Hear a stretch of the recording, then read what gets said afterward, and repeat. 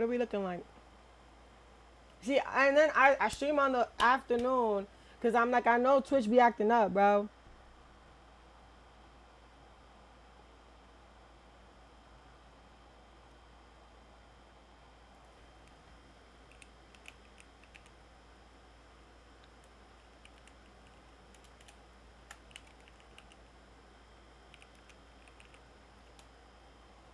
Hold on, y'all. I'm about to see what I'm doing over here.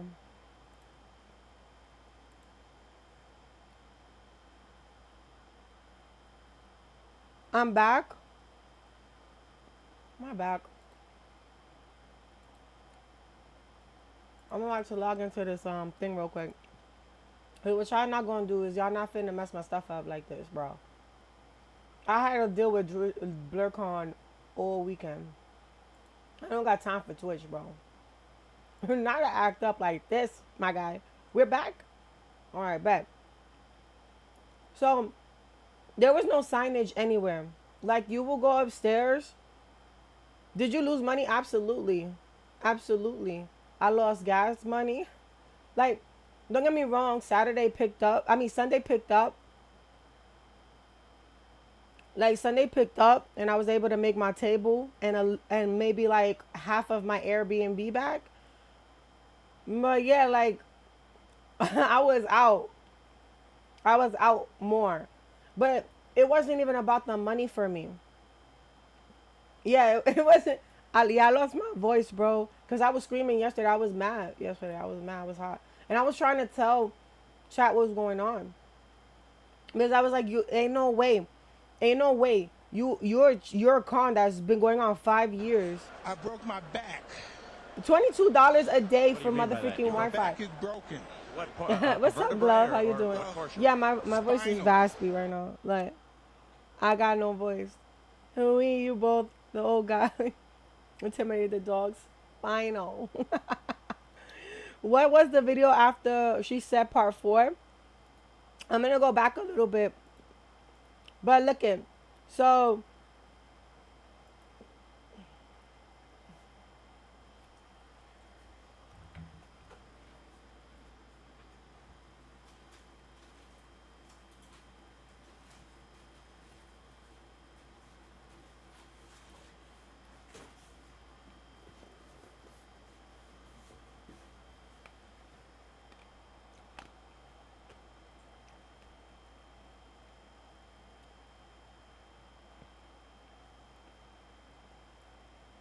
that's as far I can go up. The lack of traffic was crazy, y'all.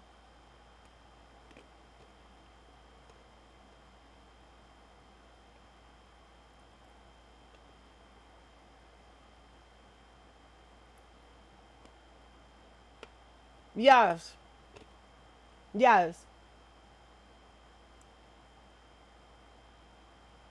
Yeah, a lot of good shops miss out.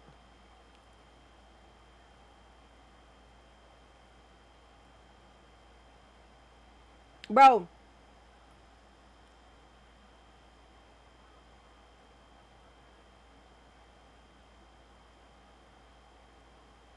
nobody's checking badges. And that's it.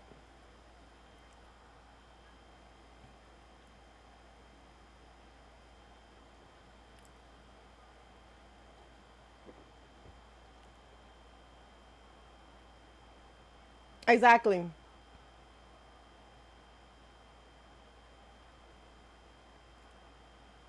They had nobody checking for badges, y'all. They had nobody checking for badges at all, which made it great because of that. And but the thing about it that made it really crazy was the fact that people were getting free tables. They were getting free tables because the badges that were available or like they made new badges of, right? Were given to people that was like, "Oh, I'm a vendor, but you know, we don't got no badges," cuz they heard what was going on with us. So they went ahead and they used those badges as a free pass, basically for the whole Blurcon to enjoy themselves, and or bring their stuff to sell for a free table. Okay, that's how disorganized this place was. That's how disorganized this place was, bro. Then come to find out, back at the ranch, Artist Alley was like 175, right? 175, right? People, when I went ahead and we saw one of the girls come in, because one of the girls had a medical emergency and she lost her table, her table spot, because she was supposed to be upstairs with a bigger booth. She paid $350 for this bigger booth, mind you, plus 2 badges for her friend and her to run her store, right? So she has a medical emergency. She does not get into the con till I would say Saturday. And they tell her, well, you lost your table, can't do nothing for you. Go to the Washington room and see if you can find a table and just set up. And she's like, what do you mean? I have table space. I paid for table space. Yes, they took her $350, y'all. $350. $350, yes. And then I found out from one of my friends, his vendor booth was $250. Was $250. So how are you giving all of us different prices to pay for this con? That's what I want to know. They didn't even find her a table. She had to find her own table. Yeah, they didn't even give her a refund. They said everything is non-refundable. I tried to get a refund for my sister and, you know, the family's their 1 day pass, and they were like, no refunds. Yeah, hope you can find something. That's basically what they told her. And mind you, she's carrying a little maleta, which is a little suitcase that holds her stuff in it. No numbers on the table, no maps, bad signage, disorganized, no volunteers, no active volunteers as I know, none with shirts that say they volunteers, none with badges that say they were volunteers. There was only this one guy, and I gave him the benefit of the doubt. Because he was the only staff member that Justin told me that was there. Come to find out, he was a whole dirtbag him damn self. Towards the end of the con. And I was like, I wish I would have chewed him a new one. Because that's what I was going to do. I was legit asking for the organizer. I was like, who's the organizer? Every person that I came in contact with, I was like, who's the organizer? They were like, there's no organizer. What do you mean there's no organizer? So the person that was supposed to run Blerdcon, that was running Blerdcon for the 4 years, not this year, but the 4 years, was a white woman. She wasn't supposed to be there forever. She wanted to pass that torch to a person of color so they could run Blerdcon. Because Blerdcon is all about inclusive, right? Like being inclusive, having a safe space for Black people to come together and cosplay and not be judged for it. You know what I'm saying? But it was giving very colorism. Like after a couple of, especially from the community. Like it was just like weird. It was like weird vibes. And I was like, this is crazy. And like, God forbid you pass the paper bag test. Yes. God forbid you pass the paper bag test, bro. Cause like legit, somebody came to my table. There was like 3 dudes that came to my table, right? Yes, paper bag test. What is the paper bag test? If I am as dark as this box, I am socially acceptable. That's what the paper bag test is. And I yes, absolutely. I give it to you. Because that's how it was set up. That's how the racial stuff was set up. You know what I'm saying? So, being that I wasn't dark enough, homeboy was like telling his 2 friends, his 2 homeboys, why you gonna go ahead and support an Afro-Latina when this is Blerdcon? What the freak that mean?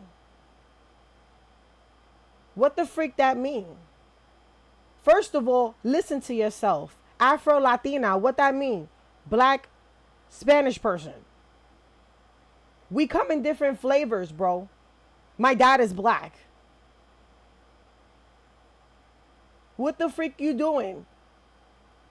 It was mad disrespectful. And then then when his friends bought my books, he gonna go, oh, nah, I was just kidding. No, dude, say it with your chest. Like, say it with your chest. Go ahead. Go ahead. Just say I'm not black enough.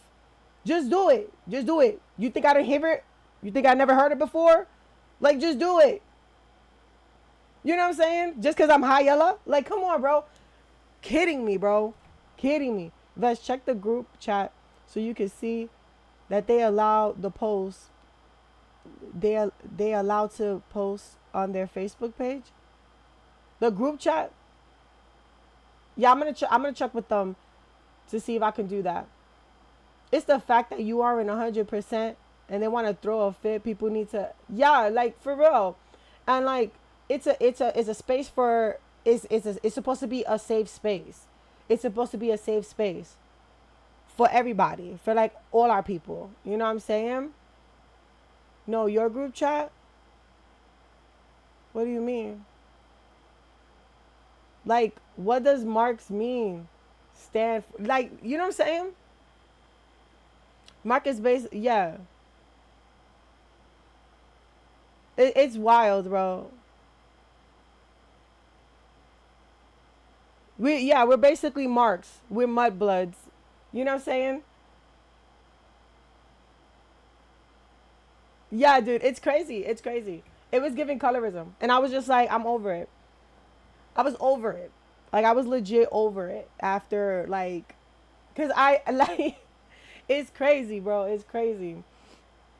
So let me go back. Let me go back. The group chat with you, me, and Glove. Oh, you want me to check it? All right, I'm gonna check it real quick.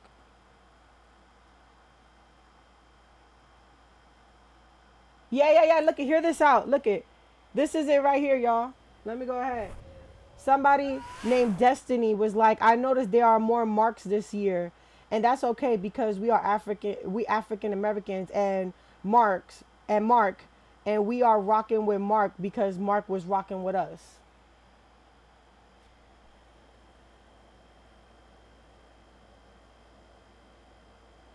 Like, are you kidding me, bro? Oh yeah, I'm blasting you. I'm blasting you. Cause guess what? That's colorism, baby. That's colorism. Go ahead. Cause we half and half, bro. You know what I'm saying? The only mark that needed to be done was you getting spit out from your mama. Like, you know what I'm saying? Like, come on, bro. Like, that's crazy. But is it supposed to be positive if you're saying a colorist slur to people? No, it's not positive. I don't give a damn how positive. That's just like saying, oh, um, like, oh, you know, cause you know we Hispanic, they call us spics, right? Oh, we rocking with y'all spics cause y'all rocked with us. What the freak does that mean, bro? You're gonna say a race? You're gonna legit like it's racist. It's racist. It's a racist term. You're gonna use a. Are you gonna use a colorist term? You're gonna use a colorist term to say something positive, and I'm supposed to like lay back, like lay back music. Come on, nah, bro. No, absolutely not. That's why I said the place was like the place was giving Uncle Tom. Like, come on, bro. Y'all crazy. It isn't, but it's a colorist term, my guy. It's a colorist term. Like, what do you mean, bro? That's a colorist term, regardless of the fact. Notice we were more marks this year. Like, what? That's okay, because we African Americans and Mark, and we rocking with Mark because Mark was rocking with us. Like, what? You're crazy. And that's on the Blerdcon's official page. It's like saying Karen. Okay, but listen, hear me out though. The thing about it is it's not a slur. It just means a term used to identify non people of color. Like, I don't know if you ever heard of mulatto. You can't say that. You can't say mulatto. Why you can't say mulatto? That's not cool. You're not supposed to say that. You know what I'm saying?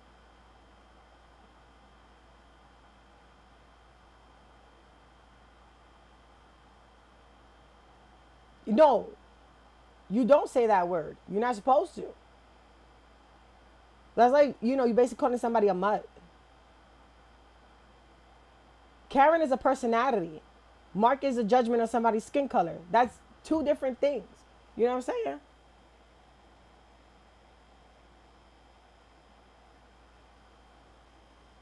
Um, hold on. Let me let me yeah, it's crazy. What's up, Queen? It's crazy. It's crazy. Let me go back to where I was at with the gaming so that you guys could see what we did. We did this artist alley thing. So here we go. The Blerdcon bust. This is the thing that I was showing you guys. Um, and then it says, has it gotten better?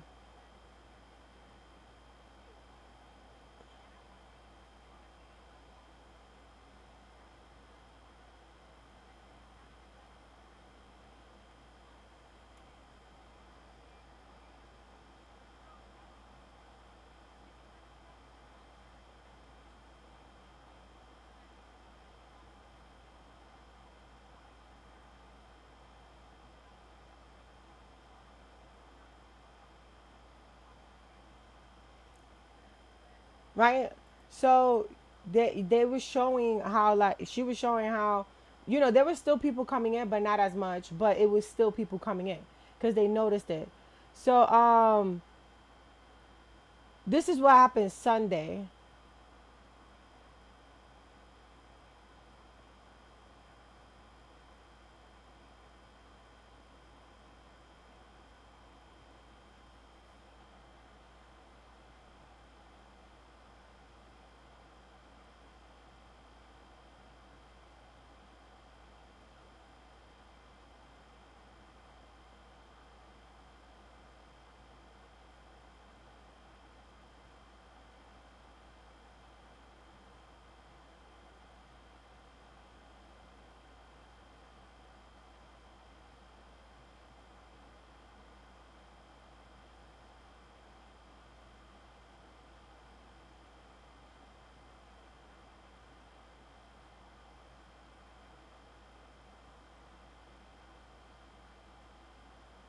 Right.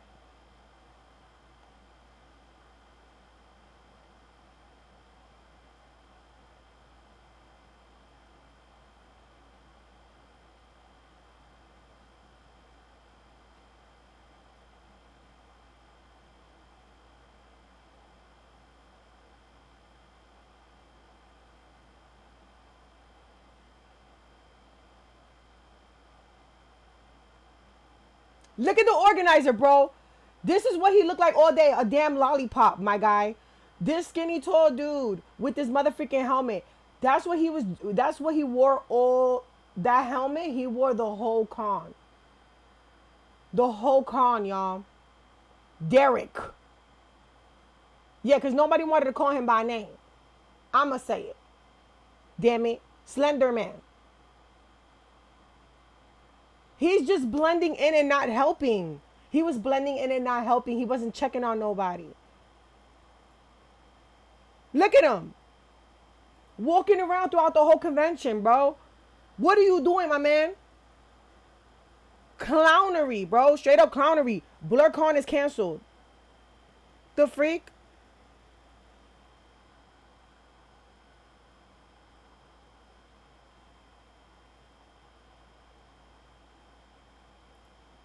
Come on.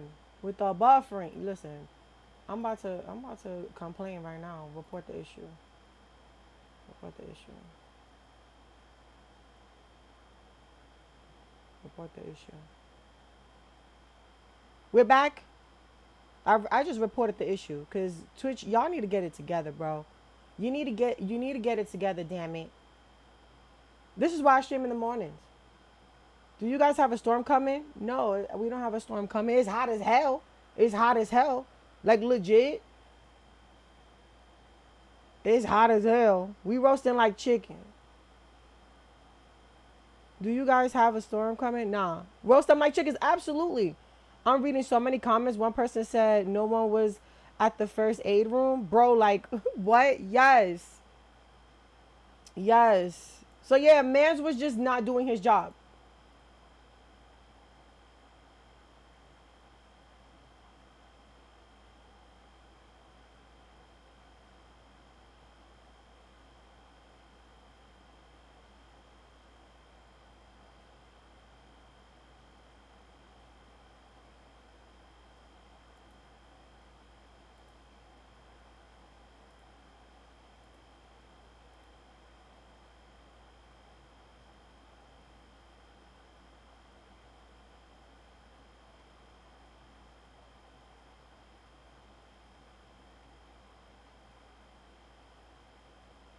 Ask him questions and demand like what happened to us at Artist Alley, because a lot of them paid a good 150, no, a good 170 to $300, and they could possibly be in the hole because they only made like less than 100 that entire weekend because that place wasn't advertised to them. It wasn't. I would probably say out of Friday, Saturday, and Thursday, Sunday was probably the most The best. smoothest.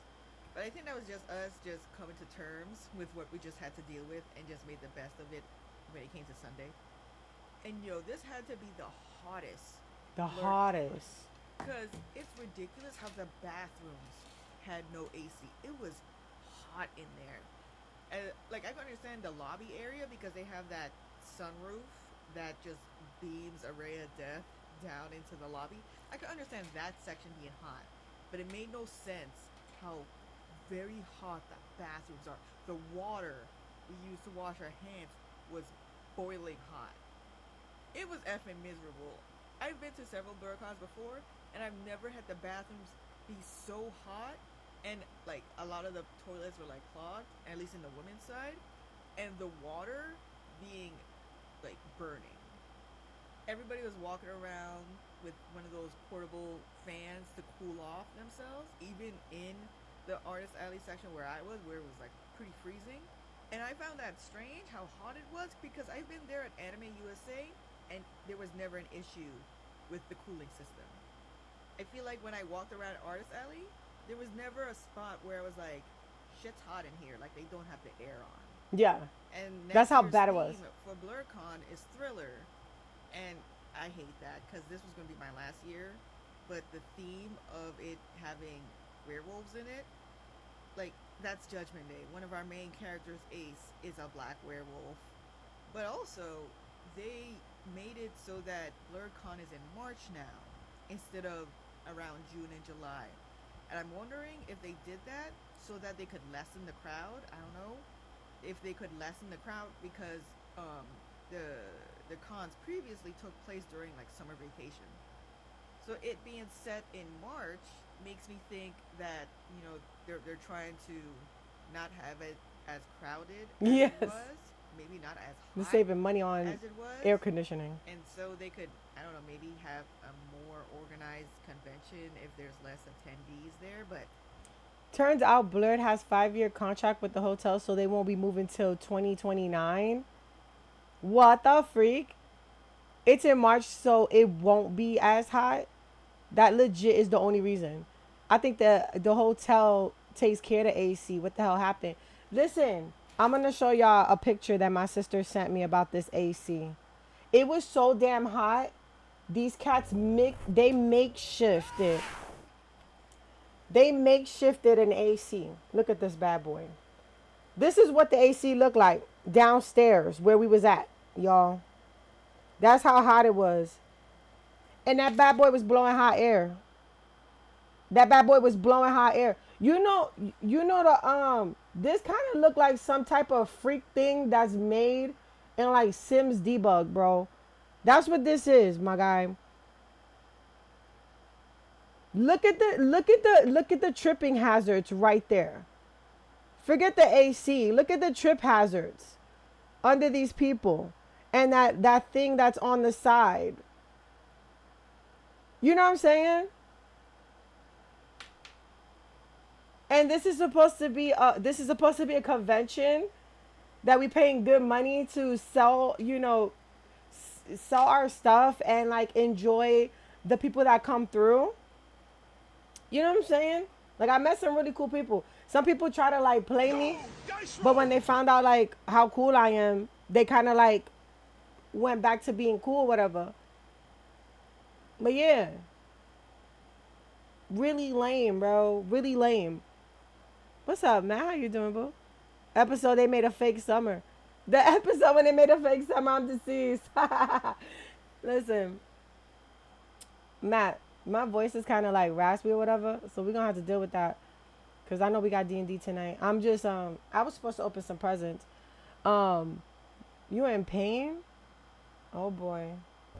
Oh boy, my boy. Are you having stream tonight?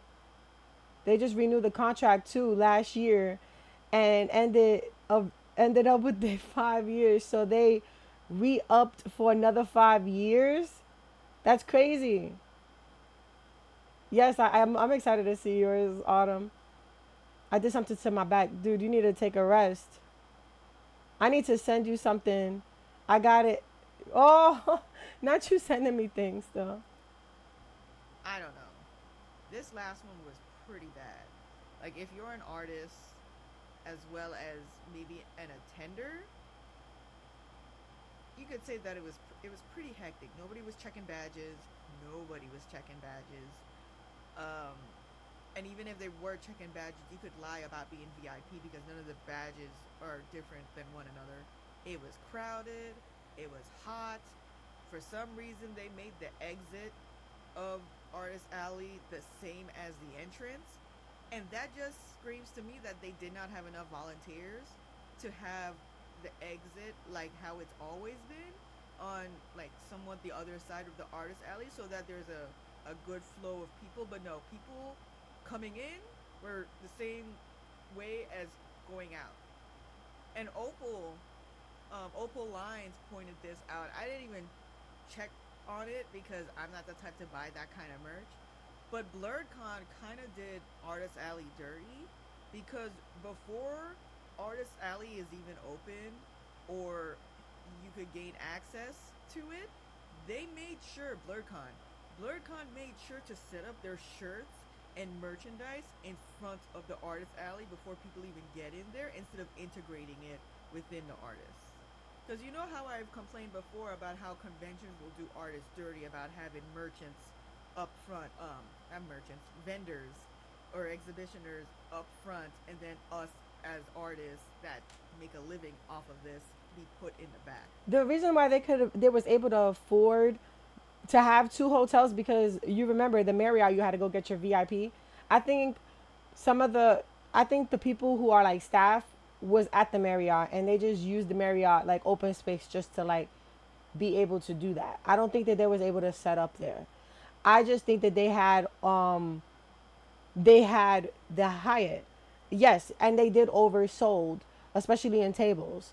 Because we were like packed like legit sardines. That's crazy. They opened it an hour early. We had to scrape if I lost merch. People were stealing merch from the vendors because they didn't close the doors. They did not close the doors, and people were stealing merch from the tables. So people lost money this con.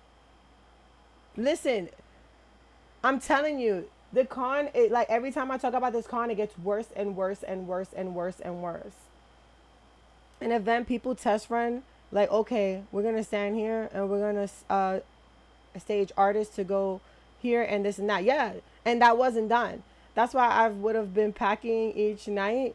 A lot of people were packing each night. Me, on the other hand, I didn't really like it was just Celestial Post books. So I was like, I'm not gonna sit here and like do all that. And then mind you, we was in the dungeon, so nobody was back there. But for the main floor, if I was on the main floor, I would have packed up. I would have packed up, honestly. There are three different Blerdcon booths. Yes, there was three different Blerdcon booths. There was a Q&A, there was a fax one, and then there was that one where you can get the art from. That should have been integrated with the other artists, but no. As soon as you walked into that main hall, they were there in the front, and their prints was running $70 to 150. So being that it was Blerdcon official, people would jump on that to get that, and they'll buy up all that stuff before they even get to the artist alley. And then when they get to the artist alley, they're like, "Oh, I don't got no money to spend." So why are you in my face, sir? Why are you in my face? Just look at it and keep it pushing. You know what I'm saying? Yeah, I feel so bad for the artists making merch. It's expensive, and you have to make those returns. Honestly, probably more people than space, because people found out you can get in without a badge. They hopefully stop selling badges when a cap is reached. Maybe. But I don't think so, because they want that money. Everyone is giving long tail animation a follow for TikTok. Yeah, follow her on TikTok. She is my lifesaver. I'm just gonna I'm gonna keep it a buck with you. Stealing merch is top the worst. Yeah, honestly, people fighting the con changing locations because they feel like they lost out on privacy and party raves. Honestly, we did lose out on the party raves and stuff like that. The moment we walked outside, the moment we walked outside, it smelled like weed and people were like drinking in the front. And then like when you bank the corner, there's food trucks. There was garbage everywhere, y'all. It was so disgusting.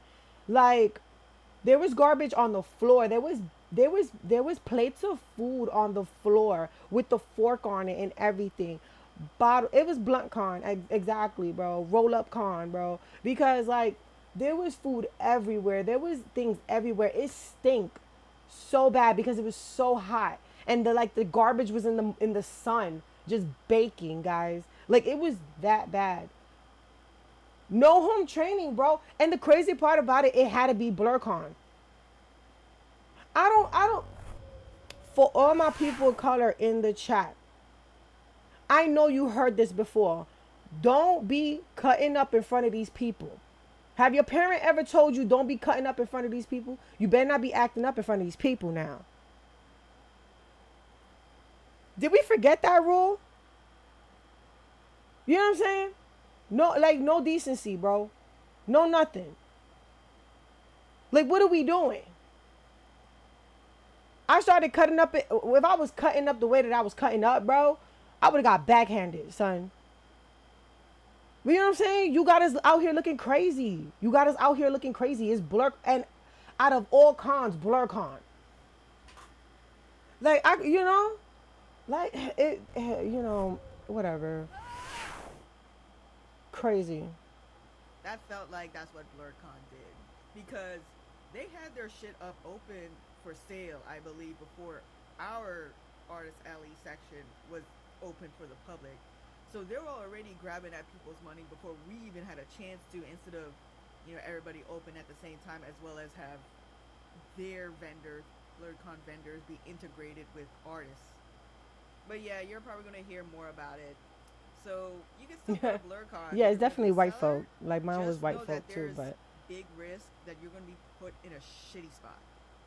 And that even if you were put in a good spot, you have a chance of your tables just being swiped away or removed or being relocated, because the organization of where they put artists, or the artists that make a big noise about where they've been placed on the ground floor or on the top floor, like that's the stuff that you're going to have to deal with if you decide to go to Blurcon. yeah, like if you go, it's just like, and then mind you, they were switching tables from Thursday all the way to, so day zero, which was Thursday, all the way to Sunday. I did not open the gifts yet. I did not open the gifts yet. I need to though. To this day, my deceased mother would have come from above and snatched my booty if I was cutting up. You lost your damn mind? Exactly. You done lost your damn mind. Did you lose your like, you got us out here. Like, okay. So for me, y'all, I had it both ways, because you have to understand I come from both cultures. I am Puerto Rican and I am black, right? So the Puerto Rican side is, don't make bochinche about us. What that means, don't have these people gossiping about us. And then we had the black side. Don't be cutting up in front of these white people making us look bad. So I have both of those on my tail constantly. Constantly. You know what I'm saying? When my grandmother was like, mm-mm. So like you can't tell me that you ain't had that type of home training. You really can't. You know what I'm saying? Your table can't even trust you. Yeah, you can't even trust your table will be in the same place. Yes, they will move your table from place to place to place to place to place. The con is not getting cut because the main money part is the parties, the VIPs, and the perks, the drinking. You had drug dealers out in the front selling weed, bro, making that bag. I would have made that bag too.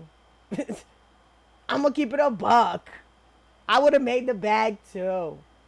If I had some kush on me, bro, I would have made a bag. I would have made a fortune.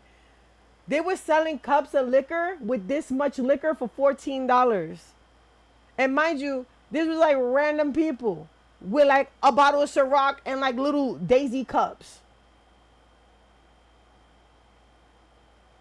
So majority of your time you searching for your products is crazy. Listen, all that went to hell. All that went to hell. That's why people showed up with Henny bottles. Exactly. Because it was $14 in a daisy cup. And mind you, it was this much liquor in it. That's a swig. That's a shot for $14. And then mind you, people were going for the parties. So like they'll come, they'll walk around, they'll talk to you and be like, oh yeah, get a couple of stickers here and there, and then they'll walk away, and then it's like party central. It's party central throughout the whole hotel, which is nice. It's a vibe. It's a cookout vibe. That's the vibe that I was hoping from the attendees to have like that cookout vibe. But what made it like super super unhinged was the whole situation of like the unprofessionalism on the part where Blerdcon's organizers should have been there to do the work that was not being done. They should have been the ones moving the tables. They should have been the ones guiding us where we needed to be. They should have been the ones to say, yo, you can't jump tables. You didn't pay for that. To keep an eye on everything. It should have never took the people that like are in the artist alleys, the vendors and all that. It shouldn't have took us to come together and actually make the place better. It should not.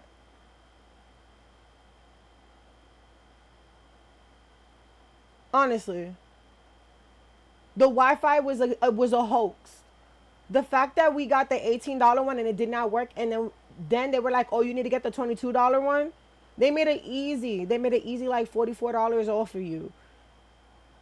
Cause they're like, "Oh, you need to buy the internet," and you thinking that you good with the $18 one, and it turns out the $22 one is okay for the time being. Because if too many people jump on it, guess what? Everything's getting cut off. And then like let's say if you in that hotel, y'all spend money on that hotel to sleep in that hotel, you couldn't use your hotel internet password downstairs. You had to buy the $22 a day. Let that sink. Let that sink. You know what I'm saying? Yeah, because they were like all storage closets putting out extra. Yes. I mean, the last time I went to Wizard where I got VIP badges and one of the celebs snuck in alcohol for the adults, we talked for a whole bunch of hours, like in an intervention. This was when I met the voice actor of Naruto. Nice. Why the hell wasn't there internet just for the vendors for free? That's what I'm saying. It should have came with a booth. Dude, I had to pay. I was supposed to pay $85 for Justin to be able to sit at my table with me. Mind you, I paid $175. My table should have came with two badges. It only came with one badge. That's how I knew it was shady. When they was like, you only get one badge. Because I was like, Then I thought about it, and I was like, oh, I have to buy the second badge, the $85. That will make like, two something, right? So I'm like, okay, that's basic pricing for like tables, like 250 max. Would I pay that much? Absolutely not. You gotta pay to have a helper. There was no helpers. We were helping each other. We were helping each other. We were moving tables. We were like legit. Justin helped so many people. They were like, yo, your husband is doing God's work. That's how much people he was helping. He was assisting everybody. And when they was talking about the petition, guess who made the petition? My husband. So you think that this over? No, Blerdcon, this is not over. It's not. It's not. Absolutely not. No way. They should have just called it Blurred Festival because that's what it is. People come for the VIP, the drinking, smoking, having sex, and doing all that. They're not there for no anime cons and whatever. They're not there for that, bro. They're not there for that. They're there for a good time. That's it. Honestly, they ain't even there for the celebs. They're not even there for the celebrities. This was a grit, not a convention. Yo, honestly, it wasn't a convention, bro. It was you can't call that a convention. I'm sorry, cause all Blurcon need to do for real, is set up their booth with their art and stuff like that, like they did in the front of the independent sector, right? And make each room a party room, and then boom, there you go. It's a glorified flea market. A kickback. Exactly, bro. It's a kickback. Alright, I'm gonna open one of these presents. This is Autumn's present to me, y'all, for my birthday. Because my birthday was the 29th and I wasn't really able to do much. I had like a whole bunch of stuff going on with my mental health, and I'm trying to get back into streaming again. My streaming is gonna be definitely like a bit chaotic, but I'm gonna be streaming more. Um, oh, let me not even talk about the badges, y'all. I'm gonna open, yeah. I'm gonna start a convention. Yes, we should start a convention. I bet you I can make a Blerdcon better than that. Says happy birthday. Do this on stream and you can keep it or send it to me if you want, Autumn. All right, let's see what Autumn got me, y'all. So look at this pretty bag. It's freaking cute. We're just gonna take a moment to open up my birthday gift. If I can open it, cause you know it's kind of it's a struggle doggle, bro. This is a struggle. Oh, this is a box. Okay, hold on. Let me take out the paper. I'll take out this paper. Okay, wait a minute. Oh, look at that! It's a dream bottle series. Do I gotta like build a little house in a bottle? Guys, I'm gonna have to do this on stream. Who wants to see me build this on stream? You pay extra for the fancy bag. I love the fancy bag. Thank you so much. Look at it. Which one did you get me? Which one did you get me? Did you get me the time mat? I don't know which one you got me. So this is actually a mystery, guys, because there's different rooms. You have the magic shop, you have the magic treasure, you got the magic, then you got magic light, magic gate, magic garden, and then you got Sakura scenery, kitten cake, like kitten house cake. Isn't it cute?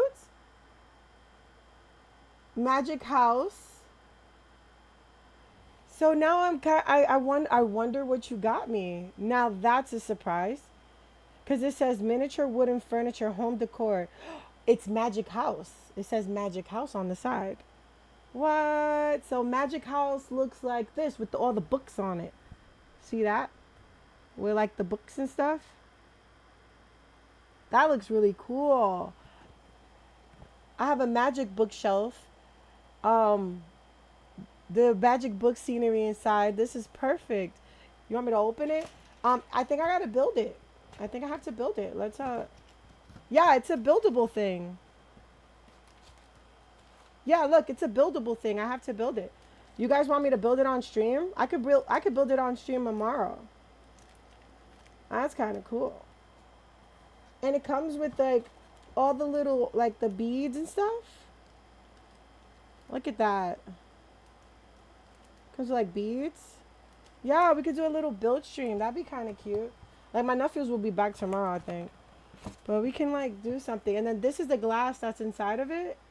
I'm not gonna take it out because I don't want it to break.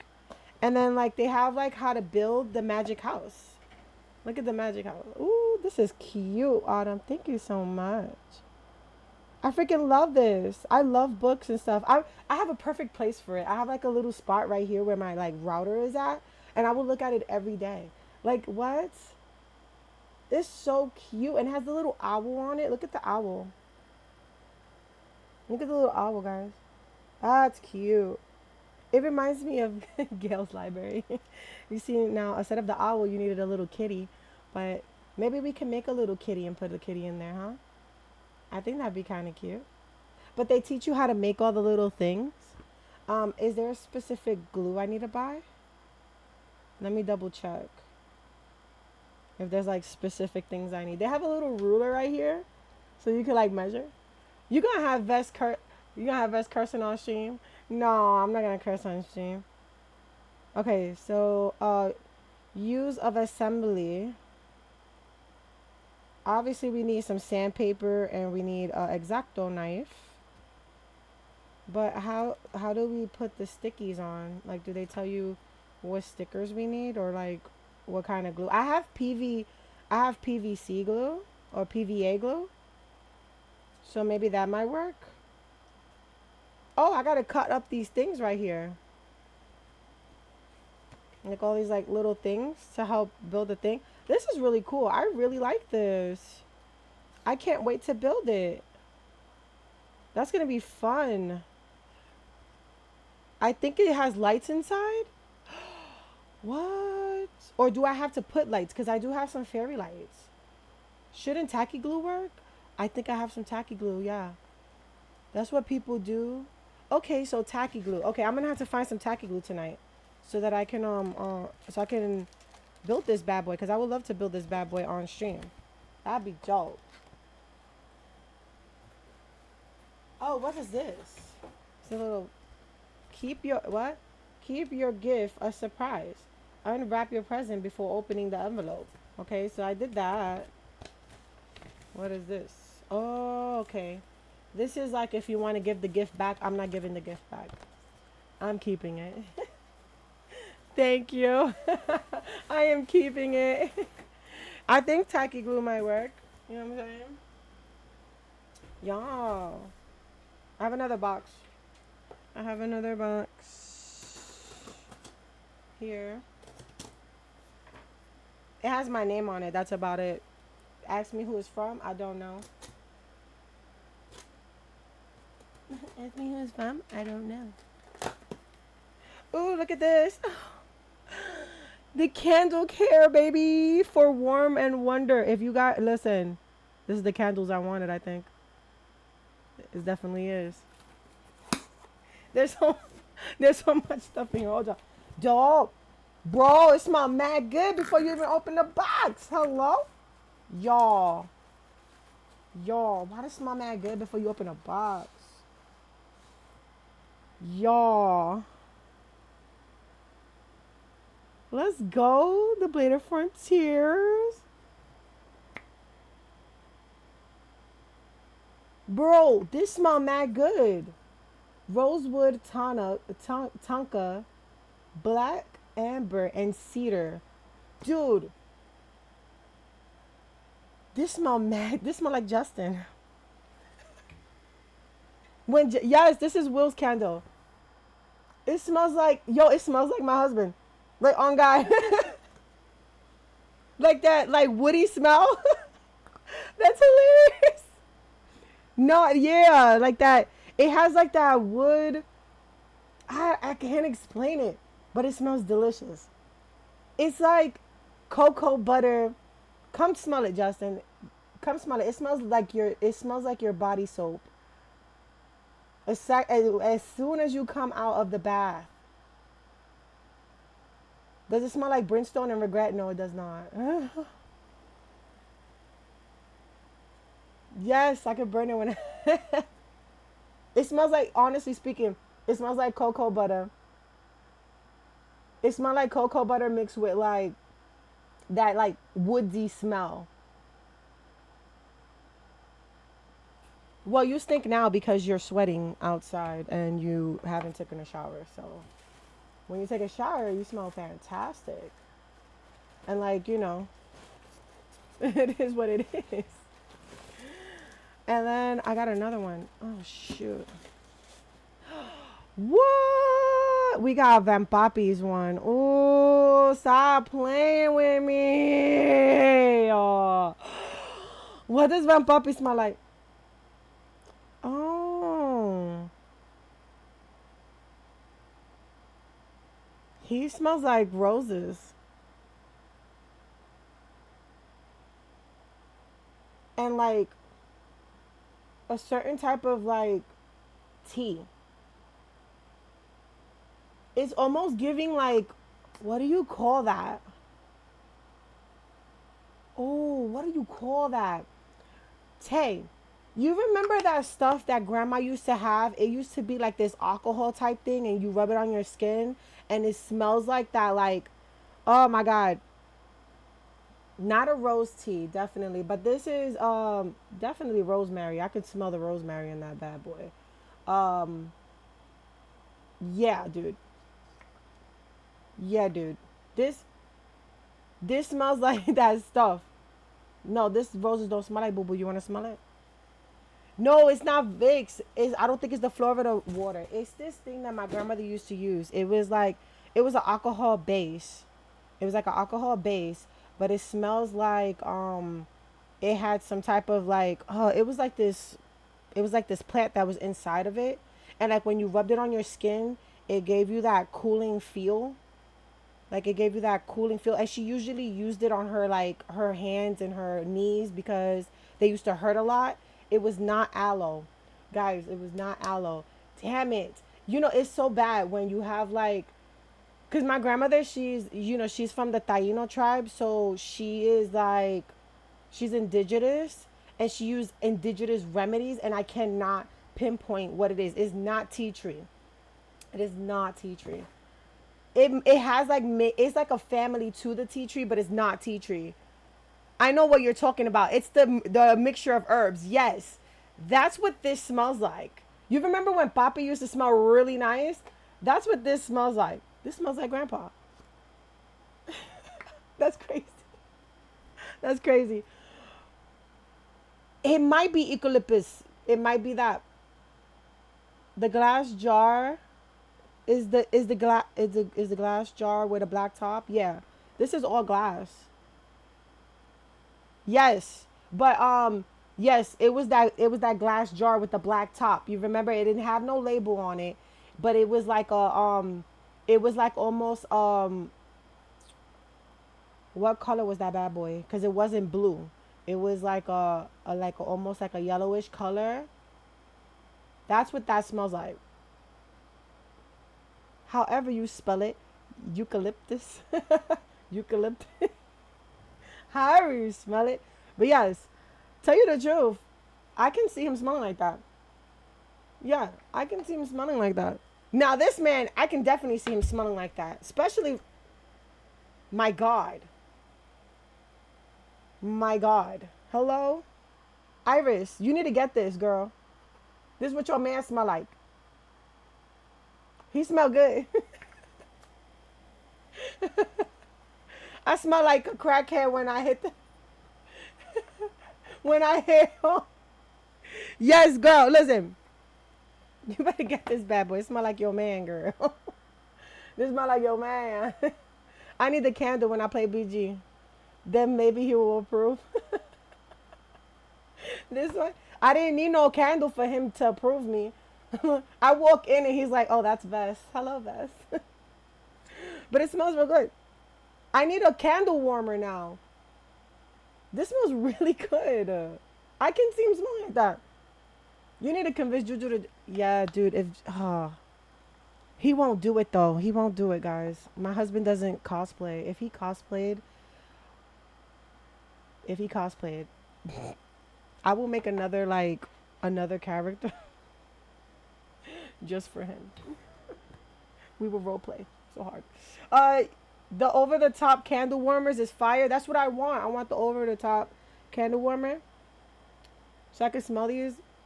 I heard that the candle warmer works well with these. That's why I wanted these. Thank you, whoever got them for me. I appreciate you. This is great. What? That candle smells like side eye. I'm deceased.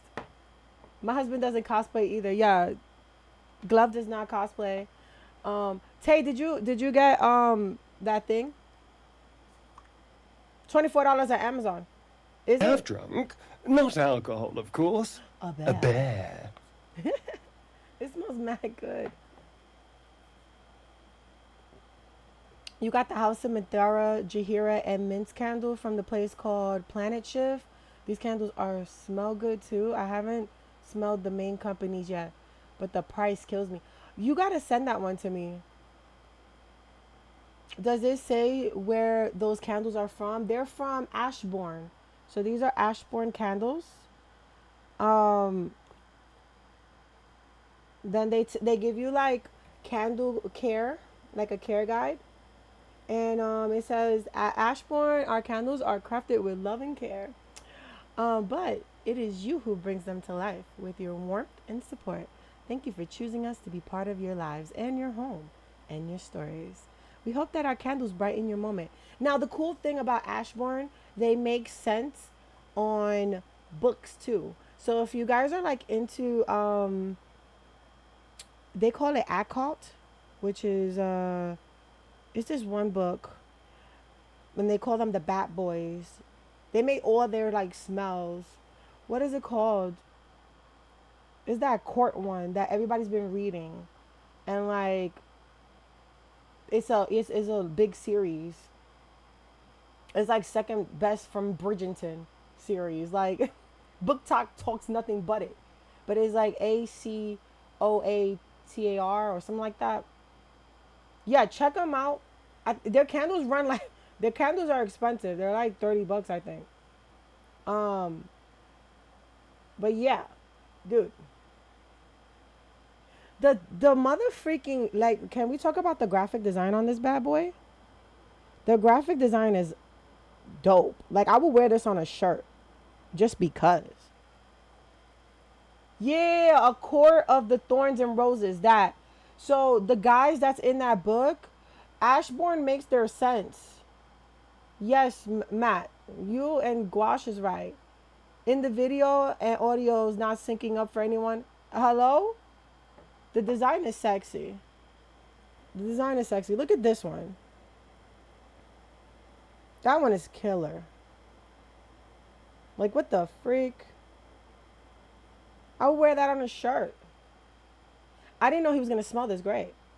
Like, I knew, like, come on now. If you look at that character, you know he goes to the river every single time. You know, Down by the River was made for him because he was down there with his wash rag, washing his booty every single day. I promise you, washing it every single day. So you know, a man smelled it. Had to. You know what I'm saying? It's fine for me too. Washing his booty. Yes, sir. Yes, ma'am. Washing his booty. Yeah, thank you so much for the candle. Thank you. And I want to make this on stream. I want to make this on stream, y'all. It's going to be great. What? Yeah, dude, listen, honestly, we need colognes. You go to Etsy. Go to Etsy. Etsy has like some really good ones. Yeah, do it. I'm going to do it. I'm going to build it. It's going right here. It's going to sit right here. I've been like working on my cosplay for NYCC. Hold on. I'm gonna show you guys what I was doing. Yeah, I've been working on my cosplay for NYCC. These are my little horns that I'm gonna be wearing on stream when we do get the Saturday game running. So like these basically sit like this, like under my headphones, basically, like that. But I'm not gonna put it on because that's just too much work right now. But this one is the one that I'm gonna wear for the cosplay. And then I ended up Glove and Tay bought you stuff. Glove and Tay bought me stuff too. You want to see what they bought me, guys?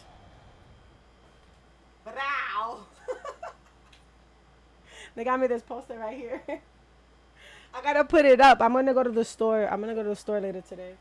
I'm waiting for it to cool down before I go to the store. Um, they got me this guy right here.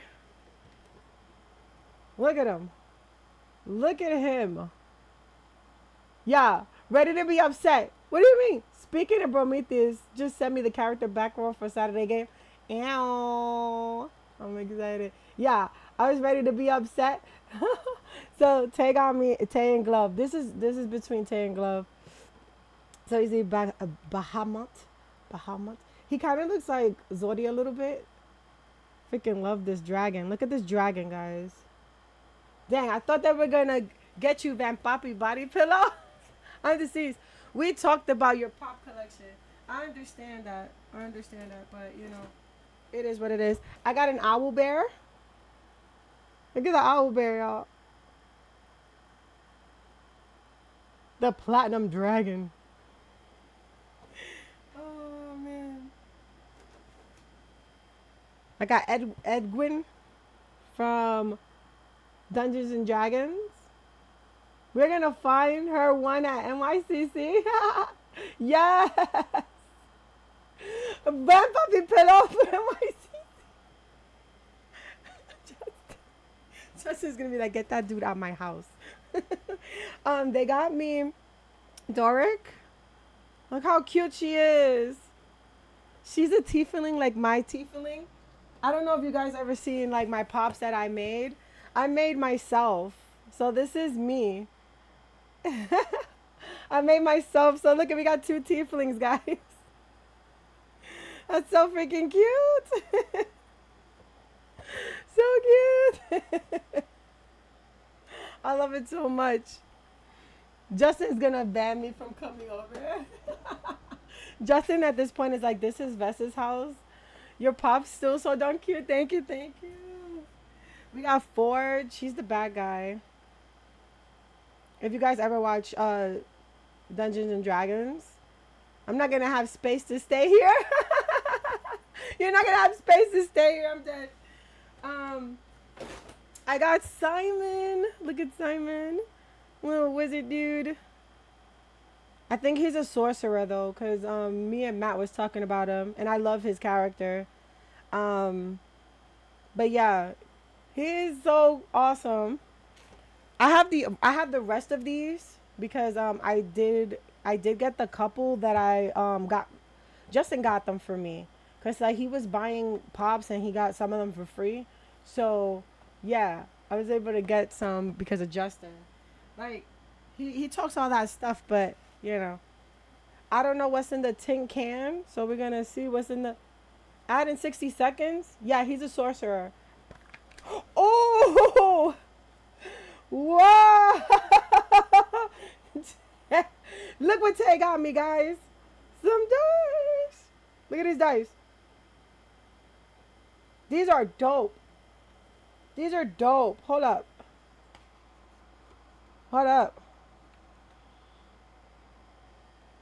Oh, it got an eyeball on it. Bro.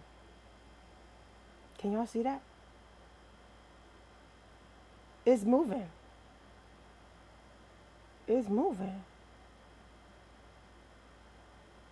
That's dope. Those are from last year NYCC. This is dope. I love that. More dice. Woohoo. Woohoo. Like how my nephews say woohoo. I think these from Big Lick. This is some nice dope dice. Yes. So take the bottom of the box because your earrings are in there. Look, we got Van Papi. Ew, look at he's so cute. He's so damn cute. You said the bottom of this box? Hold on. I'm gonna check. Oh, the bottom of the other box. I am slow. The lady, MRCC, the lady should be back this year too. Ooh, this is the person who made them. So if you guys want if you want the eyes moving dice. Use your phone to scan this person. Shout outs to Lex. That's their name. Yeah, you know what I'm saying? Feeding the D&D addiction all the time. All the That time. puppy is here. I'm dead. I have a very little patience for stupidity sticker. Dang. I will feed any addiction that isn't drug related. But is it a drug? I think so. They gave him a scent. Like they gave this man a scent. We got. Oh yeah, the earrings. These are the earrings for the cosplay. I gotta put a jewel in it. So that it can match up. So that's going in my bag of elf ears and stuff because hello, I need those for the cosplay. Oh, what we got here? Damn, Tay. Wait a minute. God dog. Oh, a Lore Olympus. Look at this is a Lore Olympus pin. Please be with me forever. That is so cute. It's okay. She has so much dice. She doesn't even notice when they're missing. Don't touch my dice, Justin. Don't touch my dice, okay? That's also for an NYCC last year. Oh, snap. Um, we got the homie Morocco.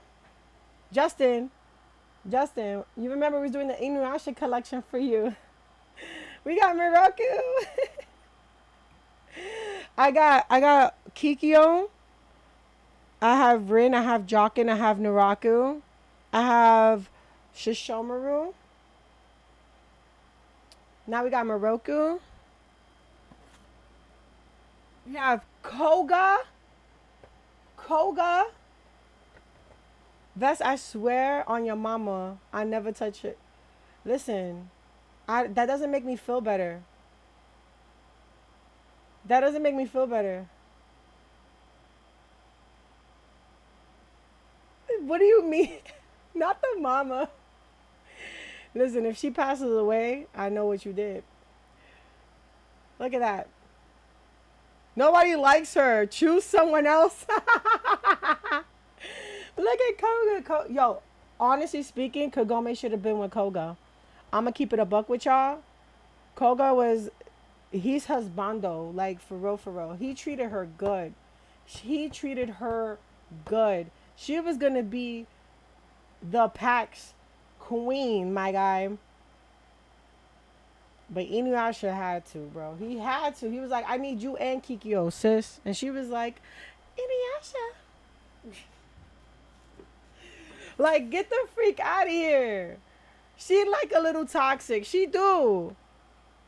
Who? It's not gonna be me. Someone I like. We got Kagura. Kagura is gorgeous, Tay. Kagura was your favorite character. I don't know why you didn't get you one. She's gorgeous though. Look at her.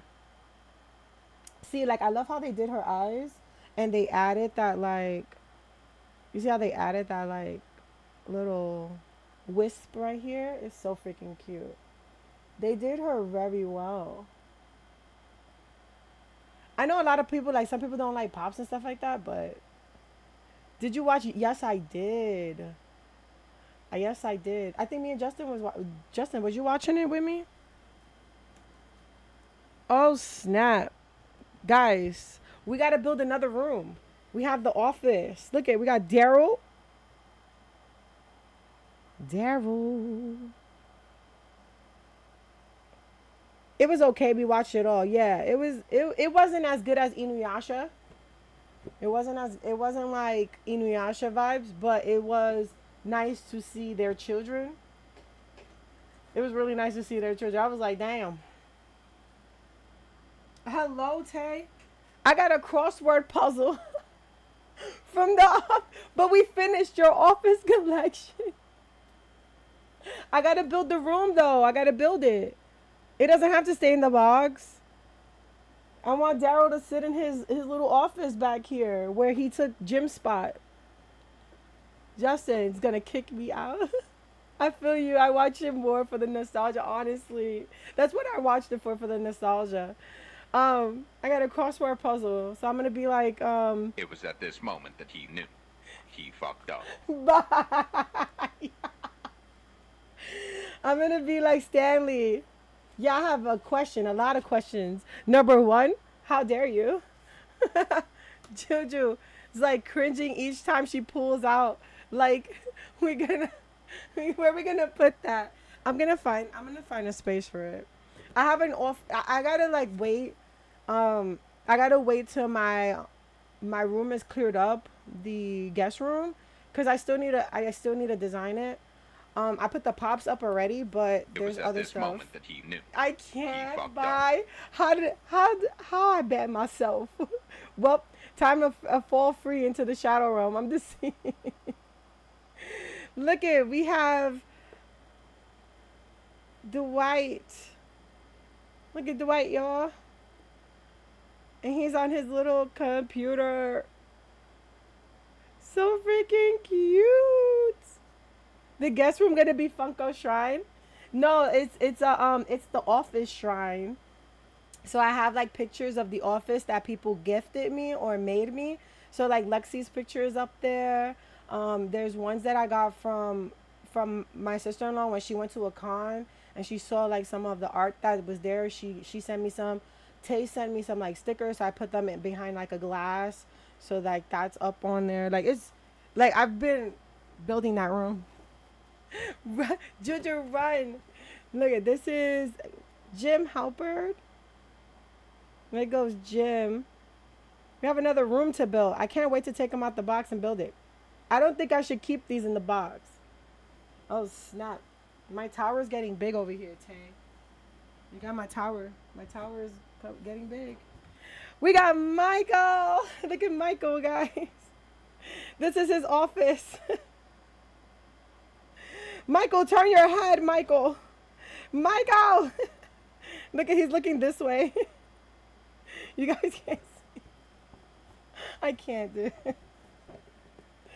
My life has just been The Office, D&D, BG3. Box equals house. Yes, don't keep them in the box. I'm not gonna keep them in the box. They're gonna come out the box.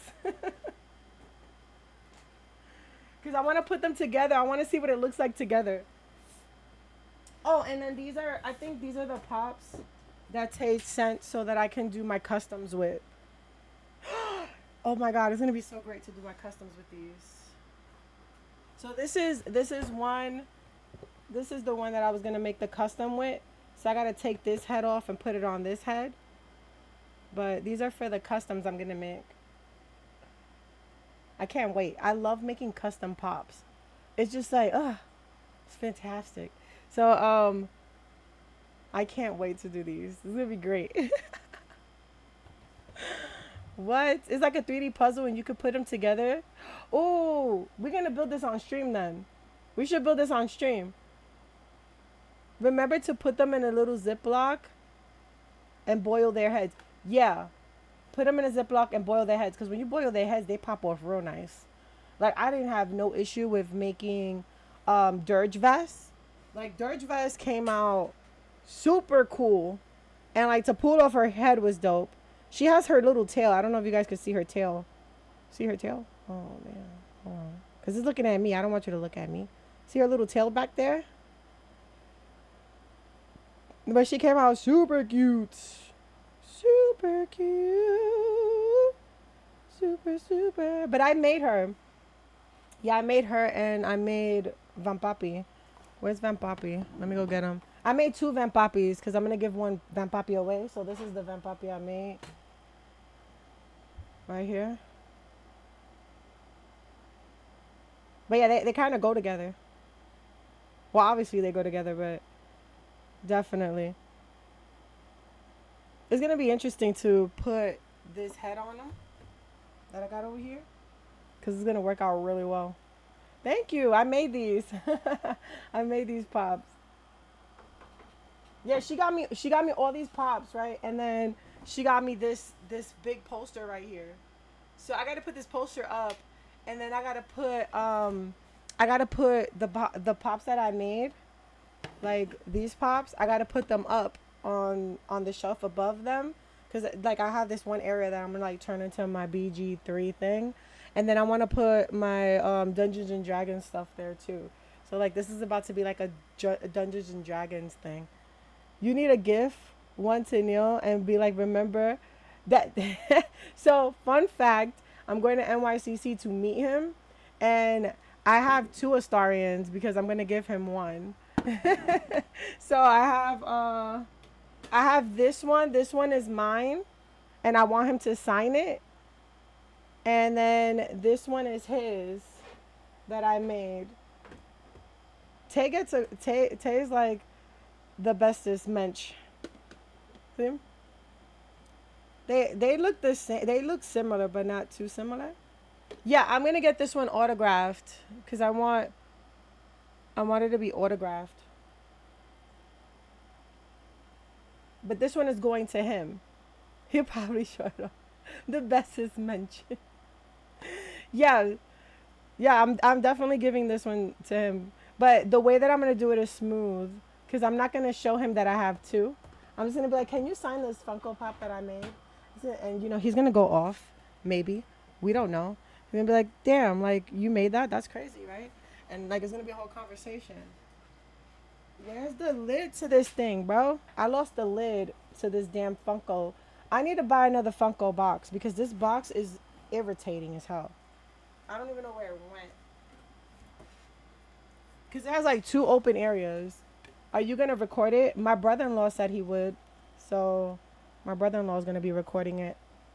So I'm gonna actually get a marker to be able to write on it because I'm pretty sure he doesn't have a marker to write on this.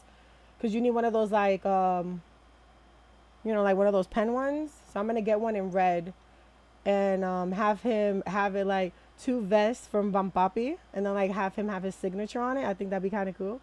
And then once he's done, I'm going to be like, it wouldn't be fair for me. No, a Sharpie wouldn't work. I would have to get like the painter's one. But I was going to tell him like, it wouldn't be fair for me to have an exclusive and you not have an exclusive. And I'm going to pull that box out and give it to him. They usually have pens unless you want I want a specific color. So I'm going to definitely get it. I have a whole plan. I really do. But look what I did to the box. I ended up adding our emotes to it. So I got the Vampapi on there. So he would never forget. He would never forget, yo. He's gonna be like, you know that one Afro Latina that came and saw me and called me Vampapi? I kind of like that. But yeah. So I'm gonna take my doll and I'm gonna take both those dolls with me on the plane, and then I want us to take a picture with the doll. I think that'd be real cute, and I'm gonna be dressed up like my dirge. It's gonna be great. I already got I've been building the whole the cosplay for it. But yeah, man. Tay, thank you so much for the gifts. Tay and Glove, because they legit be, they be getting stuff for me, bro. They be getting me so much stuff. And I don't be asking. I be like, damn, what the freak? When you post a video, make sure you end it with a story approves. Honestly. Yeah, they did hook me up. Tonight, I think I want to go to, I can't go tonight. Maybe tomorrow night I will go to Walmart. Because I need to get something for this poster. I don't want the poster to rip. So I want to get the poster and I want to actually put it up. So, but yeah, Glove, he got that for me. He went to the store, right? And it was the last one. And he told his friend, yo, hold that for me because I need to get that. And he was like, bet.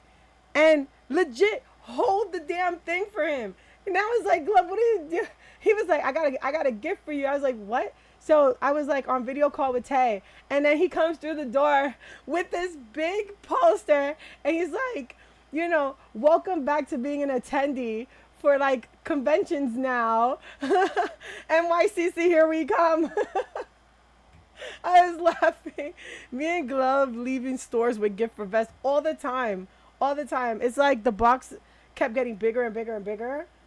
And that's why when I ended up in Blerdcon, I thought it would be awesome to meet like actually meet up with them. That's why they came to Blerdcon, because it was like a 3-hour drive for them. And they were supposed to see me and have a good time. And it was just like the complaining. But we had a great time because we went out to eat for ramen. The ramen was so good out there, like legit, so good. That's the 4th box size up. Are you kidding me? I am dead.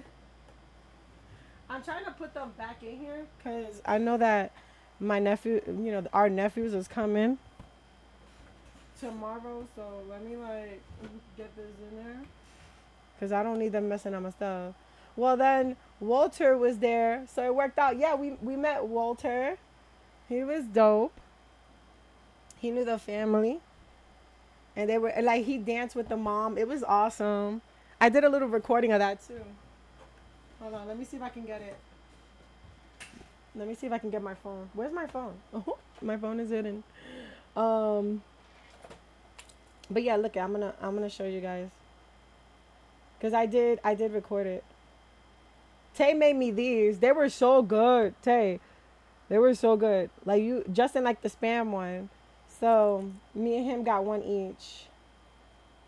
But yeah, this is when they saw Walter.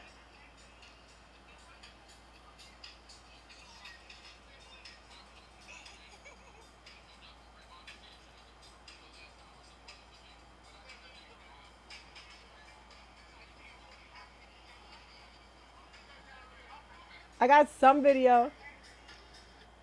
And did I get the dancing one? Yeah, he was dancing with his mom. Hold on, let me see if I got it. I hope I did. Not me not getting it, bro.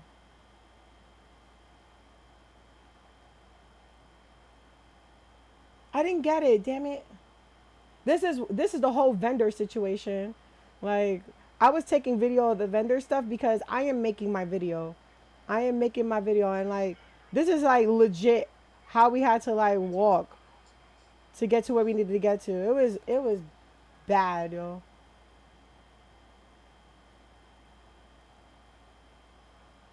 It literally happened as soon as we got off the escalator. Yeah, they were dancing. Shout out to you and Justin because we would have never found them. Honestly, he was like right next to us. It was great. Let me see. We saw this guy right here, this Power Ranger. He was like a pimp, right? And he had the Yellow Ranger. He had the Yellow Ranger. Where is he? Oh freak! I didn't mean to do that. Hold on. Let me see if I can find it again. Jeez. Vess, can you like work your phone right? I'm trying. I'm trying. Camera. Camera. Hello?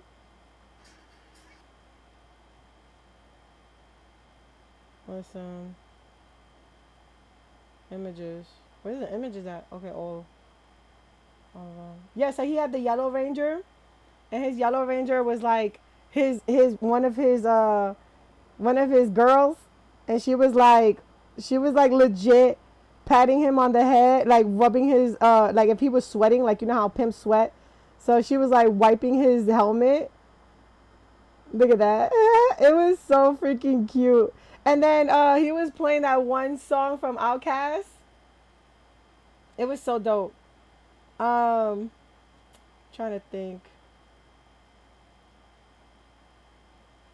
This is where the food trucks was at, and they had the Black Panther car.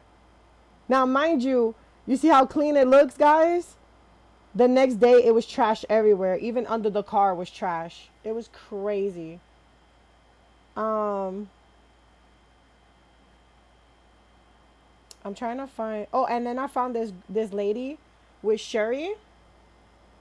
Like Pimp Sweat. Like the Pimp Sweat. They look fantastic. People were like the cosplays. Let me tell you something about Blurred cosplays. They were on point. They were on point. Okay? People were gorgeous. Like top tier gorgeous, bro. I was like, damn. There was this girl, she was a fey creature. She was like, she was a fairy. And I played a game with her. And the game was, she was like, okay, we got to play a game. And then she was like, but before we play the game, you got to tell me your name. So I was like, I told her my name. And then she was like, well, being that you're foolish enough to give a fae your name, isn't she's adorable. She was like, being that you was foolish enough to give a fae your name, um, there's only one way to get it back. You basically have to say an affirmation to yourself. So I was like, I am kind, right? And she was like, okay. Now she like this little basket. She opened the basket and she was like, well, now you gotta you gotta pull out one of like these it's like a note, like a almost a fortune cookie size note. And she was like, you gotta pull out a note and read it out loud and you can get your name. So I read it out loud and it was talking about like, having strength and stuff like that. It was amazing. It was like an affirmation towards you. And then she was like, Bess, did I not warn did I warn you about names? Didn't I warn you about names? I know. And then she was like, okay, so being that you got your name back, I want you to put your hand back into the basket and pick out a treat or a snack or something like that, right? So I looked and like I was like, well, let me make it random. And when I pulled it out, it was a blue bell. And the game was over. So the people next to me was playing the game too, and they said a fake name. So they passed and they got their strength affirmation toward, like they got their strength affirmation. So the last part was to get the snack, right? The snack or get a treat or the snack. And they ended up getting a snack, right? And she was like, being that you was foolish enough to get a snack, you're basically cursed where you have to do two good things for someone and then the curse will be lifted. so so the girl that was next to me, she gave me the lollipop. Oh, you had to do one good deed. You had to do one good deed. And she turned next to me and she gave me the lollipop and she was like, you got your name back. Because she gave me the lollipop. So the guy next to her tried to give me the lollipop and she says, no cheating. You have to do a good deed. I was rolling. I was rolling. So then, after everything was done, she was talking with us. I told her, can I take a picture? She's so damn cute because she's supposed to be like a blueberry fairy. And I was like, I want to be a fairy at conventions because I would love to do like an affirmation thing, right? Like that sounds so freaking cool. So we was talking about like doing that. And then like the person next to me, she loves horror. So she was like, I would love to be like um, she said a goblin or something. I said a troll, and like you can walk around and give people tell people like you need to pay for the troll toll, like you need to do a troll toll. And she's like, yo, that sounds cool. She's like, what about a bone collector? How would I even tell people like how can I get their bones? I was like, well, you can tell them you can do the easy way or the hard way. And she was like, what is the easy way of getting somebody's bones? I said, you got to chloroform them and then you can take their bones out. The hard way is just taking out their bones without being chloroformed. She was laughing. She was like, oh my God, dude, that's hilarious. I think I want to do the bone collector. So she was like, she was going to get a basket of bones and like she'll pull out the bone and stuff like that and they'll have like stuff in there. I was like, that's cool. So we was like talking about that. And then I noticed that the fairy, her sleeve got caught up, right? So as she was walking away, I was like, well, you should have went You should have went ahead and you should have fixed her sleeve. That's a good deed. So the girl jumped on it real quick because she thought she needed to do it twice. And the fairy was like, no, you didn't have to do it twice. But he could have did it for me and he would have got his name back. And he was like, oh yeah, he would have got the curse lifted. And I was laughing. I was like, yo, this is funny as hell. I ain't never in my days. Y'all. Well, that's dark. It was dark because she likes horror and stuff like that. So we was, talking about like a horror way she can do it. Like damn, Vesh, that kind of took a turn. I don't know about you. I don't know about you, Vesh. Listen. Thank you so much, Glove and Tay, for the gifts. I'm gonna put them up. I'm gonna put them in their like sealer boxes and stuff. I'm really excited, and I need to put my pin up. I need to make another board for them so I can put some pins up on my wall. But yes, I have all these pops. I love this dragon. Look at this dragon, y'all. Look at him. Look at him. I love it. I like fairies because she spreads positivity. Yeah, I didn't expect. I didn't expect the words of affirmation towards yourself. Like, I'm gonna be completely honest with you. And I was like thinking to myself, like, what the hell? What am I gonna say about myself, right? So I was sitting there thinking, and I was like, bro, you would ask me to tell me, you would do that, right? Like, you would tell me that I need an affirmation for myself, and I have no motherfucking clue. And thank you. Look at these eyeballs. They're freaking cool, bro. We got Van Papi sticker, bro.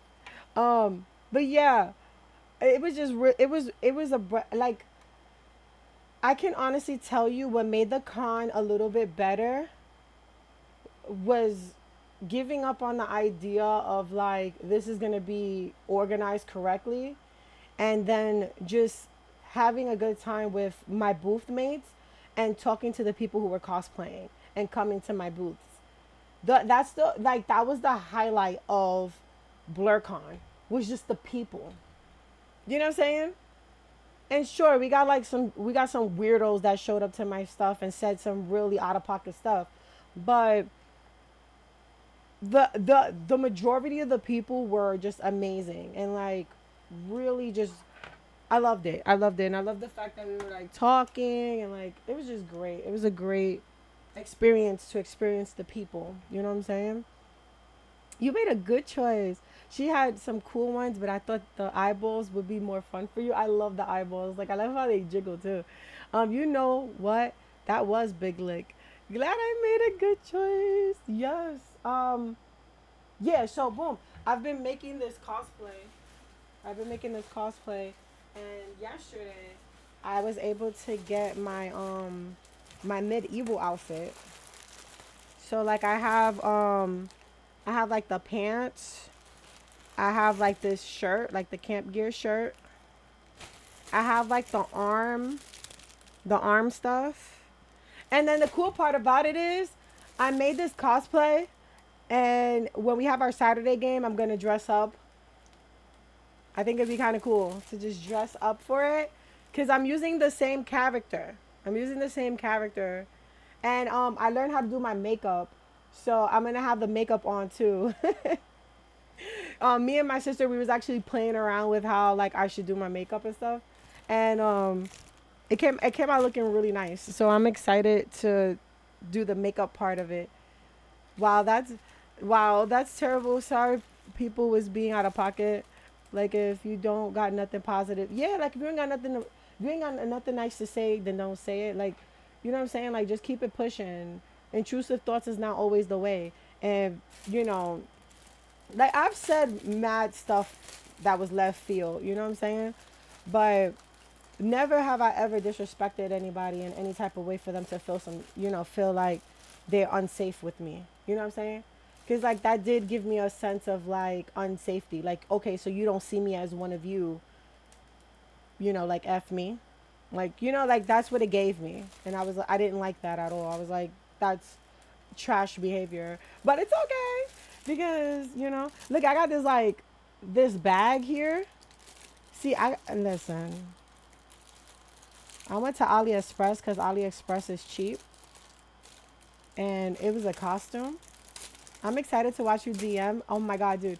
Yes. This is the first time I'm gonna be like actually like this will be the first game that I'll like actually cosplay. I wanna make Alishini's horns, but I don't feel like going through everything to make me purple.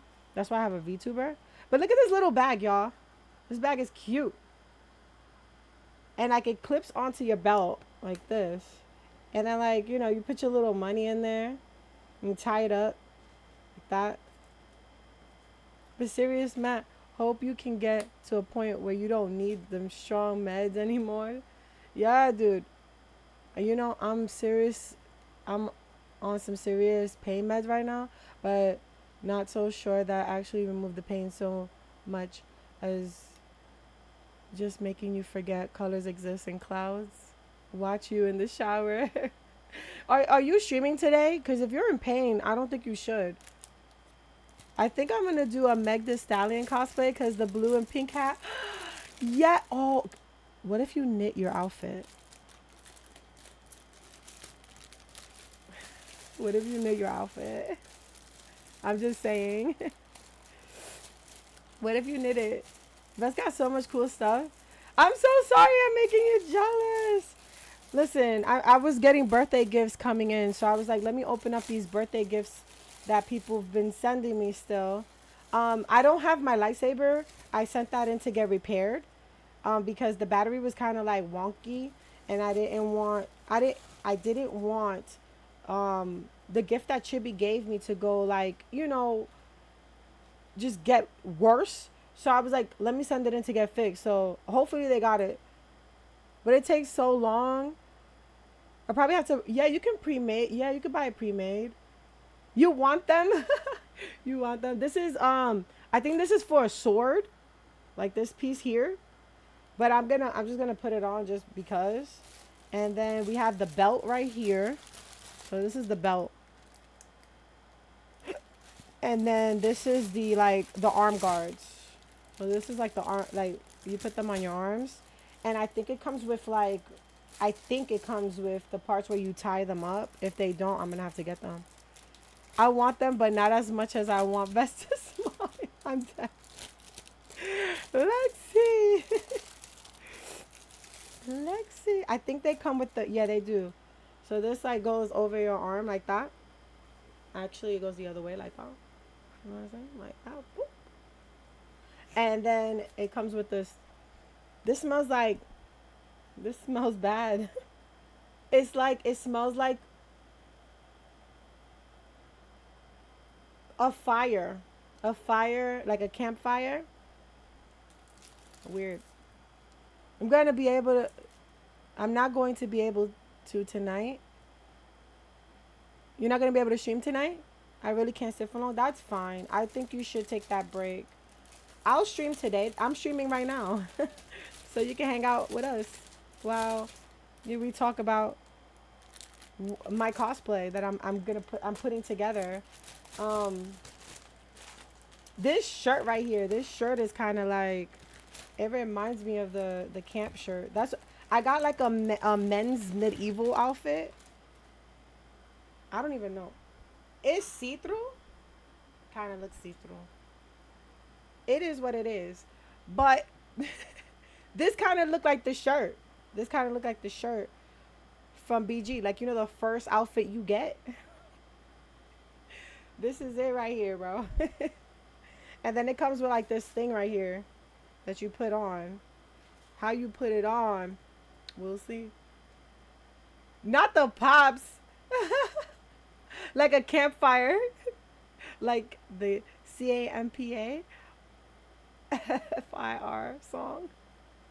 I need a regular tunic for Ren Fair. What is a tunic? Like, you that slow? Yes. What is it? Tell me what it is. Yeah, the world around me right now made all kinds of textures and sounds. Matt, you don't need to be streaming today. I'm covering for you today. I'm streaming and chilling at this point. Hold up. But yeah, I've been putting this like this thing together. And this Timu outfit right here. Inner less than what? Theoretic one less. What are you holding from the shirt? What are you holding? A shirt? Yeah, this is a shirt. It's like one of those camp shirts. I'm eating my little quenepas. Oh my god, I should go get my quenepas. Yeah, this is a shirt, and I'm just writing it for real, for real. You see, I was gonna. What I was gonna do was I was gonna get Van Papi's outfit. Did my headphones just die? It sure did. I was gonna get Van Papi's outfit and wear it and be like, oh, you know, my clothes is in the wash. That's why I'm wearing his. But then I was like, I don't think I want to wear that. So I was like, what am I gonna do? And when I looked at my pop, she looked like she had a regular, outfit on, like a regular, like the regular outfit from what you call it. So I was like, oh, I'm gonna do that then. Do they have the? Yeah, they do. They do have it, but they don't cover no titties, girl. They don't cover the titties, like, cause I want to. But they have it. They have it. You might have to fix it. Somebody said like you have to fix it, but they do have it on there. All right, boom. I'm over here putting this like. Okay, so we're gonna go this way, and we're gonna go this way. I'm doing like a crisscross applesauce vibe over here. Paint myself green. You wanna be your Michael Jackson character thing? I can't believe I like related that to Michael Jackson. That was crazy. Paint myself green, bro. Like what? I gotta make my tail still, but I'm gonna make my tail later. Like I think maybe after I make my video, cause I'm telling you, I'm not letting that video go. I am not letting. I'm making a video this weekend, and I'm posting it this weekend too. And I'm posting all my live streams with me complaining because what you're not gonna do is y'all not gonna play me like I'm dumb. Not happening. No way. And it is credited. It's like there's so many people that's like talking about this con and like how terrible, absolutely terrible it's been. Okay, boom. I'm gonna leave that one out. See? This is like that shirt. And I got a large because I fit a men's medium, but I was like, oh, if I get it large, my tits and thighs will fit. My tits and thighs will fit. And then these are the pants that go with them. So I got some pants that go with them. So these are the pants. And it comes with like this little thing on the end. And then I got like I bought like this shin guard. Like I bought these shin guards that look like this color. And I bought a top piece that's this color to go over my boobs so it could look like leather armor. And I think I got some blue color for my hair. Oh yeah, we're gonna be sharing that video. That's for damn right. Yeah, these are longer than a mug. Look how long these is. But I like this part right here. You see that part right there? I got a medieval fair that is, close by. And Maggie went this weekend, like last weekend. Yeah, cuz we're in a new week, right? She went last weekend.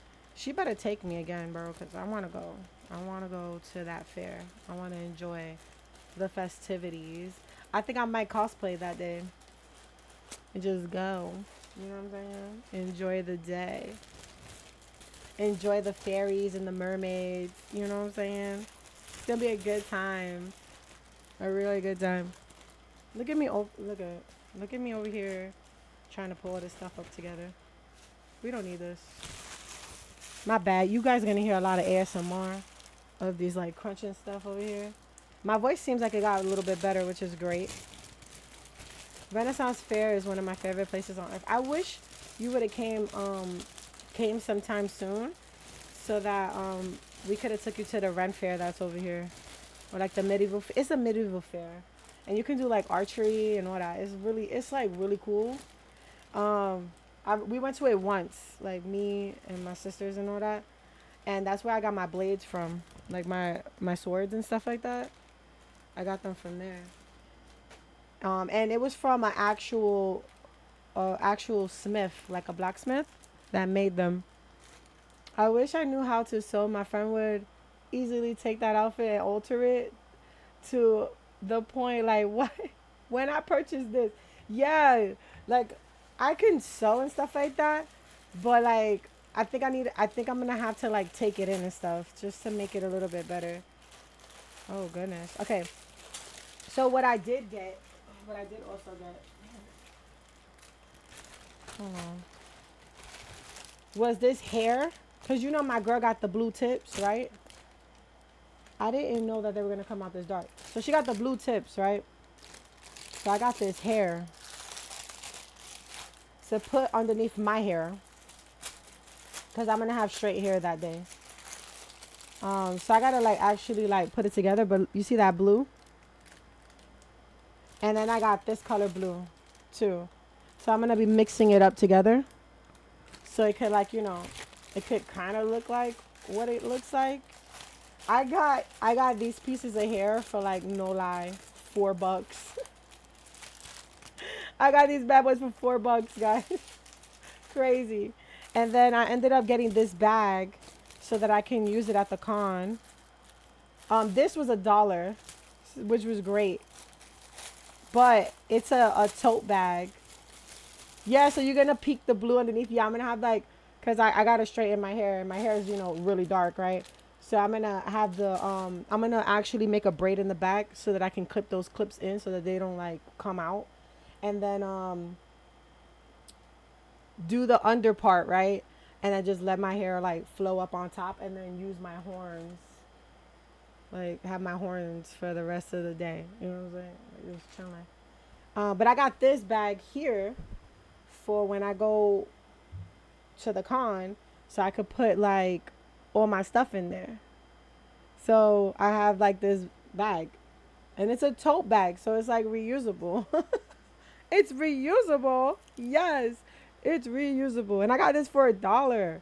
$1. How? I don't know. I know I was buying the hair and I was like, you know how like you talk about something so much it shows up as an ad. So basically on the site it showed up like an ad. And I was like, oh, I need to have that. And it's cute because it has everything. It has like, all the little things that happen in BG, especially the lobotomy, because I did get a lobotomy. Like my dirge had gotten her eye removed. um, it's just all of the things. You are my friend with like Quill. Did you see Quill? He's on here somewhere. And then I got D&D, Cast Fireball.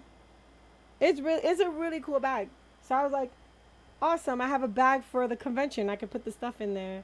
And I'm going to be like one less pop.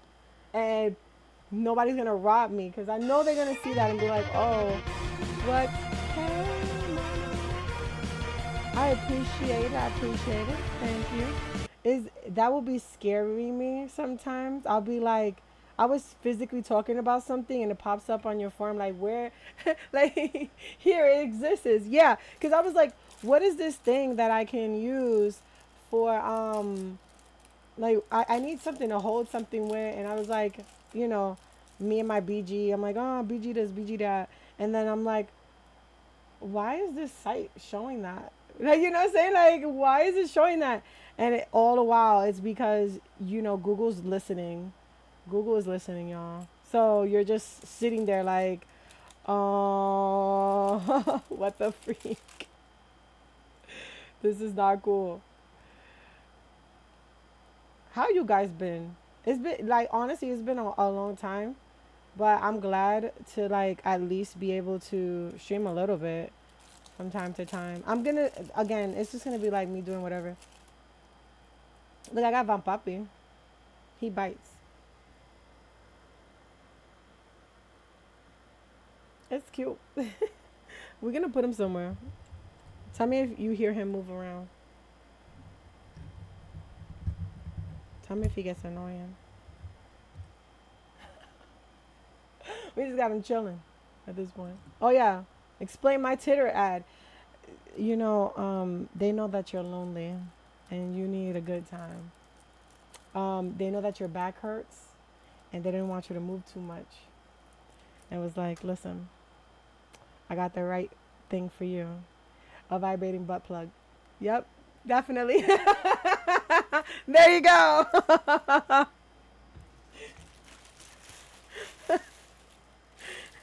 Don't mind me. Don't mind me. Stimulate that spine.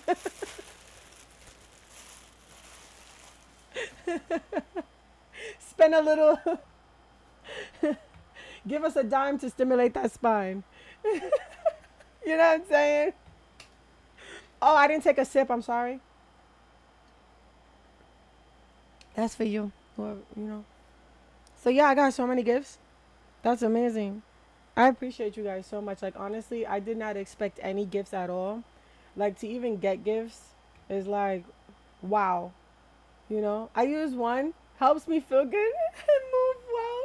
You got that mobility, you know what I'm saying? Twitter ads are based off of people you interact with mostly and things they like and you like. So you see, I know Matt follows a lot of people. So maybe they like butt plugs and stuff like that. I I'm over here getting ads for fake boyfriend life size bears. Like they think I'm desperate, bro.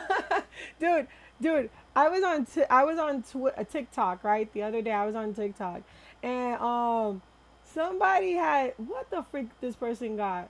This chick. She's a person that like she gets toys to um to test them out, right? To test them out and give her review. Y'all, she had like this teddy bear thing with something on it. Like with something on it. And I was like, that's the most desperate thing I've ever seen in my life. I ain't never seen anything like that in my life. Like what butt plugs for Matt? From Matt? No, no. They're telling him to get a butt plug. I just watched a YouTube investigative report about all the scam shops on Insta and TikTok, shops that open up and sell products for cheap. And if they arrive to you, they're often bad quality or not what you ordered. Within months, the shop is gone. What? Makes me too scared to buy anything online, too. I screenshot the ones I get now. They're hilarious. Yeah, he sent them to me. It's funny as hell. I'll be like, yo, what the freak? It's crazy. I know a good place if you want one. Oh my god, my favorite ads are crazy game ads. I mean, I get Google hears me through the thirsty, being thirsty on hot anime dudes like Vincent Badang. A lot of people thought that my comic was B Love. And if you don't know what B Love is, it's boy love. And I was like, no, it's not. It doesn't revolve around boy love. And they were like, well, is it a hentai? And I'm like, no, it's not a hentai. And I'm trying to figure out like where the hell did they get that from? Like where the hell did they get that from, bro? Like, is it because of Fuji's big boobs? Like, is that what's happening? Pension to make a gay comic. I can see it. Yo, like for real? Is that what it is? It's hilarious.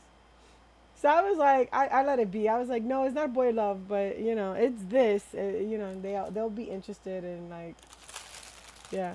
There was this floral dress that was copied, resold over 85 different shops. Reporters ordered six. An original $200 dress was great. The $4 stole her credit info, and dress in between were bad and not what she ordered. But all the shops were stole the Insta creators' photos and ads to advertise their false product. Damn, that's crazy. They think like I bought a couple of things from TikTok, like on the TikTok shop, but it mostly been like books. Like I've been buying books from the TikTok shop. So like for example, right now I'm reading this one book, Eternally Hers. And the person January raised this is the person that's like promoting their book on there. And the cool part about it is if you get their book on the site, like on the site, they sign your book. Like they sign the book. So I've been getting books from them and I haven't had an issue. And then there was this one book that I there's this one book that I ordered and it was like it was like you can get a couple of dollars off the damaged hardcover. I promise you not.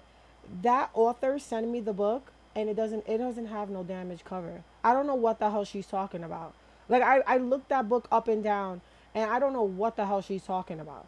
That bad boy does that thing looks so good. But she signed it and everything. It's a really nice book. You know what I'm saying?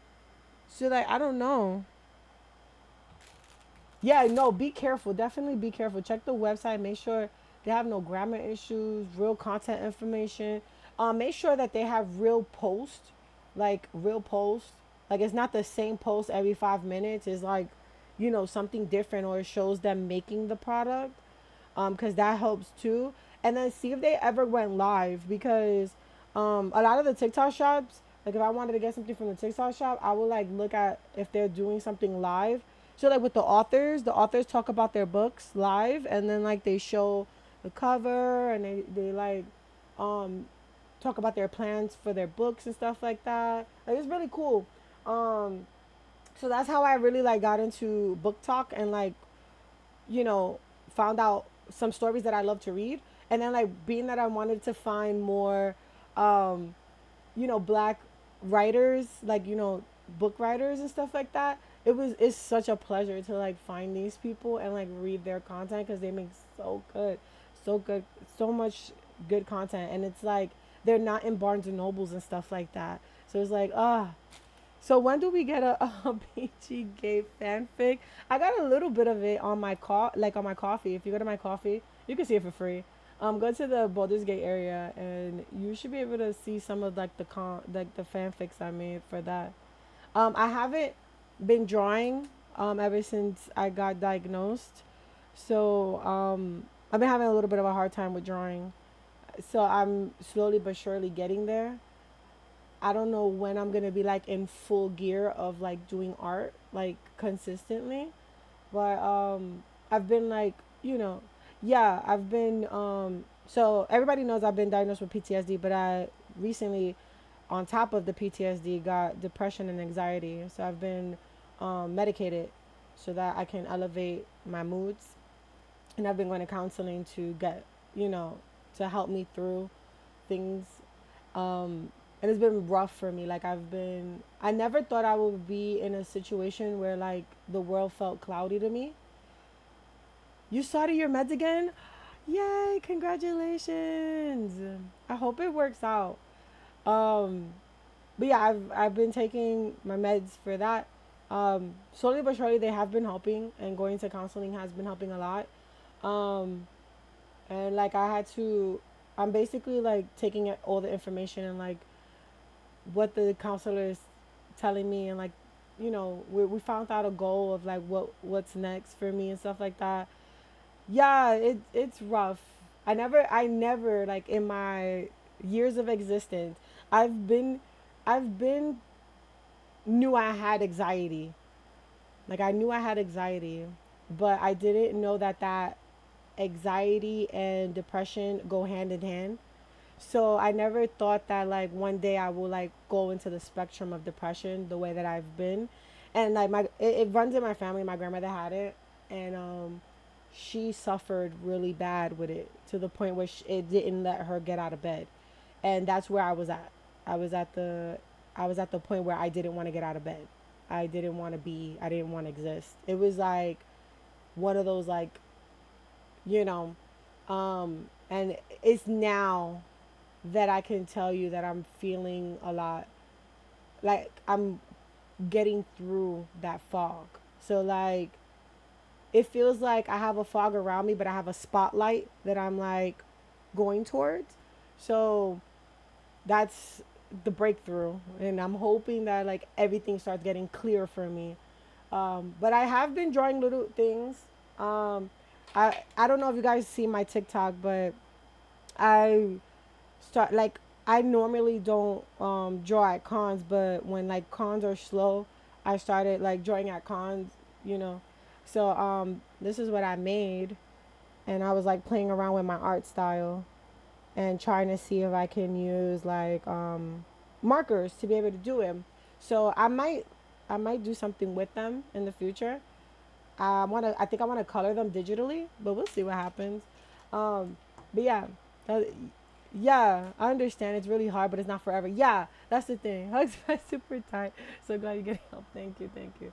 Now Twitter can kiss my booty with that. I'm dead. Yeah, yeah, and that kind of coincide with why, like, of course I have a family thing going on where I can't stream as much, but I was using that as a crutch the whole entire time because the thing is I can stream, I can do what I have to do, but it's pressing the button was dreadful for me. Like I just didn't feel like myself. Like you, right? Like you the best. And I just didn't feel like me. I felt like I was somebody else. So yeah, I was playing D&D and I was on match stream, but it was easier to fall into a character versus being myself. You know what I'm saying? I messaged you the latest one vest. Get the freak out. I think I have child post traumatic stress, but I've had people who have been telling me I'm going to use it as a crutch, etc., and it's not a real thing that exists with PTSD. No, it does. I do have childhood traumatic stress because of my abusive household when I was younger. And I dealt with that for like 18 years. And it took me to get married to stand up for myself. Like, and by that time I was 21. So 2 decades passed and I'm like going through all this stress and all this trauma and like seeing these things that I shouldn't be seeing and experiencing things I shouldn't even be experiencing, that like everything just went into a bubble. Like, you know how like when you go through all these, you go through like a hard time in your life, and you don't want to complain, you don't want to dwell on it, so you just stick it in a compartment in the back of your brain, and you hope that it goes away. No, the bad boy just keeps adding and adding and adding and adding and adding and adding and adding because it's like one more thing is added to it until like your full mind is consumed with it and you just literally break. That's where I was at. That's where I was at. I was like at the breaking point. And I was telling my counselor like, for me, I'm the oldest of my brothers and sisters. I had to basically raise my mother. My mother and me is like, in age wise, she should be my sister. That's how like close in age we are. And then on top of that, my grandmother raised me till I was 11, and then I ended up with my mother. And then in between time, it was like horrible because my mother would come to my grandmother's house just to cause a ruckus and then leave. Like she used to be like a moving force that like destroyed everything every single time, every day after like for the time that I was with my grandmother. And then it was like a little time period where she didn't show up, and then like she came in like a whirlwind when my grandmother got surgery and took us. So it was like I compartmentalized all that, getting beat and like getting talked to in a certain type of way and all that. And just put it away and put it away and just kept my mouth shut. And it was like when I left and I lived with my mom, my grandmother was like, take care of your sister. So me and Tay grew up with my grandmother, and when we moved with my mom, she was like, take care of your sister. And that's what I did. I took care of Tay. I took care of my brothers and sisters as I went forward. And the more that they were like neglected on like not being able to grow up as children, I took up that motherly role, and I've been that the whole entire time. So when I think about it, I'm like, I was like the pillar of the family. Like I'm the rock of the family. And I've been that. I've been that all my life. And even when I got married, I was like, of course it's me and Justin and we're supposed to be a unit. But it felt like I was a rock in my own relationship. Like I'm a pillar in my own relationship. I'm the pillar of it. Like, I make sure that things are straight and coordinated so that Justin doesn't have to worry. And once this thing happened with my sister, and like, actually, once the move happened, where things wasn't in my control as much because I allowed Justin to have that control so we could move into a new house and stuff like that. I felt like something was snatched from me and it like triggered me. So that PTSD just flared back up. And then like after that flared back up, it was like I was in a mood, in a bad mood, and then the thing happened, like my sister emergency happened with my sister, and I had to take up that role again, that pillar again. And it just was like, okay, I'm a pillar, but I'm so damn beat from the bottom. I have nothing to brace me. And everything was just piling on top of me. And I just felt like a pillar sinking in sand. And I was like, I'm about to break. I'm about to break. And that's when I decided, I think it's time for me to go to therapy. But I wasn't making the move to go to therapy. So Justin took the mantle and was like, I'll call them and make sure that you'll be all right, and then we can move forward from there. You know what I'm saying? People in the world speak ignorance. They do. They really do. It's just they don't understand, so they can never like be behind it. So like Justin didn't understand the concept of like what was going on with me mentally. He knew there was something wrong, but he just didn't know. So trying to talk to him made it hard for him to understand. And then it came to the point where I was like, oh, let me just like not even explain myself anymore, just shut it out. And that's like what kind of like dampens things, because then you ruin your own relationship that way. And he was having a hard time. Like he was having a real hard time with me. So, like just people don't understand, and then they think what's right is right, but it's not. Just never dealt with it before. I had more verbal abuse due to the fact that my parents fought all the time and being the mediator. Yeah, you should have never been the mediator. They're grown people, you know what I'm saying? They should have been handling it themselves. I don't stream much anymore because I use my audience as a therapist, and now I'm terrified of pressing go live. Terrified that actually getting down and starting to write my own book again. Listen, I feel like if you're open and honest to your community, it just shows that like I don't know. Like for me, I feel like I'm a person that like I am very transparent. I'm not transparent about everything, but I'm transparent enough because I feel comfortable with myself. You know what I'm saying? And if I can't do that and I feel like I'm shutting people off and stuff like that, I know that I'm not myself. You know what I'm saying? So the fact that like your community can sit there and be behind you when you're venting or anything like that, and like help you through that, I think that that's a blessing in a way. You know?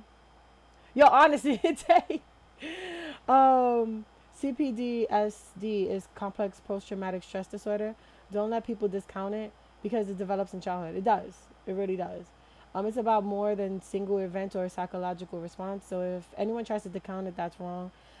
It's my diagnosis as well. Well, one of them. Yeah, you can have multiple ones, and a lot of them go hand in hand. So like, you don't necessarily will get like, for me, I had the PTSD, and then anxiety, and that was like that. And I talked to my doctor. I was getting anxiety attacks for a while, and I told my doctor, I was like, ever since the move, my anxiety has been through the roof. And she's like, you got to take it a day at a time. You got to do this, you got to do that. And I was doing it and it wasn't working. And then what ended up happening was the hopelessness and the loss and the fog of the mind, and like not wanting to do nothing, not even wanting to be around people. Like it turned into that. Like Justin would be in the other room and I don't even want to be in the room with him. I'd rather be by myself. That's how bad it was, right? And then when I went to therapy and she was like, I see that you have these two things, but what you're speaking now is depression. And she actually pulled out her book, or like her diagnosis book, and she said, you see this, you check every single one but this one here. Because like I've been gaining weight, losing weight, gaining weight, losing weight. I've been losing my appetite. I've been like, there's been so much stuff that's been happening to me. that is just like weird. And then I think the only one that I had wasn't made a plan, to do anything. So she was like, we can help you with that. I just think you need have you ever considered taking medication? I was like, whatever will help me through this, I will do it. You know what I'm saying? And like people, like a lot of people was like, don't do it, Vess, because medicine is not for us and stuff like that. And they were telling me how like you should smoke weed or something like that. And weed is a trigger for me.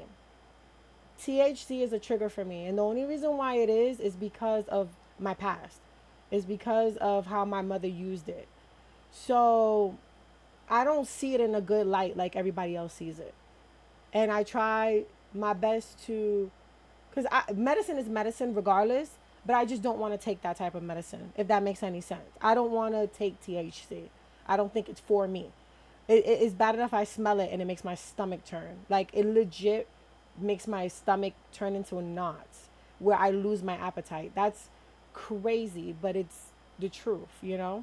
And I have people say, yeah, just smoke some weed or like take some gummies and blah, blah, blah, blah. And I'm like, that works for you, but it's not going to work for me.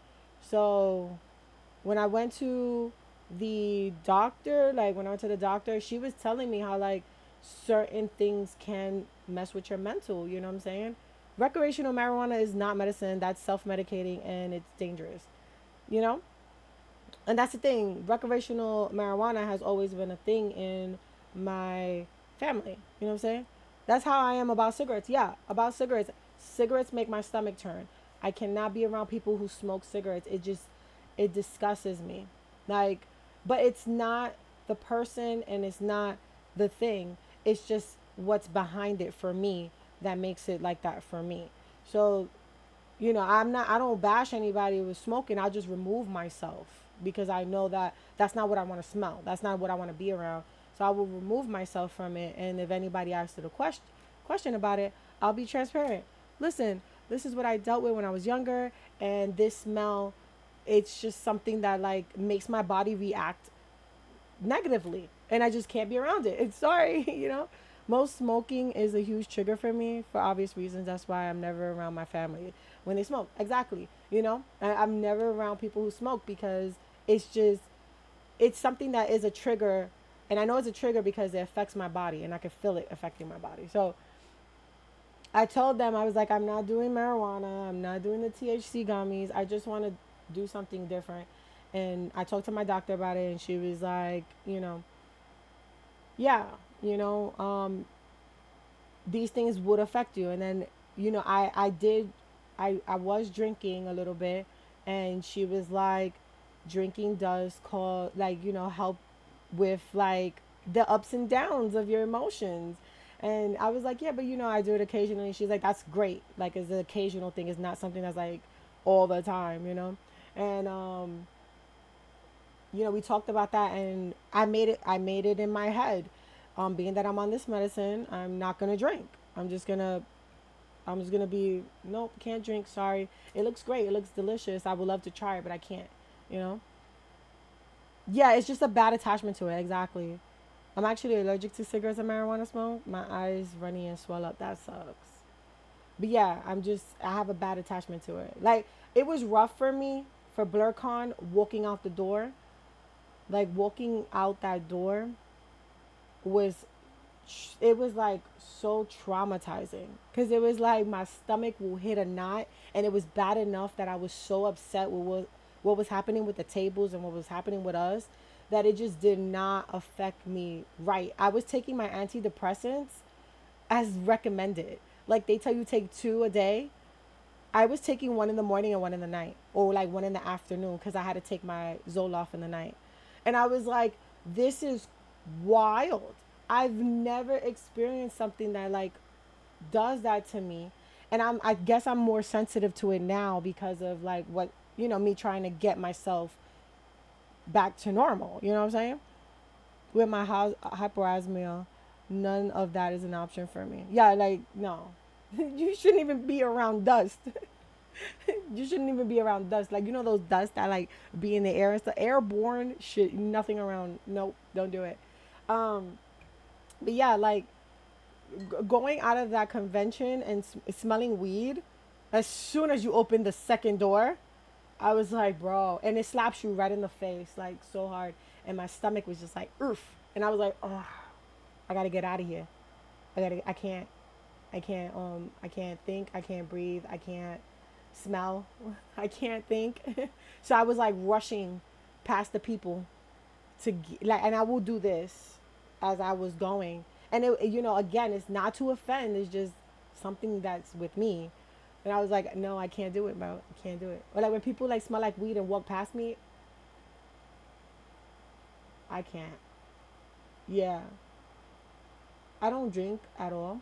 I did it once when I was 21, and it felt warm and fuzzy feeling and panicky and panicked.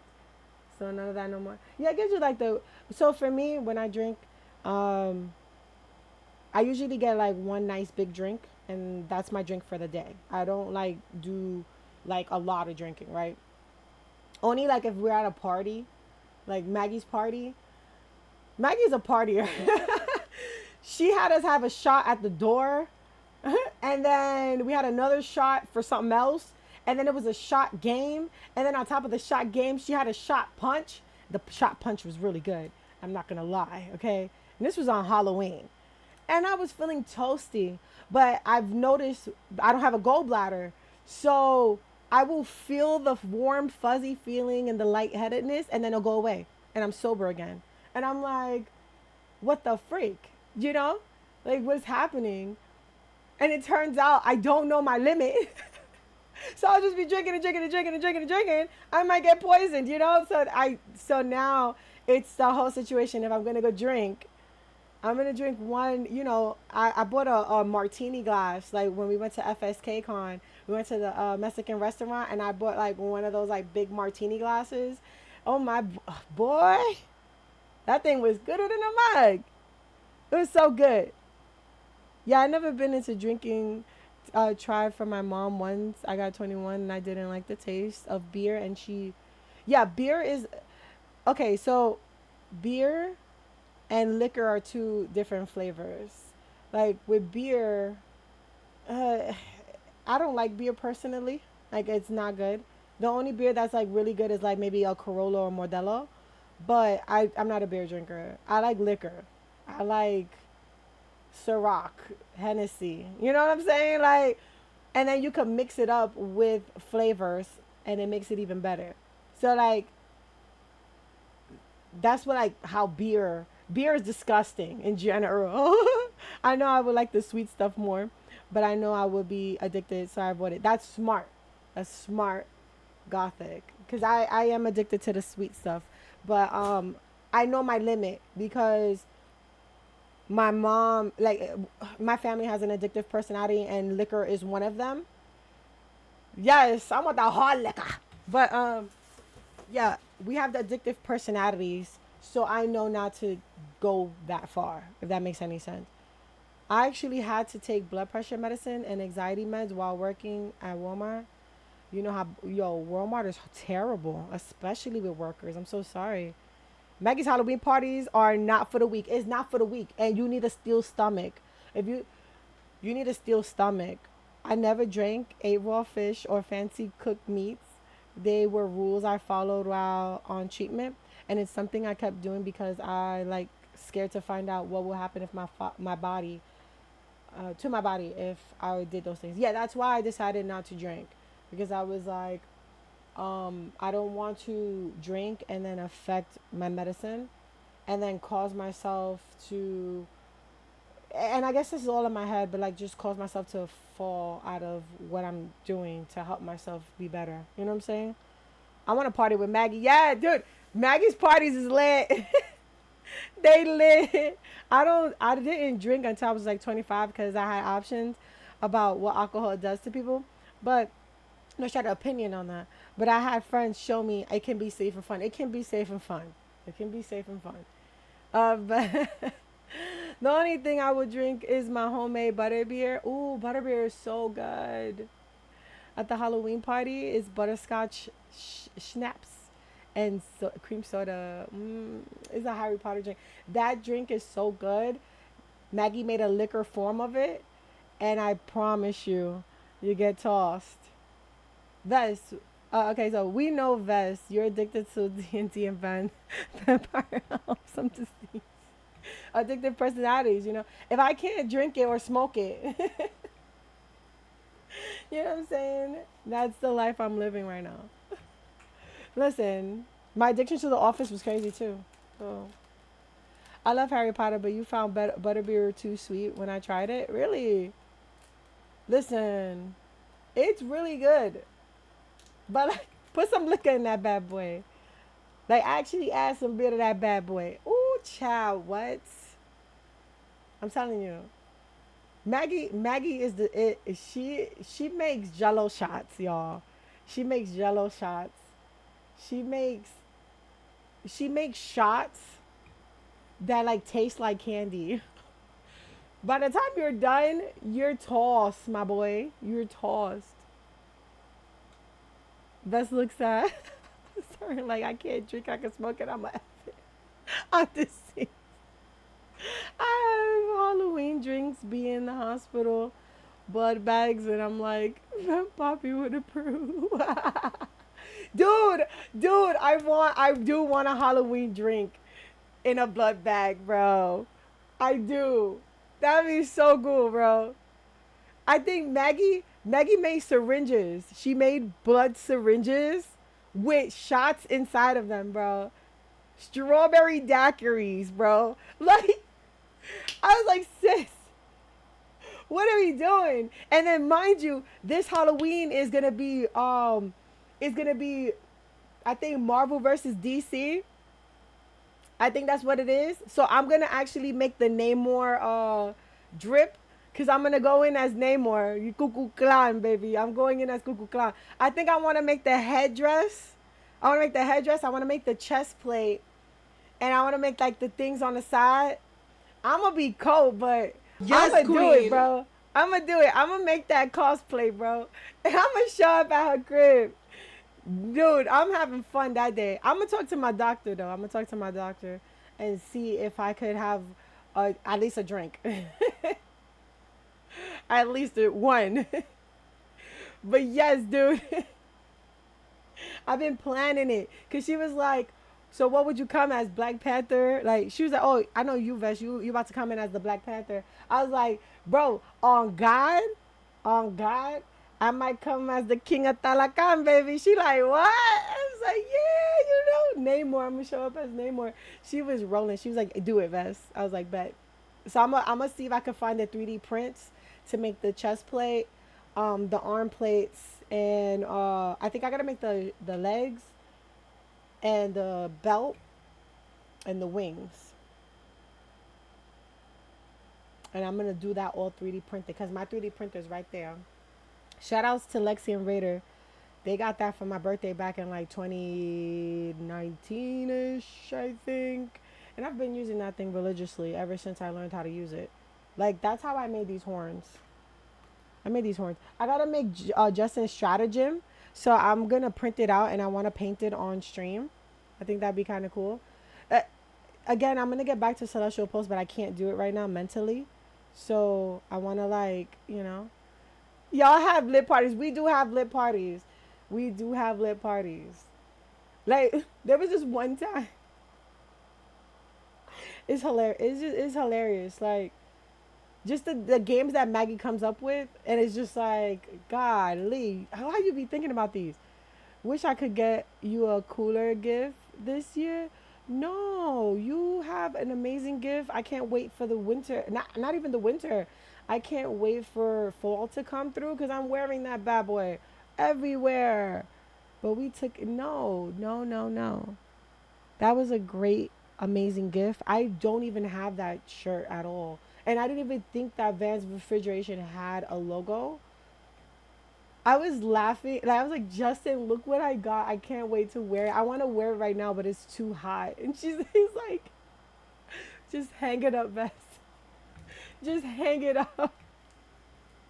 I'm like, I want to wear it.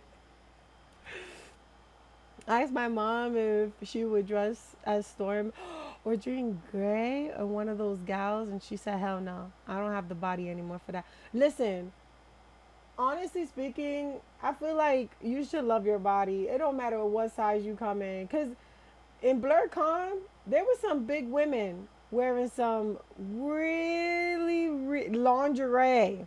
I seen nipples this big. I seen booty cheeks. For a moment, I was like, damn, a woman's body is for the gays. I swear. Because I was like, and then Justin was laughing at me because the one girl, she looked super cute. She was dressed up as Squirtle, right? And she had like this mini skirt. But I didn't know her booty was gonna pop out, right? Cause I wanted to look at her like her setup. She looks really cute in this really scantily clad Squirtle outfit. Homegirl turned around, y'all, and I swear to God, she had a booty as big as Doja Cat with a thong on. And I looked like this, and Justin was laughing. He was like, that's. And I was like, what are you laughing at? He was like, the way that you looked at her butt, you didn't notice that butt was going to pop out, huh? I was like, yeah, I didn't know, but I had to look. I'm sorry, I'm not gay, but I had to look. I had to look, damn it. Like, what the freak? I need a reason to dress as Beast Boy. No, you don't. Dress up as Beast Boy. Damn it. Go to a con and dress up as Beast Boy. Get her a mini Baldur's Gate 3 cooler. Yeah. I saw it on Cole's website. If you can believe it. No, I cannot believe it because honestly speaking, the only office shirts is in Hot Topic or like Spencer's. I've never thought Cole's would hold that. I'm so happy though because I have so many like different office shirts. Everybody knows I love the office. So like I have all these different type of office shirts for stream and I always get complimented for the office shirts. So now I can be like, look at another one that Lexi got me. Cause everybody compliments me on my office Christmas sweaters. Cause you know you got me the Christmas sweaters. So everybody compliments me on those, and I'm like, my best friend got me these. I love these sweaters. I wear them every Christmas. Like, what do you mean? That's a shot. Listen, y'all laughing, but it's true. I looked at that woman like, damn, girl, damn. And I'm like, if and my whole thing about it is, if you can be comfortable with your roles, you got to be comfortable with yourself. To the the reason why people think is you sexy is because you feel sexy. You know, like when you can sell that sexiness, people's like, yeah, she's sexy. You know, you gotta be like, I know it's hard to be comfortable with your body. I have a little bit of like body dysphoria, dysphoria, whatever. Like you know how like you don't like certain parts of your body. I have that from time to time, but I know I'm sexy. Damn it. So if I want to walk around with panties all day, I will. Like the freak, you know, like you ain't gonna tell me what to do. At a con I go to, they wouldn't let Deadpool act like Deadpool, so they wouldn't let women dress that skimpy. Well, you see, now that's why I say like this con is the safe space, because they was allowed to dress like that. Like legit, people were wearing bathing suits, like thong bathing suits, see-through bra, see-through panties, walking around in cosplay, and of course you're gonna look, but nobody wasn't grabbing these people. Like the women weren't getting grabbed, or like none of that. It was a boundary, and even like when they walked with the crowd, you can see that there was like almost like an invisible barrier around them. Like don't touch them. You know what I'm saying? So like the respect. That's why I said like the people of BlurCon the made the event beautiful because the way that they acted towards people was great. But the organization, the vending, all that company is not professional whatsoever. Buyer beware. Buyer beware. Hot Topic has the cute heart-shaped shirts. Ooh, they way too expensive and shipped to the UK. You don't have a Hot Topic in the UK? I would have thought you would have had one. I mean, a cosplay is a design to be looked at. Exactly. Exactly. They even checked swords and toy guns to make sure that they were fake before walking in. Well, that's what you see. Now, if somebody came in with a toy gun and stuff like that, that would have not been checked because they wasn't even checking badges. So, somebody could have came in there with a gun and nobody would have mattered, you know?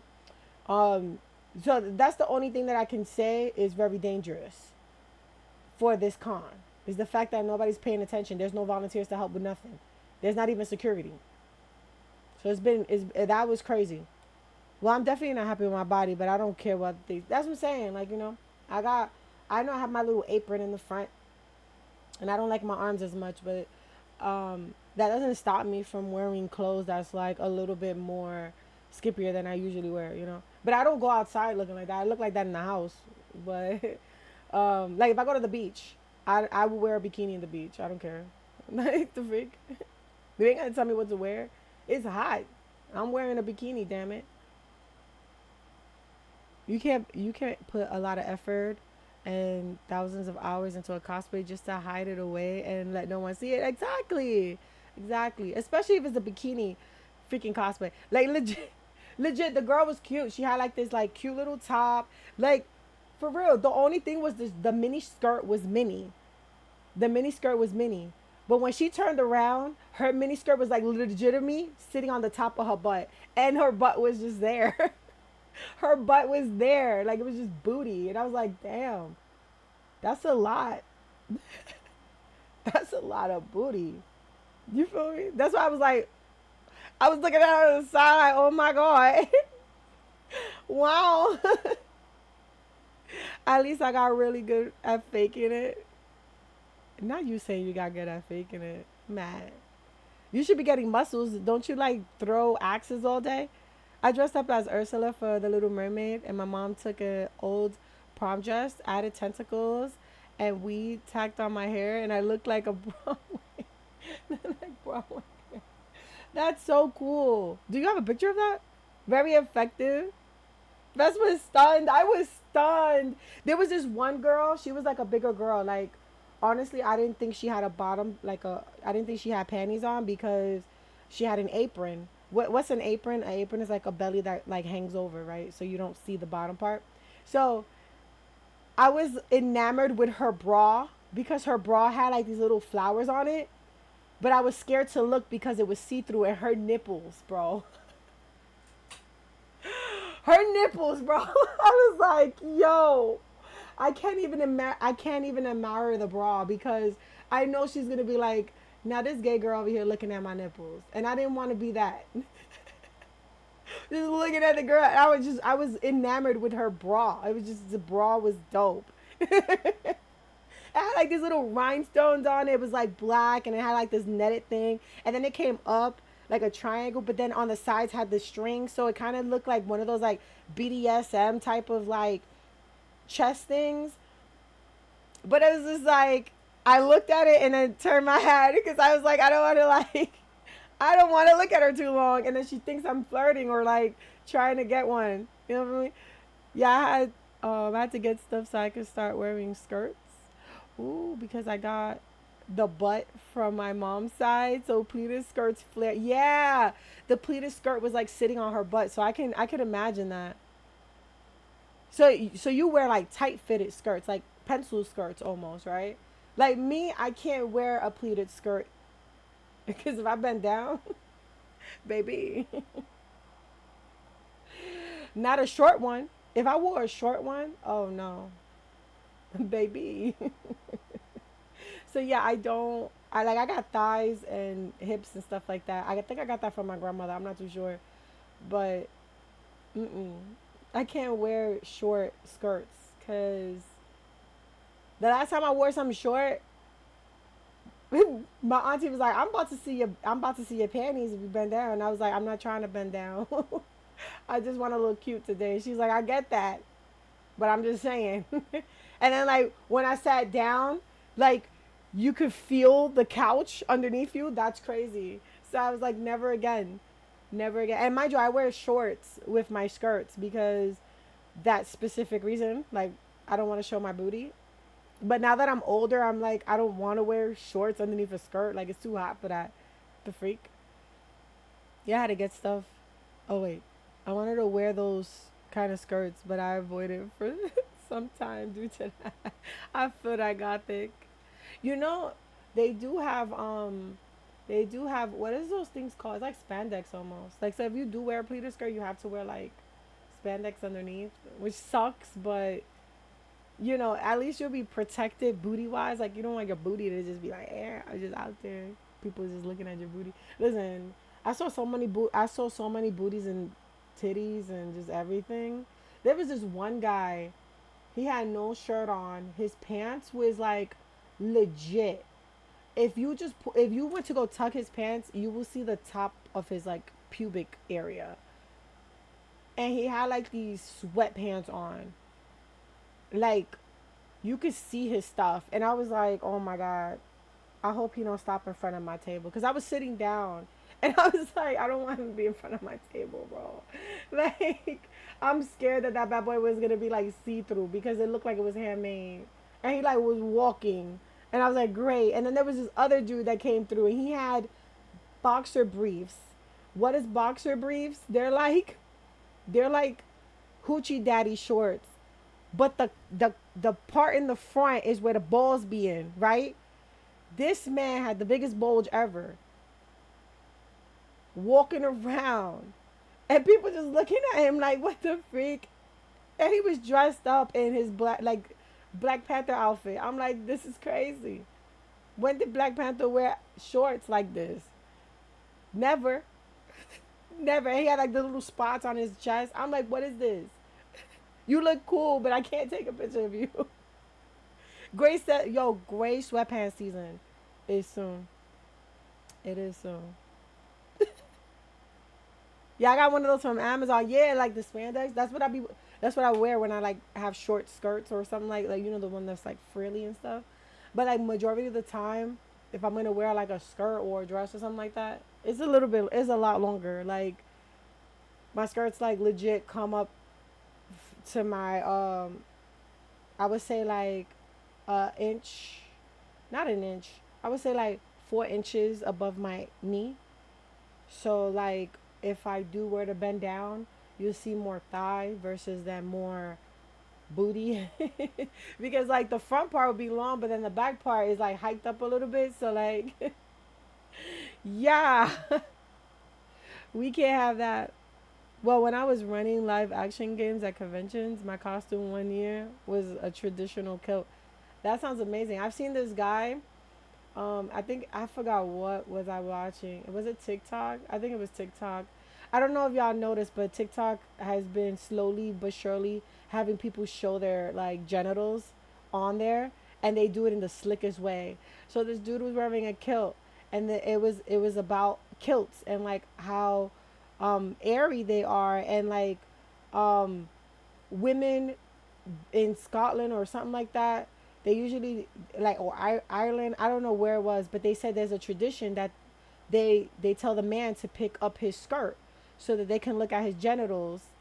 So, um, this dude did a flip. He did a flip, like he did like one of those like cartwheels, right? And I tell you what, his Franken beans came out, when I was like, yo, y'all don't wear drawers underneath? Y'all don't wear no drawers underneath? Do a flip. Bro, the funniest thing I've ever seen in my life.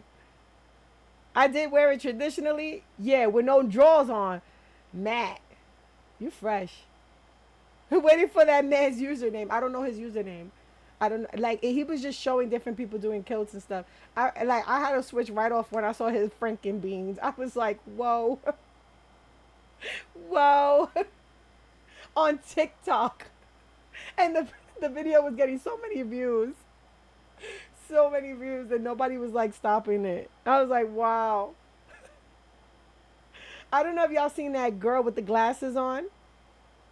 I was fresh. I'm old now. Just because you old don't mean that you can't get fresh. You know what I'm saying? I've seen people. I've seen older people do the thing. Blerdcon proved that. I was like, damn. Damn. Past the expiration date. Not past the expiration. Wow. Wow. Mad. Not past the expiration date, my boy. That's funny as hell. That is so damn funny. I can't.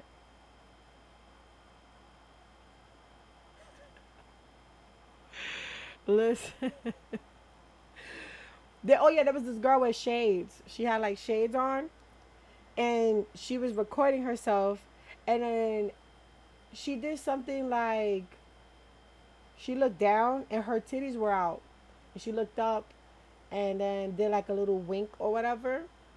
And a lot of people have been telling TikTok to take them down, right? Like take it down because you can see her titties, and TikTok has not taken it down till this day. Like to this day, because they don't see nothing wrong. And it's you gotta look at her glasses are a mirror. It's like basically a mirror. So I'm like, what the freak? Or that lady that was like showing her nails off, and she had like this sheet, but her coochie cat was her coochie cat was uncovered, y'all. And that, yo, TikTok left that bad boy up, so everybody been seeing that woman coochie everywhere. Nothing. Well, look at those things I sent you. Twitter agrees with me. I'm deceived. I bought my sister's boob tape to cover her nips when she's dancing. She always forgets, and half the footage is a shot of her at Rent Fair. Wasn't usable. Oh my god. Oh my god. Yo, your sister is free. She is a free being. Let her be, bro. Free the nips. I'm down with her. Free the nips. I mean, there's a man that shows everything on YouTube, but apparently it won't get taken down because it's a tutorial. Yeah. Or like the body paint. She really is. Yeah, because like, there were, you remember when you said she was dancing? I actually went because when you send me stuff, I'll do, I'll go look it up. So your sister was dancing on Twitch. And she had this cute outfit on. Like, it was so flowy. And as she was dancing, like, I'm pretty sure I've seen booty cheeks from her. Like 50 million times. And I was like, one thing about Lexi's sister, she is a free spirit, bro. She is a free spirit. Welcome to the post community. Thank you so much for joining us. I appreciate you so much. Oh, but yes, she is she is a free spirit, and I love that. I love the fact that she's so like out there. Yeah, I saw too many booty cheeks. She gonna get banned. She'll be okay. It wasn't like she was like doing it purposefully. She was just dancing so much that her dress went up a little bit. It happens. Look at Doja Cat. She was wearing a whole plastic bag, and she was sweating in this plastic bag. You saw nipples and everything. Oh, okay. Let me check Discord real quick. Let me see. Autumn, you look fantastic.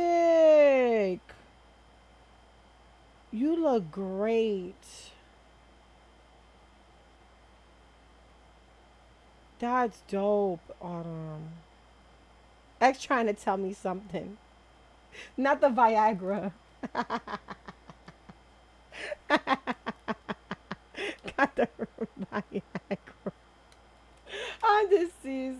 The makeup is perfect. Not sex chewies. Introducing the new the new chewies for better sex whenever you want. You know what's so funny?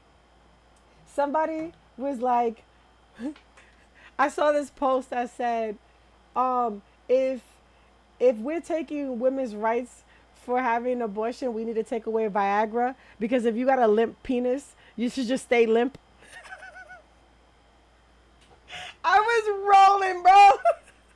I ain't laughed so hard in my life. I didn't laugh so hard in my life, bro. I was like, that is so factual, bro. Cause that's how nature intended it. You wasn't supposed to get it up anymore. So why do you need Viagra? There's no more for you. Like it's so good. I was rolling. I was like, this is too funny, bro. This is too funny.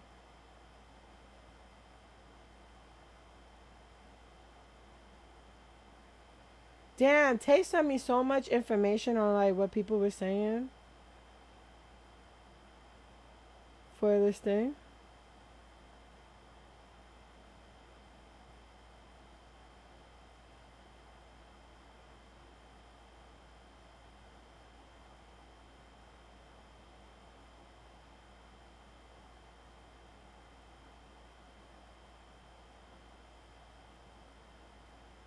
Are you kidding me? This person says, pros, a safe space for black people to gather, be seen, be heard at a convention. Cons, special guests, we love the Power Rangers, yes, but can we get a bit more of the black actors invited as guests? I would think as a black convention, they will be more inclusive to invite black actors as guests and not just Power Rangers every year. The Power Rangers are black actors. What? Like the ones that showed up that I saw, and then we had the Static Shock voice actor who was black. What? What? People are just I don't know, bro. My mom told me, and my dad started taking that stuff, and I was like, "Why you telling me that, mom? Why are we giving women a bulletproof vest and shooting them instead of giving them men blanks?" It's a criticism I have of birth control. I'm just, that's exactly what it is. That's exactly what it is. Giving women birth control just to get shoot, like it's just like putting on a bulletproof vest to get shot at. That's exactly what that is, bro. To be clear, this isn't a problem for me yet. I better bookmark those apps. You better not. You better not wish that on your life. We rebuke it. We rebuke it. We rebuke it. We don't want it. We don't want it. Oh, let me put this over here. Listen, no, Matt, we don't need you. Dude, that's crazy. Not mother freaking. There needs to be a pill for men that take their boy inactive for the month. Yeah, there should be, honestly. Because like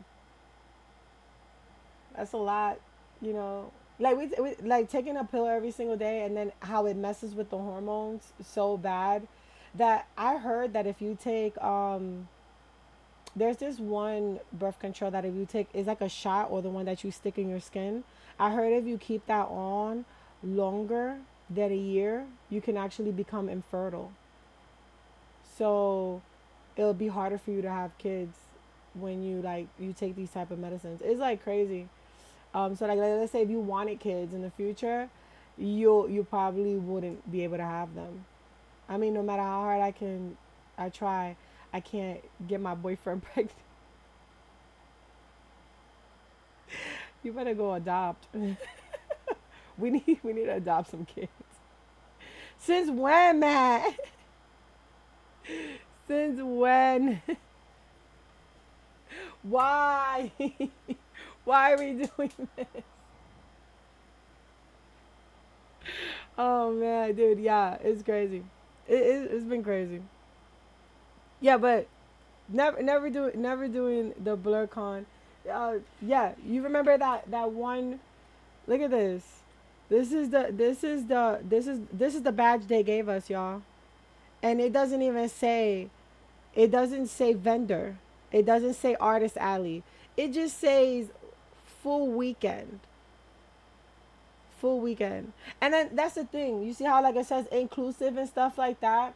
For you to put your face, like for you to legit put your face up on their situation and say, can we invite black actors? Because this is a black convention, but you're promoting inclusive. Isn't that like not being inclusive? Like I don't know, bro. I don't know. I guess it's just me.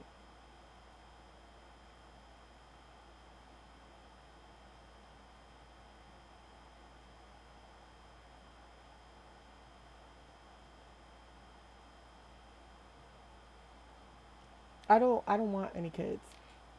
Oh, hold on, wait. I'll look into it. Just makes you not even want to shoot.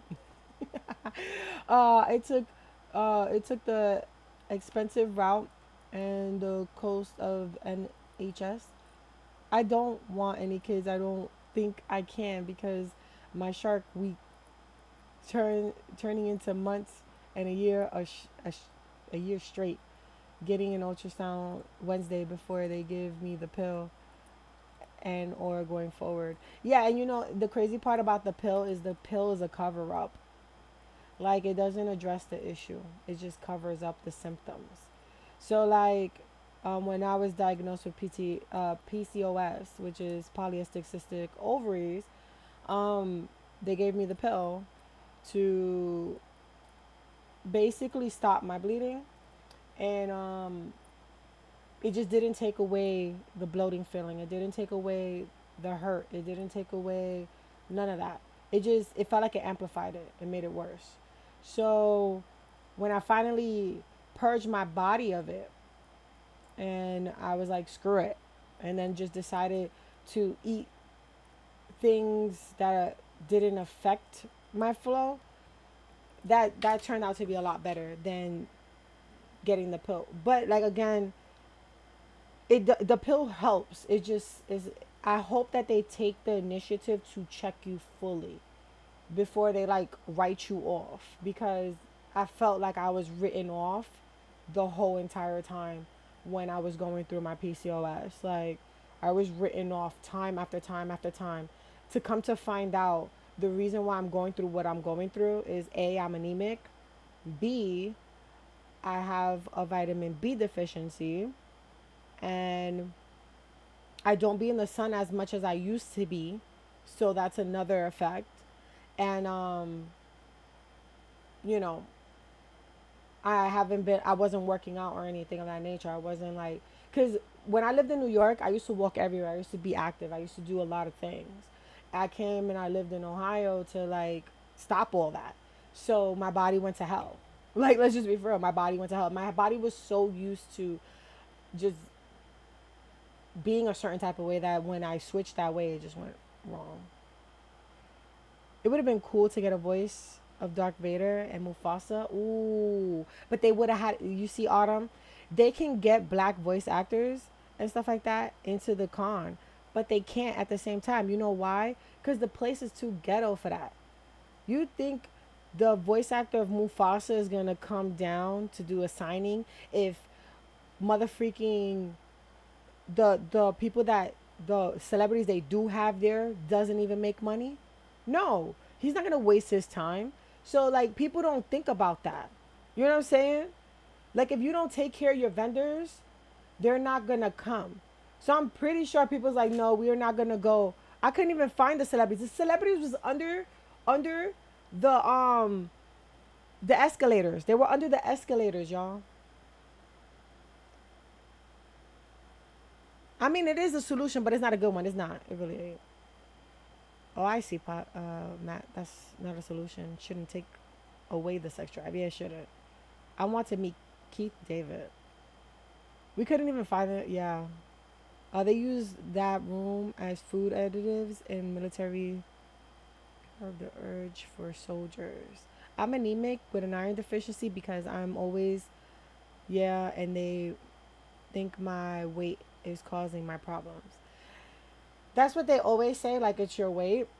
And like that's just a small thing that's messing with you. It's a small little thing that's messing with you. Because there's women that are big that have regular periods and are not anemic and iron deficient. And they're living their life well and they're having children. I just think they don't like to look for the root of the problem. And then think about it. Well, what we've been eating has not been good at all. Like the stuff that we've been eating has not been good at all. A lot of the stuff is processed. A lot of the stuff got additives to it. Like a lot of the stuff is okay. There right now, there's a study of like women now are balding early because of the food, how the food is prepared when we buy it, because it's messing with our hormones. So we're gonna see a lot more thinning hair women. You know what I'm saying? Because of what we put into our body, what we ingest.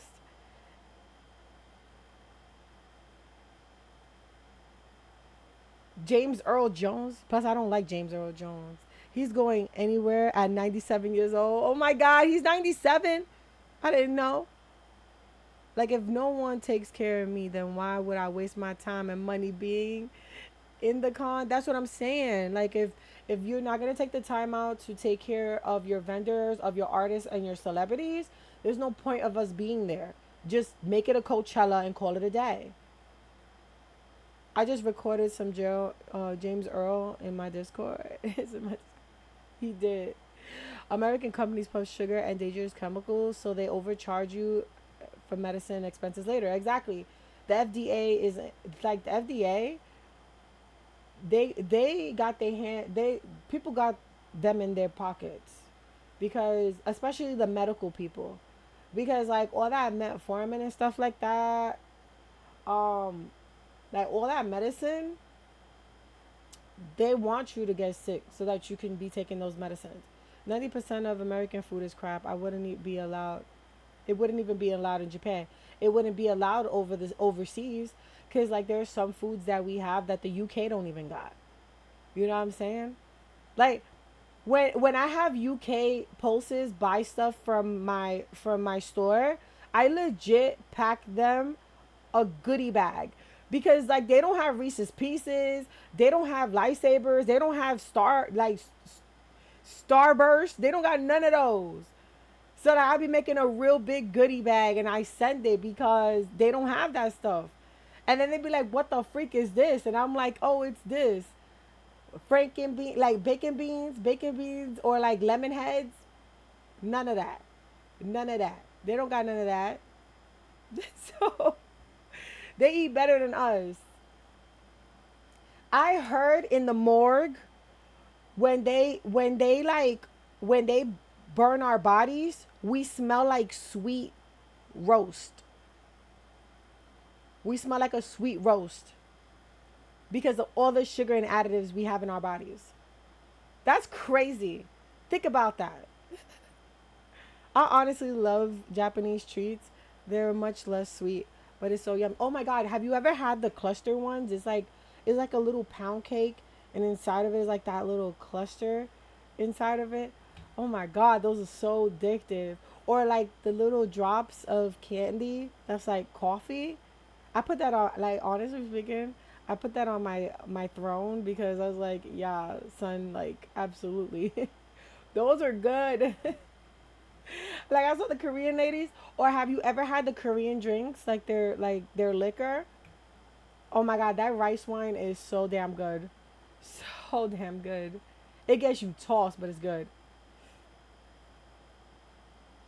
I You know? wanted to cook alligator for Thanksgiving, but I only had a crock pot. What's up, Degly? Crud. Oh my god. You need to order a Tokyo Treat box. I heard they're really good. I will definitely try it out. I definitely know. There's a Japanese market and bakery near me. I get melon pan, which is the bun cookie dough on top, and red bean bun, and they're so good. I never had those. I never had those. I want to try them out. Maybe when I visit you, you can take me. No, no. How you doing, Glee? Dude, I'm just like, ugh. But yeah, like, trust, man, trust.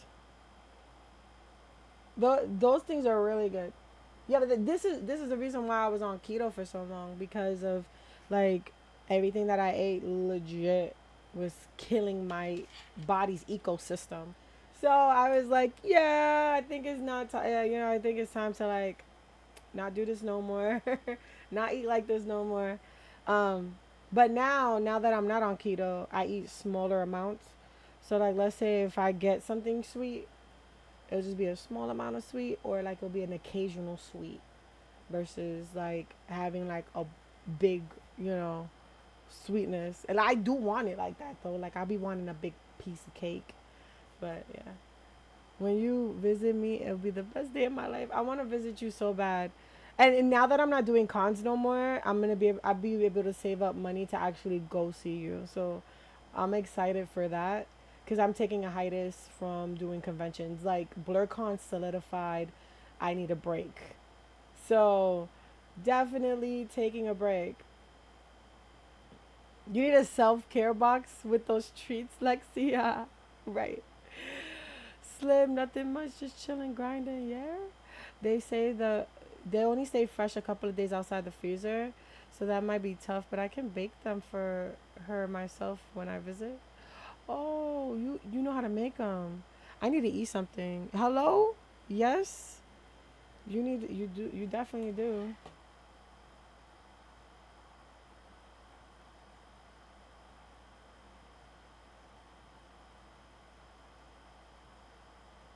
Yeah, bro. I wonder, Tay, you need to send me that link.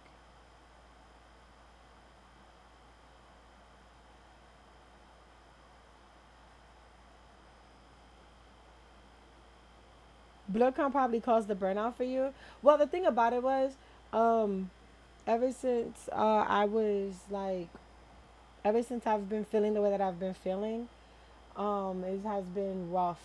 It's been rough wrapping my head around Celestial Pulse.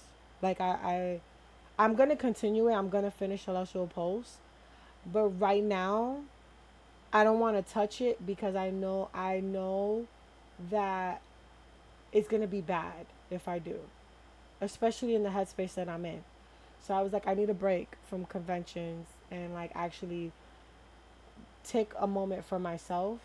Talking about my books, I'm gonna actually put them on sale, like I'm gonna do a con sale. So like I'm gonna give you guys the convention sale.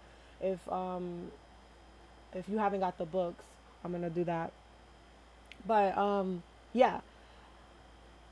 Then talking with people and like being overstimulated, it's been tough for me. So like I get exhausted and I get a headache pretty quick. That's why we're not listening to music, because like or like I turned off you guys talking because it's too much for my mind. So like it's overstimulating me. So like I had to revert back to just like reading the chat myself and like like just revert back a little bit just to like pay like keep me good to like keep continue it, right? Like so I was feeling that. So like when I went to Mahoney Comic Con, it was nice to see my friends and it was nice to see the pulses that like support me and stuff like that.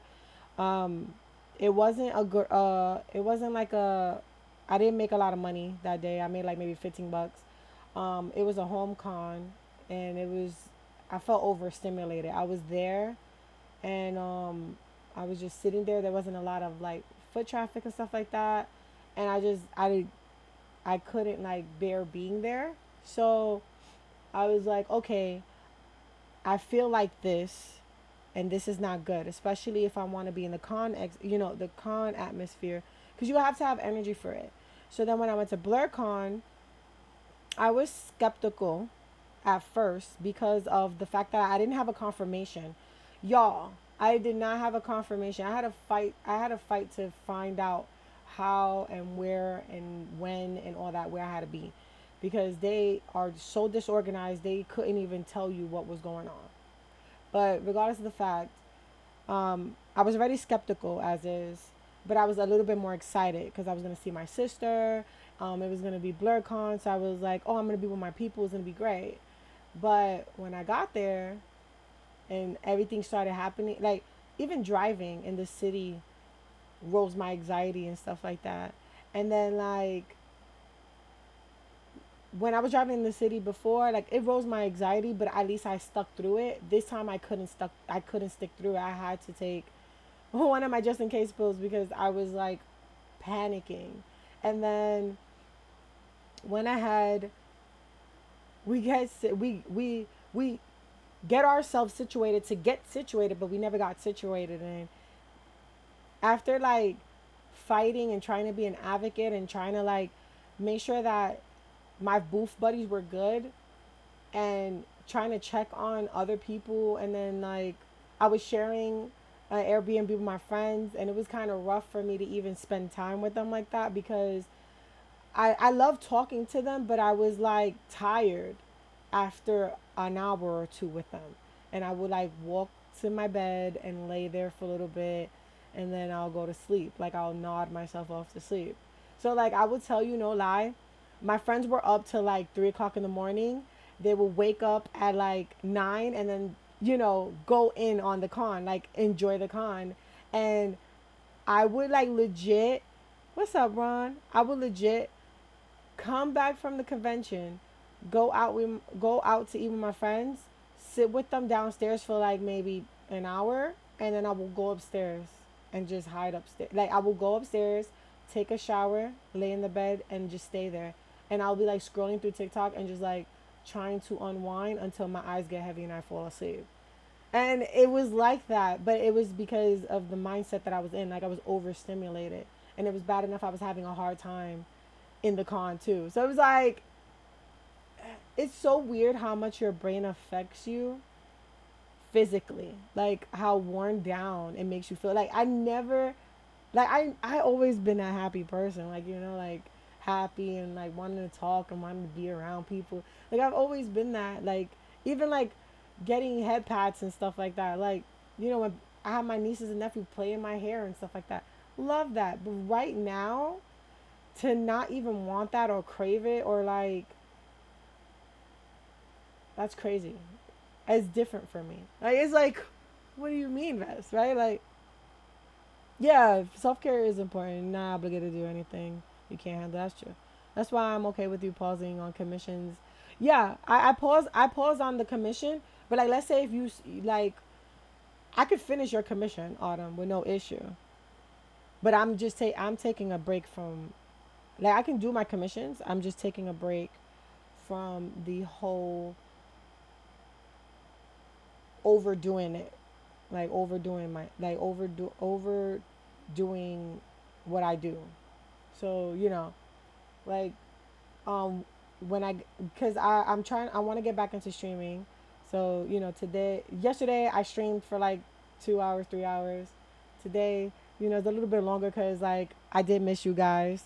So like I'm staying a little bit longer, but like if you see me stay on for like 2 hours or an hour, just know I'm just trying to take a break. Like I'm just breaking so that I can get back into feeling like myself.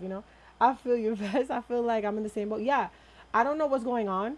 Like I don't know what happened this year, but the the whole it feels like everything. It just feels like it's been a shift. Like it's been a mood shift in my life, and it all happened because I decided, hey, yeah, I want to move because my husband wants to move. And my husband wants a smaller home, and I'm gonna move because of that. And I was used to my home. 2024 has been something else. It has been.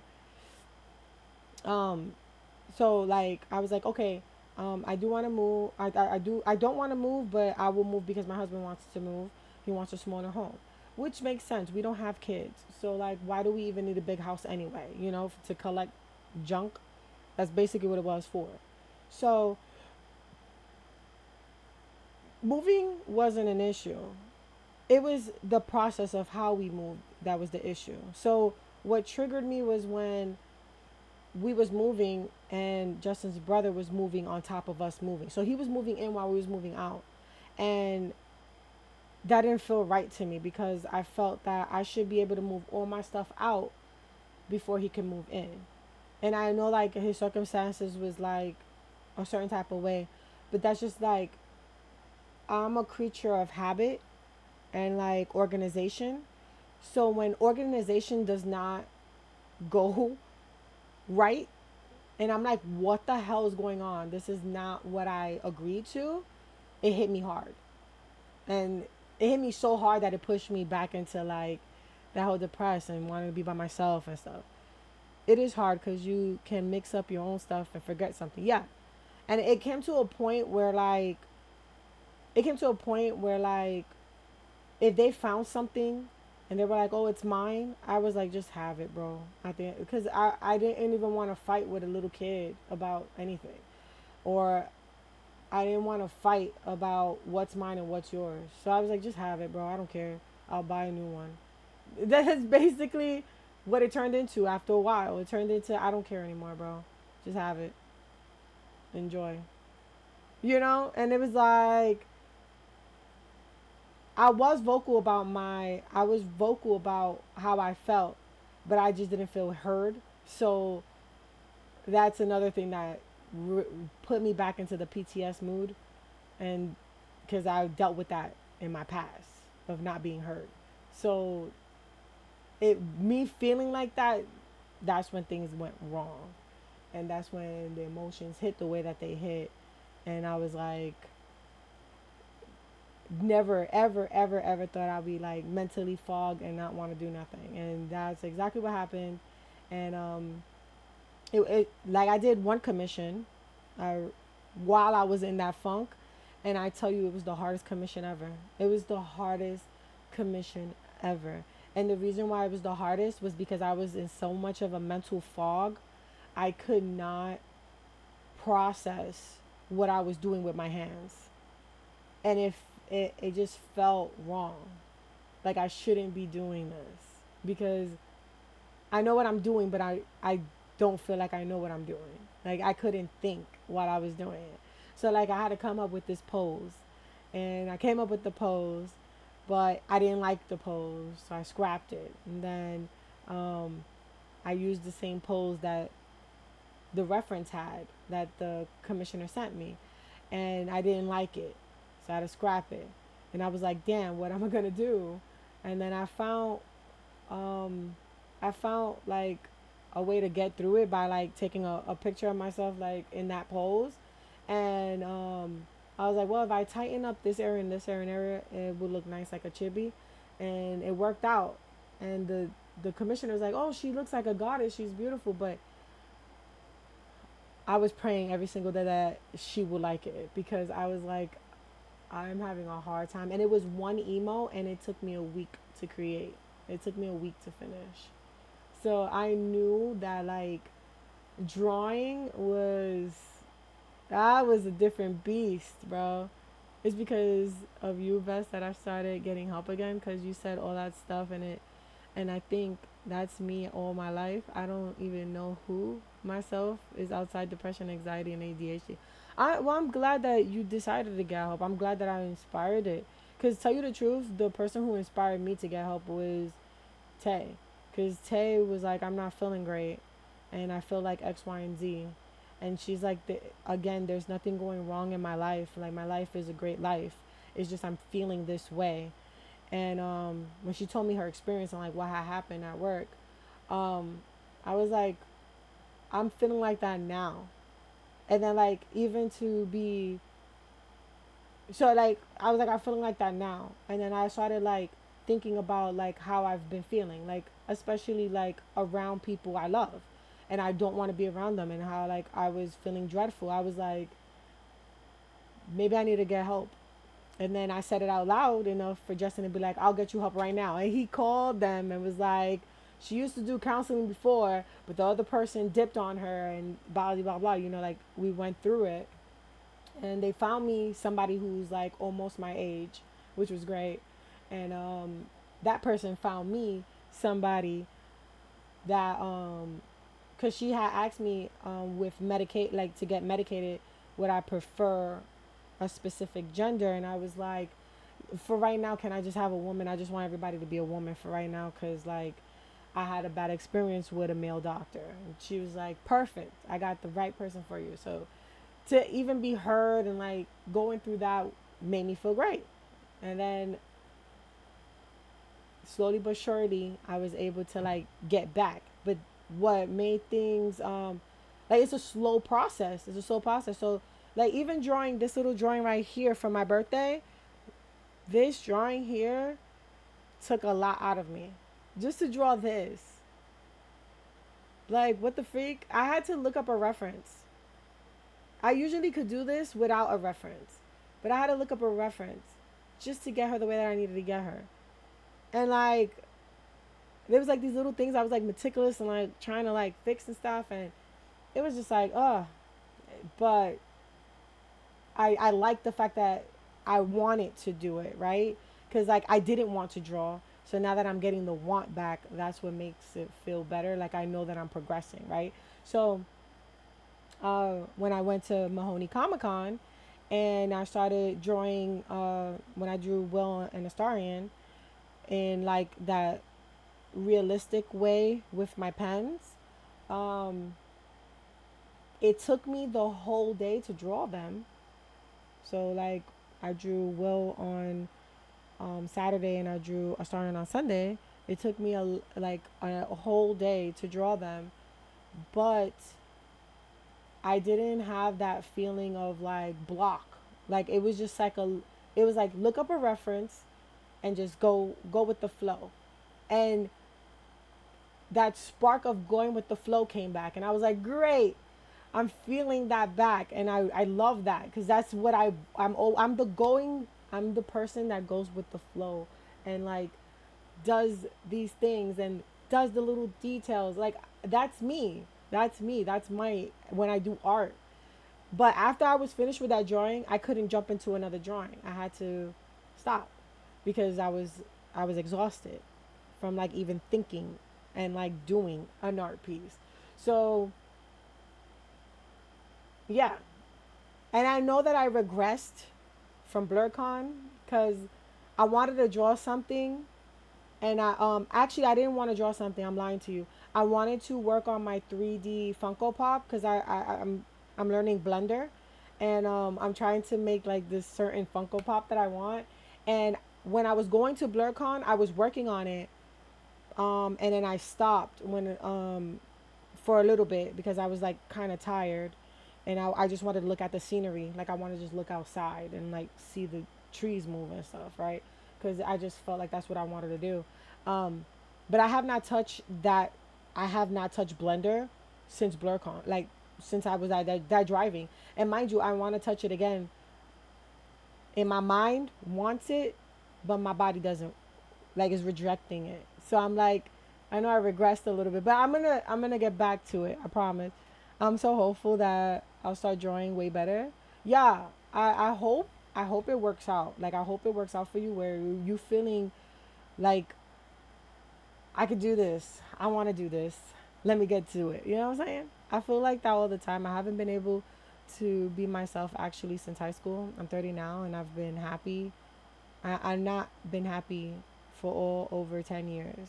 I love writing and people could tell I enjoy writing, but something happens and I never touch it again. Yeah, and that again is like a form of that goes hand in hand with the anxiety depression thing because that's what happened with me, where something that I love to do went away, and that's because of how I was feeling. Like it was so serious, y'all.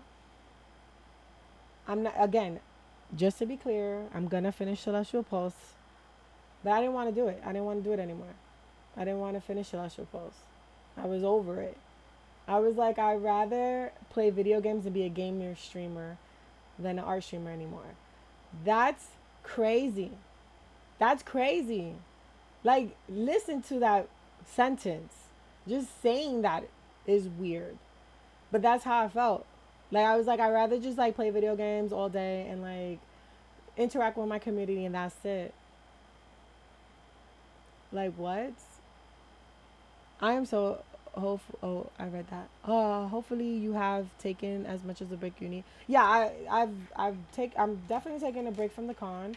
I'm gonna be on a hiatus from cons, so I have not scheduled myself to go back to any cons.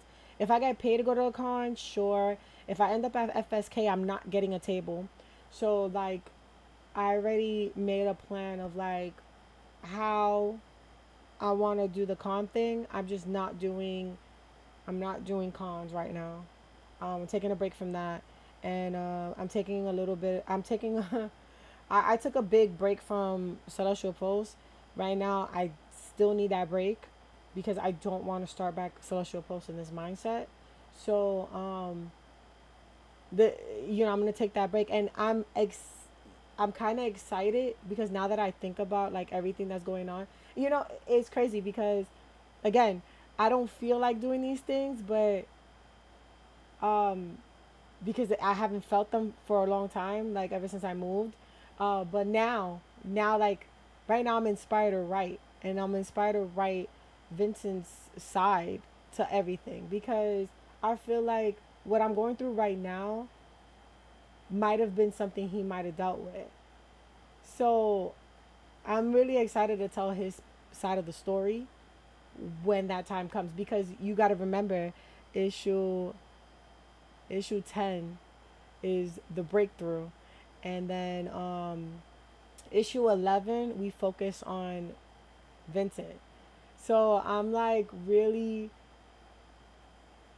really excited to like deep dive right about the dark side of things and him trying to find the light. Like that's gonna be so great because man, like I like you just think about like what he's been through. Like he's been locked up for so many years, and like he had to be awake for that whole time.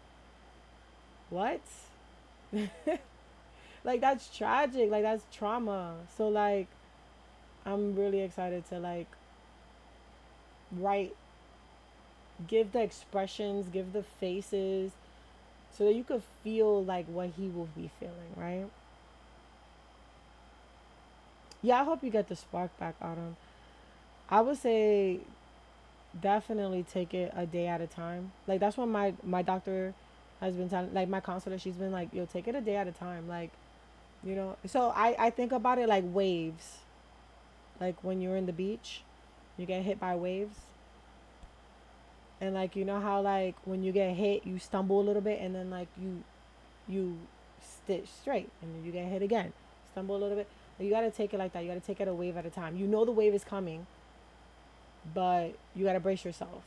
And it's gonna hit you a little bit. You might go a little stumbly, but you're still on your feet. You know what I'm saying? So you can make it through it. And that's how like I've been doing it. Like I've been like taking my therapist, she loves analogies. So I became like an analogy head because she loves analogies and it helps me. And she's like, I'm glad that you get the analogies because I love analogies. So yeah. Yeah, the world is great without your art. Listen, honest, the world is great without my art. Like the world is gray. The world is gray because I have not done a color piece. I'm surprised I even did the Funko Pops. You know what I'm saying? Like these like little Funko Pops that I did. I'm surprised I was able to do these. And mind you, this one I made specifically, and he looks a little different, but I'm super surprised on how I got him done without like thinking that like oh it's gonna be bad and whatever. Like I did that thing, man. I did the damn thing. So I'm proud of myself for even being able. But I finished one of these in a day. Actually, I'm lying to you. 2 days, right? To finish these guys, it took me a month. And the reason why it took me a month is because like I took off the paint and let it go. Like didn't even touch it for like days. Then I molded it, didn't touch it for days. Then I sanded it, didn't touch it for days. Then I went ahead and I painted it and didn't touch it. And then I think a day later, I went ahead and I attached the heads. And I was like, oh, I want to make the boxes because I didn't make the boxes. And I ended up making the boxes the same day. And I was so happy with like my process and like how great they came out that I went ahead and I made a new box for mine. So it was like, I felt happier. You're hype for a start. You had to hype it. Yeah, I had to hype myself up. I was like, yo, I need to do this. I need to do it. Making the Funkos. Thank you. I like analogies too. Yeah, they're helpful. Yeah, they're definitely helpful. I've been doing diamond art and digital art, but I know a part of me wasn't happy with that. Ali has me in her RP group, and that accountability is actually helping me, forcing me to show up and do something. Oh, nice. I'm glad that you actually are peeing. I honestly speaking, role playing, and being part of like Matt's cast has helped me a lot. But I feel like it helped me find myself more. So like it's weird. Like it's even weird to say that, but like I feel like I found so many different versions of myself and how to deal with it.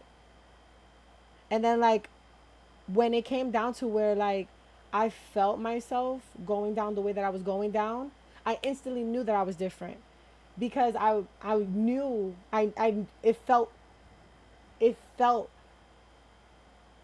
like something that was that I like I was like, okay, yeah, I'm feeling something that I usually do when I RP. Like, you know what I'm saying? So it was like something that I was just like I instantly knew something was wrong with me. And I wasn't like that before, like cuz I went to counseling before. And it took me to go to counseling the first time. I legit the only reason why I went to counseling was cuz I felt like I was going to hurt somebody. So I was like, let me go to counseling. And I went to counseling. Um, and you know, I learned about boundaries. I learned about like all this stuff and like just trying to get myself situated and doing all these things. Um, but with the whole moving situation this time around, because it's been 4 years from from the first time I ever went to counseling. But this time around, it wasn't about hurting anybody or anything like that. It was like I'm different. I feel different. I sound different in my head. That's weird. That's not me. And then like seeing the people around me or like seeing how they react to me because of my demeanor, it was just like, yeah, there's something wrong, but I just don't know what it is, you know? I know there's something wrong though. Yes, I hope the RP continues to build your creative fire because your voice deserves it. Yes, because Autumn has a cute voice, and outages are great to look at. Yes, it's slow burn RP, so we don't all meet up and post, and just post when we can. Yeah, that's good though. That's a good thing. Smart move. Yeah. Yep. Role playing games are what kept me alive. Honestly, like I love playing games. Like I love playing the games that we play with Matt, but like yeah. Oh, I felt that the hurting part. Yeah, like when you feel like you're gonna like take somebody's dookie head and like That's what happened to me the first time around. I was like, I am going to hurt this person because they're pissing on my soul, and they're like continuously pissing on my soul, and all I keep doing is bending over backwards and taking it, and I'm tired. And that's when I learned about boundaries. That I need to stop being the yes man. I need to be more of, no, we're not doing that. You know, this is my house. This is my door. And if I tell you to keep it closed, keep it closed. So I had to do that. Yeah, Mick. Basically, Ron. Um, so I learned not to take crap from nobody. Yeah, the power of no, right? Like to this day, I still struggle with it, but I'm learning. I'm still learning and like, no, I'm not doing that. No, unless I want to do it, I'll do it. But no. Um, and then like now this time around was mostly just I'm lost. I need to be found, right? Like my fiance does that too. Yeah, it's bad. Especially if you're like the oldest because you feel like you don't have a boundary because you gotta take care of everybody else. You're not allowed to have one because you have to take care of everybody else. I've been everybody's caretaker. I've been picking up everybody else's slack. So it's like that's what I'm used to. It felt like I was bred to do that, and it's like I'm tired. I'm exhausted from doing that, and it's sad to say. Like it's not sad to say it because I shouldn't be having to do it. You know what I'm saying? My brothers and my sisters are grown. You know what I'm saying? They should be able to get their stuff together on their own. I I should only be the person they come to be like, yo, I haven't like, can you give me some advice? I should be the person that should be giving advice, not dictating what you should be doing or like telling you what you should be doing. I am not even the oldest. Listen, sometimes the younger people, there be sometimes you gotta raise your older siblings because they dumb. I love Mavericks RP due to being part of the Self fan club. Yo, Self fan club. We had a situation recently where people asked her for things and she just does not know how to say no and be firm. Yeah. And it feels like you don't, like at times you feel like you don't want to say no or be firm because you're like, oh, um, it'll make me the bad guy or I'm not nice because I'm telling them no. When it's like, no, dude, what do you mean? Like, what? It's like, oh, would you jump off the bridge for me so that I can win like $1,000? You gonna say yeah to that? No, like, like no, no, I'm not doing that. I didn't ask for what I'm put through. I put through, which is sad. Yeah, you didn't. You didn't. You didn't ask for it. Like nobody asked for it, right? Like it's crazy because you can't choose your parents. You can't choose how your life gonna be. You can only do that when like you can only make the change when you're grown, and like it's so hard because like sometimes it feels like it's too late or too late, but honestly it's not. Because like I left my mom's house at 18 because I just couldn't do it anymore, and I still with my grandmother. So I was in my 20s. I ended up going to college, finding myself in college, finding what I wanted, like what I wanted to do, what I wanted to be, who I wanted to be with, um, to be 21, get married, find out what I wanted to do, which was art and streaming and like all this great stuff and have a community and all that stuff, right? And then now I'm like still finding myself at that point, right? Because I've been doing art for like years. Like you guys been hanging out with me. You know my worth ethic, but my unrealistic deadlines and my unrealistic organization sometimes gets the best of me, and like I have to like dial it back. Yeah, I gotta dial it back so I can make myself better. It's just crazy. We have a situation recently where people ask, "Oh, I read that." My girl is second to the oldest, and she feels the same way. Yeah, um, like I feel that way, and so does Tay, because Tay also gets the she gets the whole like, what do I do? Can you help me? Can you do this for me? Can you do that for me? And it's like, you're grown. You do that for you. You know what I'm saying? You wouldn't have met your thirsty fans of Vincent. Celestial Post didn't exist. Just saying, yeah. And the reason why Celestial Post exists is because of Justin. Justin found my comics from when I was younger and was like, you need to like do something with these. And I was like, yeah, you're right. And then like the more that I like get older, the more Celestial Post grows. So like, sure, it's the only series that I'm gonna be working on. It might be the only series I ever do. Um, but yeah, and then now I got a gig where I'm doing coloring for Emerald Quest, which is FSK's one of their publications. So you could say like I'm gonna be working on that. If I'm done with Celestial Pulse, I might become like an artist or something like that. I don't know. We'll figure it out. Um, but I think after Celestial Post is done, um, the most I'll be doing is like my RPG for Alishani, but it's just gonna be a book. It's gonna be like a novel, but it's gonna have like art pieces in it, versus just me making a comic, because comics is just a lot. It takes a lot out of me, out of anybody, honestly. I've been running, I've been around you for about 8 years, and I still recognize your workflow. Yeah, you see, Kima, 8 years. What about one-offs? I can possibly do a one-off, but I don't know how to write a one-off. So like, tell you the truth, I will probably collaborate with somebody for a one-off. You know what I'm saying? But it has to be one issue. And if it's like one issue, it has to be Like, let's say if it's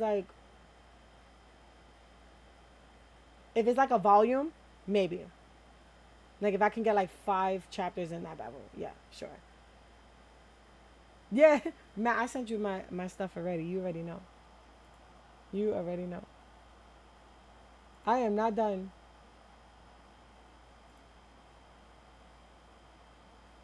Coffee exclusives for Celestial Post one offs.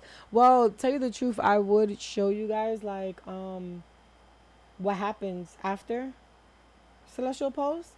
Um, I was thinking about redoing those drawings, but tell you the truth, I don't care for redoing them.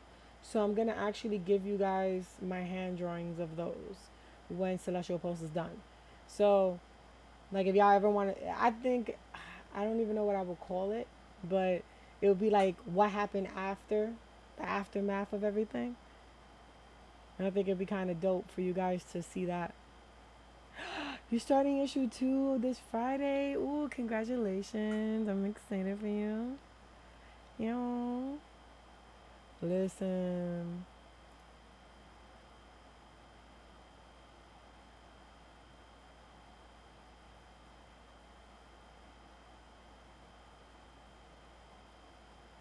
BTS sketches of Celestial Pulse after.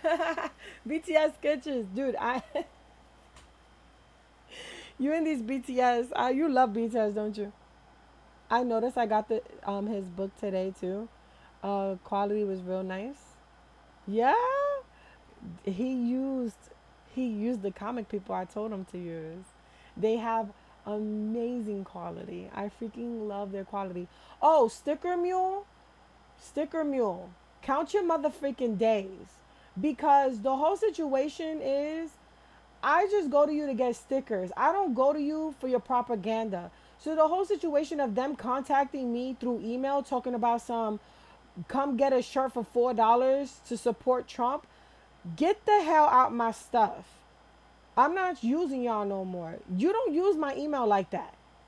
They don't use my email like that, bro. That was crazy. Like I was like, what is? I was like, oh, a new deal from Sticker Mule. I go click on it. They're talking about some dear Visenya, when it comes down to politics and stuff like that, we need to stop the politic war and stuff. And Sticker Mule has always been a supporter of Trump and blah blah blah. And then it was like, oh, today get one shirt for $4, which normally costs $20, to say that you are with us and support Trump. No, no, no. So Sticker Ninja is it. Sticker app is it. Sticker app is it. I use Sticker app. This is freak Sticker Mule, bro. Cause you're not gonna use my email like that. Like what the freak? I meant to ask, does it work with manga volumes too? I think so, and I think they do the glue bound ones, so that you can actually have a spine on it. So yeah, never mess with them. Use Sticker app. Yup. Absolutely. Like Fruit Basket Sequence. It's called Fruit Basket After. Yes. Dang, right? I bought some stuff on Amazon yesterday and made sure the stores didn't sell any truck products. Good to know. Done with Sticker Mule. I'm going to unsub from their ugly butts. Wow, that's crazy. Yeah, it is. And then the thing about it was, I was hearing about how like Sticker Mule had posted on Twitter about um them supporting Trump. Like ever since he got shot in the ear, he they want to speak out about it now.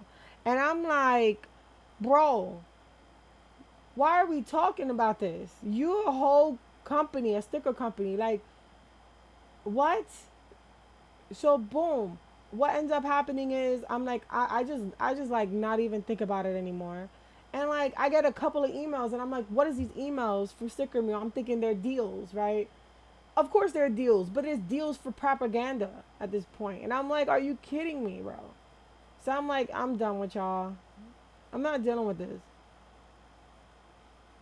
Yeah, like what are you doing?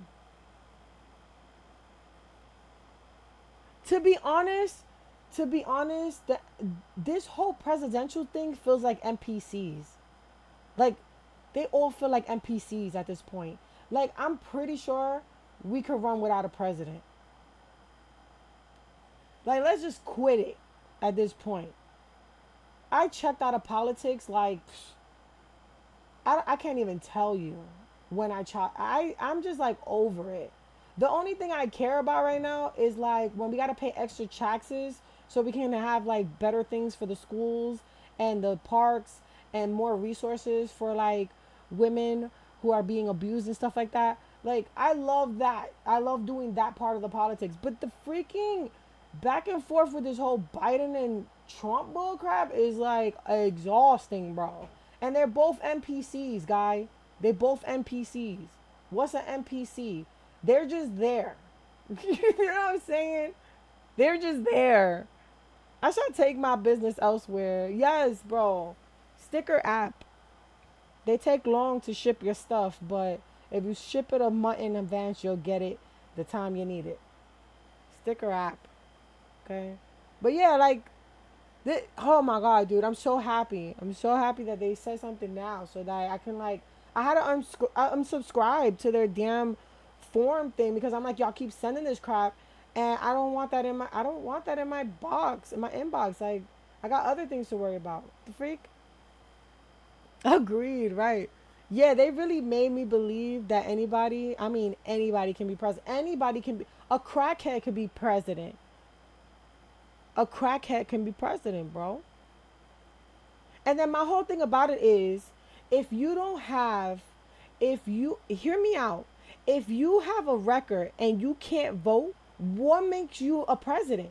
How can you be a president? That's what I'm not understanding. You got a whole case on you, my boy. You got a whole case on you, my boy. You're a whole felon. You went to jail. How you even up for running? How can you still vote?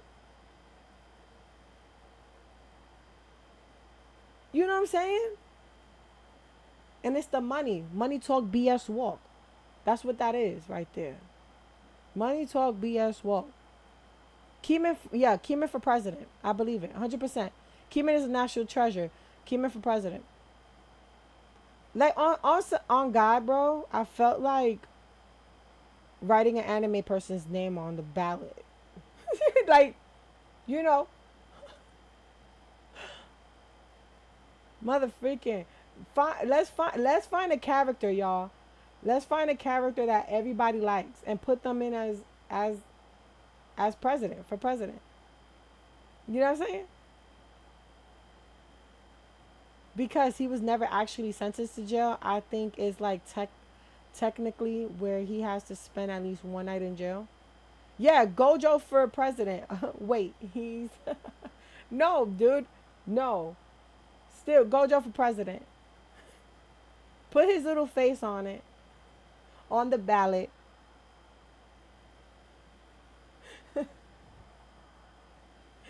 Oh my god, I don't even what kind of like, uh there's so many like different like political views, right? Like, I don't even know what kind of political view you would put him underneath, but maybe the name of his anime, you could make that the political view, and like Gojo for president, bro. Write Kima's name on the ballot for the president on the blank line. Exactly, bro. It's just like so bad. It's so bad, bro. It is so bad. Like, this is bad. People are NPCs, bro. Like, I feel like personally, I'm for ageism, especially when it comes down to democracy, like, just the government. I am for ageism. These people, some of these people got to get out of there. We need some new faces. We need some new minds. You know what I'm saying? You got grandma from back in the days there. Doing what? What are you doing, sis? You know what I'm saying? Halfway to dementia. Like, legit. The next day she could be in a retirement home still running the country. Like, no, bro. We need new faces, bro. We need new people. We need fresh blood. We need something because they that's no, that's not right, bro. That's not right. That's not right. They're talking about civil war. Like, crazy. Wait. Get Tim Master and the president? Tim Master. I don't agree with ageism. I don't think it's fair to judge everyone on numbers that affect differently of each person. Someone at 60 may be farther gone than a person that's 80. I think there should be at least a test to see if you can problem solve and think critically. I guess. I guess. I feel like it shouldn't stop at like age 60. It should stop at like age 75 and up when it comes down to like the politics. Especially the thing about it is like what I've learned from older folks is like they are not open to new ideas. You know what I'm saying? They're not open to new ways of working through things. And I feel like that's a problem. Like they're so set in their mind that it's time to weed them out. And especially when you're older, you feel like you know everything. You feel like you need to be, you know what I'm saying, like there's some people older that would learn from their mistakes, but there's some people that just don't give a damn. They just don't give a damn. And it's not even about dementia, and it's not even about like anything that mentally happens with them. It's just mostly of their upbringing and then how they feel when they're molded as an adult after. You know what I'm saying? So maybe ageism is the wrong term. I think it does need a test. You need something. I feel like you need to be unbiased when you go into that profession. You know what I'm saying? I gotta be honest, it's quite sad that this country feels dependent on people that look like they are in retirement homes. Honestly. Yeah, it's like don't know how or want to pass the torch to the next generation. Yeah, they don't. They don't. Is that confirmed or speculation, Autumn? One of them is dealing with dementia or whatsoever. I believe it's confirmed. My local news was talking about it. Shut the front door. Well, Ohio is trifling. I ain't going front, y'all. Ohio is trifling. They be keeping people in them seats, bro. They be they be rolling grandpa up on that. Yo. Listen, it reminds me of Naruto. Hashirama believed in the next generation, but Madara did not. Yeah, that's the thing. You know what I'm saying? Like, there's so many new cats that was trying to come in to the whole situation, right? And then, mind you, we're the new adults. Like the people who are born in the 90s, we're the new adults. So like anybody that's like was born in the 1970s, you're an elder. But we're the adults, like we're the young adults of the country now, and we're unserious as hell. We're unserious as hell. We're the most unserious people in the world. But guess what? We're the most creative damn people in the world too, because when it comes down to like trying to figure out things and find creative ways of doing things, we get that bad boy done. All right, damn it. The way to unserious make memes out of everything. Exactly. News loves to speculate and throw around terms, but I don't know myself, so listen. I don't know nothing, but I know that they be having them people in there and they be talking about some next stuff, and you're like, bro, what are we talking about? What are we talking about? But yeah, like we're the most unserious people in the world, bro. Unserious. Like how Blerdcon is run, that's unserious, bro. That's unserious. And the fact that they're gonna make another Blerdcon in March and people are pre-ordering tickets is beyond me. It's beyond me. That's so unserious, bro.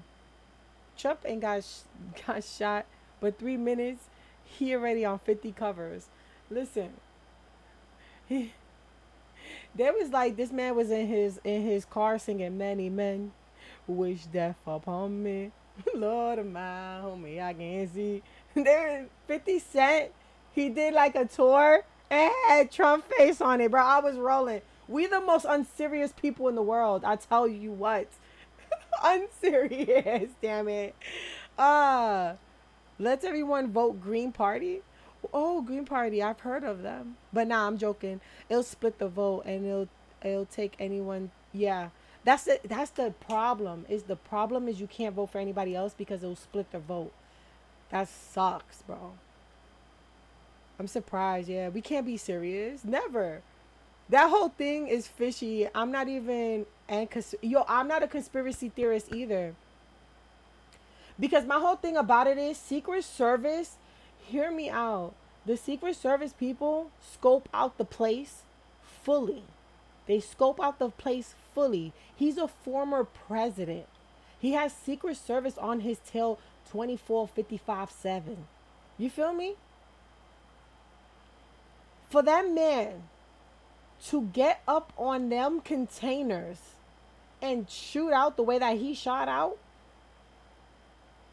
and it took him to get hit for Secret Service to do anything, is beyond two souls for me.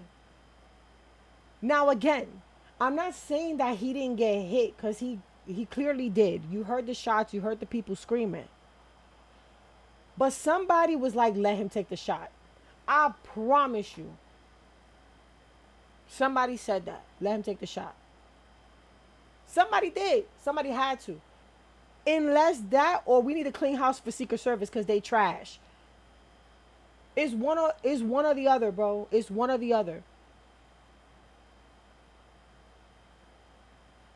At least, at least Biden has a vice president, and other people I trust more. Yeah, you know what I'm saying. Like, he does have a vice president. I'm so surprised they didn't have her run, and they had him run. But it is what it is. He didn't even get hit. The teleprompter glass got hit and knocked his ear. That's why he went, "Aye," and then like went down. That's what I heard. That it hit the teleprompter. He didn't really get shot. And if you look at it, his ear is not like his ear's bloody. His ear is not busted up like it should be if you get hit by a bullet. Like that whole bad boy should have been off. You feel me? Like he should have had like one of those like, you know how like when they hole punch a cow in the ear, it should have looked like that. It didn't look like that. But again, um, he did get hit. He did get hit up. He did get hit up. Let's say that. And he getting shot and he over there pumping his fist like he's getting ready for a party rocket concert. You ever seen Monsters? Is this thing about monsters, and they had that president that they were trying to take into the plane, and he was like, "Yeah," like he literally gave that. That's what that man gave. Like, and then like Secret Services worked for nothing. Like they were trash. This man, they didn't cover his head the whole entire time, and like and they didn't even get him out quick enough. They were so unserious. They were so unserious. I was like, bro, like what is this? This feels like a carnival. Like it was just like a play. That's what it felt like. Because okay, they went ahead and they like they got the person down. So the threat was no longer a thing.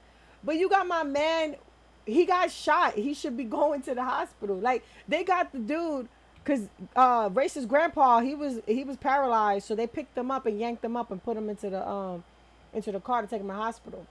Quicker than they got Trump out of there. And I'm like, how? He's not even a president. It's grandpa. You know what I mean? Like, what? You're fired.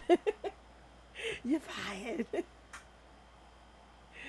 Listen, the fact that he pumped his fist the way that he did, he knew that that was a photo op. And then everybody swears up and down that that photo op is going to make everybody vote for him. Absolutely not.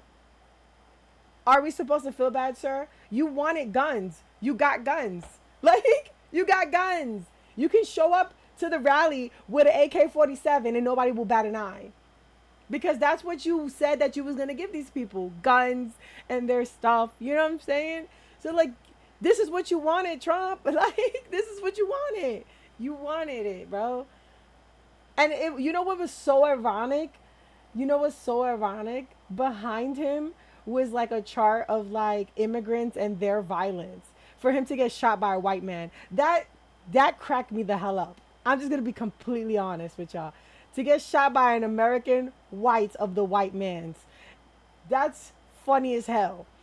Because you was saying how we was violent and we was shooting up the place and we coming to steal the jobs and all that. And guess who shoots you? Your own peoples. You know, you can't even, it be your own people, bro. It be your own people. And then my whole situation is, if you look at the news, they talking about how this boy was a sweet boy and all this stuff, and you know he got bullied because he was trying to go to shoot 'em up school and couldn't because like he wasn't a good shot, and you know they keep calling him a boy. He's obviously a grown boy. He's a grown man, and you know like legit, you're the whitest of the whites. You're the whitest of the whites. Because let that have been somebody of color. They would have went through, they would have scrubbed them. They would have talked about how their family was doing all this extra stuff. You know, it would have been bad, bro. It would have been bad. Yeah, bro did it. He looked like a kid, but he wasn't a kid. He was a whole man, bro. Mans was a whole man. And then like the shirt that he was wearing, it was the people that he was the people he subscribed to was like they mess with like homemade like AK-7 art, you know, the guns or whatever. So yeah, I was like this can't be him. It was, and the fact that the news showed that dead body the whole entire time was disrespectful. Cause news never do that. But you know what really took me out? Because in the rally they saw that man making his way up on that on the roof, and they were telling the cops and they were telling the Secret Service, that man is on the roof, that man is on the roof, that man is on the roof, the man is on the roof, and nobody was listening to these people. Nobody was listening to these people. That's why I'm like, was this an inside job? Either that or Secret Service needs to get scrubbed because they're trash. Like, and I'm not with conspiracies, but that's what it's feeling like, bro. This feels like it was an act or something. It was an act or something. Yeah, it was kind of lame. The news was saying Trump fell. Like, I was like, that jumped 5 times and there was no way. Listen, when I found out that happened, we finished coming back from a con, and Midori put it on stream. Like, she put it on the TV. And she was like, yo, they tried to kill him. So we was watching it without the sound. Like, it was the news that had the clip without the sound. And her boyfriend came out of nowhere and was like, that looks fake. And she was like, what do you mean? And he was like, they say he got shot in the ear. He's just bleeding. It looked like that he cut himself and said he got shot. So we was thinking it was fake because again, we wasn't hearing we didn't hear what the clip was doing. We was just listening to the news. So we're like, yo, it do look like that though. And then like nobody was running. Like nobody was running, nobody was ducking, everybody was like looking and they had their cameras. Like it was weird. Like it was like a weird type of thing to see. Like if somebody was shooting in a crowd, you would see people running for their lives or ducking. That wasn't happening at this rally. People were like, they had their heads out, like looking like, you know, like lemurs. Like it was weird. It was like it was weird vibes, right? But then when we actually watched the clip with the sounds and we heard the bullets and stuff and people screaming, I was like, oh, okay. Yeah, this is real. Yeah, we haven't heard of something that since Reagan. Bush got a shoe thrown at him and they thought it was a bomb. Not a shoe. Not a shoe. I'm just saying. Yeah. Oh, shoot. With the laces and everything. I know it ain't funny. But it's like at this point, we are unserious people. Not alcohol, We're of some course. unserious people, A bro. bear.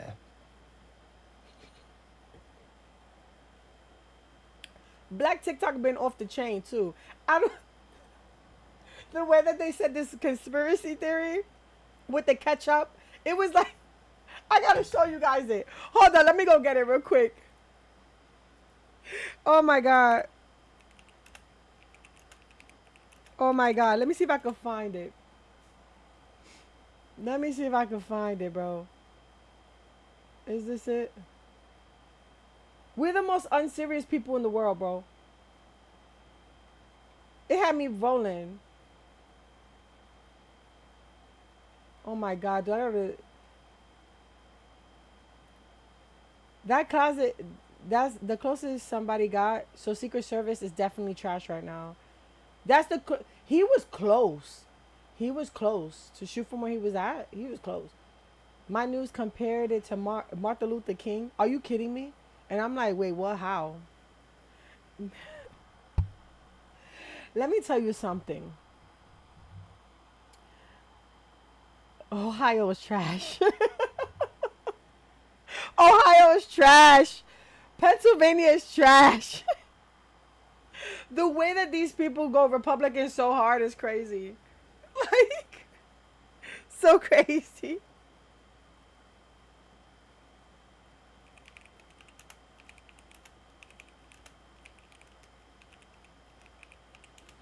It's this dude, like, it's a skit. I think, yeah, this is it right here, y'all. Hold on. Hold on. I want to show you guys this because it's funny as hell. It's so damn funny. Like, it's so damn funny. If you if you want to really see something that's said, take a look at what happened. Mr. President. Hey, I got some old ketchup in my pocket. Oh, he did that. There we go. Oh, hold on. Let me taste it. Ooh. Where you get that from? Hey, shit, this is from my birthday. Oh, we gotta celebrate this. You got that ketchup for the birthday? Yeah, put your fist up.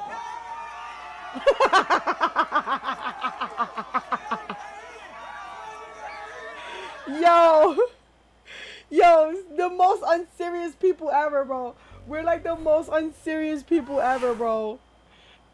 I was like, ain't no way they pulled out that skit, bro. That quick. It just happened. It just happened. Ain't no way, bro.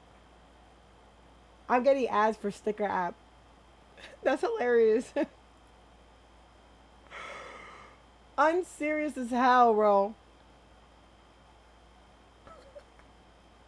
Like, legit. No less than 24 hours these cats had these on. Like, legit. Hold on. We had this one too right here. It had me rolling, bro. Mr. Trump, man, I know you're resting right now, but the people, they need a statement. Hey, Supreme Overlord Trump just got shot. How about you give him some space? Excuse me, it's fine. I'm still here. I'm strong like that. See, well, other presidents failed, JFK failed, Abraham failed. I succeeded because I was meant for this role. You understand? I tell the press, if God wanted me out of this game, the guy would have hit me right here. But no, I'm here for a reason. I did it. Things that other presidents can't do. You understand that? Tell that to the press right away. I got you. But hey, did you know the shooter was white? That's even better because I need to relate to those folks. I need to, okay, you understand that? That's why I threw this up because it's not black on black crime or white on white crime. It's human on human crime. I can relate to those people. That's why I threw this up because we all on bulletproof. Well, I am because I survived, but that's not the point. Also, get 50 Cent on the phone. I need to be on the Many Men remix. I'm gonna get some AI and he's gonna spit bars. But it's gonna be real because I approve of the AI, but don't tell him it's AI. Tell him it's me. Okay? Can get on that snappy. Yeah, I can do that, man. I got you. You should have gone for the hat. Yeah, coast is clear. Yo, I can't believe you was able to really convince one of your own followers to shoot at you and die in your name so you can win this race. That's crazy.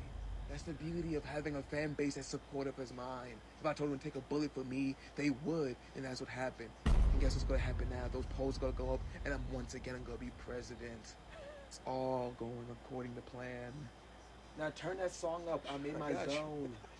Now turn that song up. I'm in my zone. They were like, well, time to pay some bills. You should have gone for the head. The God line is something my dad would say. Dude, the way people throw around God is ridiculous, bro. It's ridiculous. is so. This is unserious. Like all these like things here happen like so fast. Like I went on TikTok, and it was so quick on like how many different skits came out, and I'm like, how did you find the time? Where did you get the suits?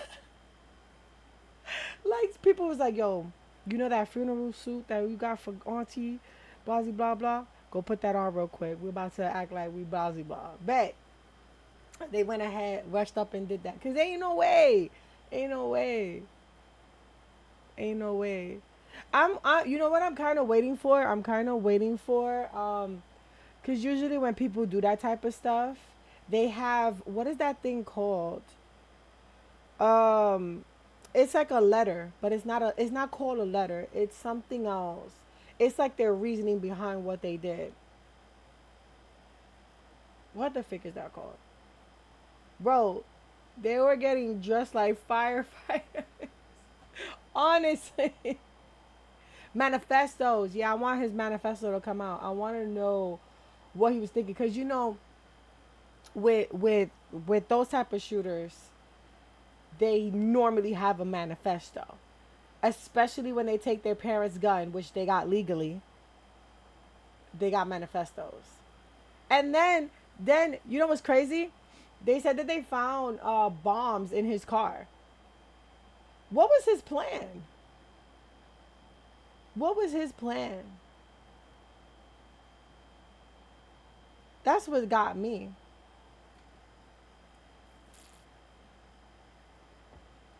Good dog, bro. That's crazy how we doing a lot better, but it's still in the wreck. He was about to light it up in there. It's just my whole thing about it is, um, you know what's so funny? Somebody on Twitter was like, you know, all that, and he couldn't get a rocket launcher. Like, you know what I'm saying? Like people were making jokes out of it. We're so unserious, bro. People were making jokes of it, like really bad. I'm like, they were like, they couldn't get a rocket launcher, cause like I feel we're cooked. We're cooked. We're cooked, bro. Like straight up sold, bro. Because like honestly, like there ain't no way that we are this unserious. We're this unserious. Like why are we this unserious about anything?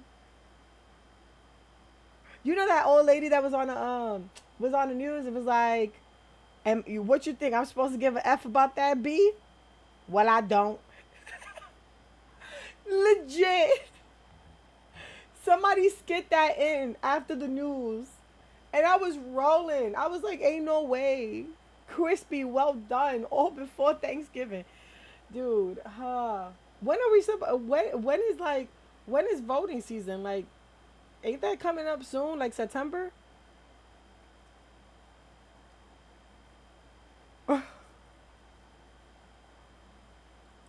Mad unserious, bro. Mad unserious.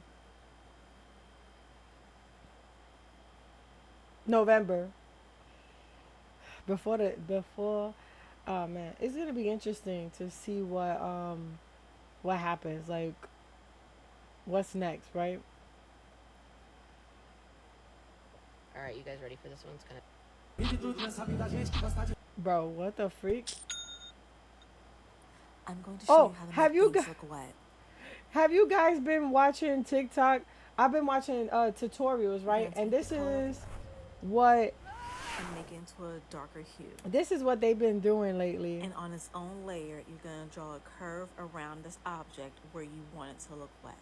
I got hopes and prayers. Fill in the Prayers color, and hopes. and then we're going to lower the opacity. Update. So that's a little I'm talking to transparent. some volunteers in Use the soft Facebook brush chat, of your eraser and we will see what happens. and lightly Bet. erase the center area. What? So you of that so you shadow talk that you talk to made, them, bet. so that it's a little transparent. Everybody put Kima's From name here, down. we're gonna make a I new mean, why layer not? and Heck, start drawing even some Juju. highlights. You want to go around Definitely. the perimeter of your shadow, as well as along the edge.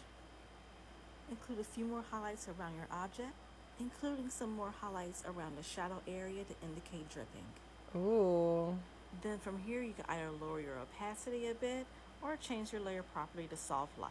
You want to Oh. make sure the shadows always complement Oh. the shape of the object. And if you want, you can draw an additional shadow where the liquid meets the object just to give it a little extra depth. Happy drawing. Hope this helps.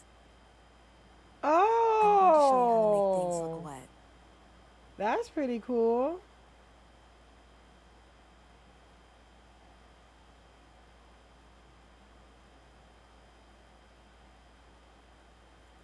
Listen, they be having some real cool stuff on TikTok. I'm going to show you how to make things look wet. How about paper for the poor girlies? What about paper? How much money? Yeah, I'm scared.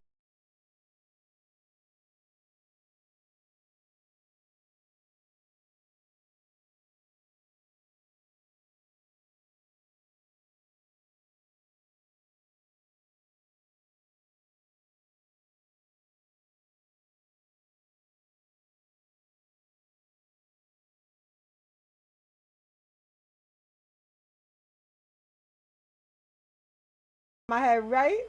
Like, How much money? y'all, did y'all see the Huck to a girl? Okay, we upped it. I bought a tiny.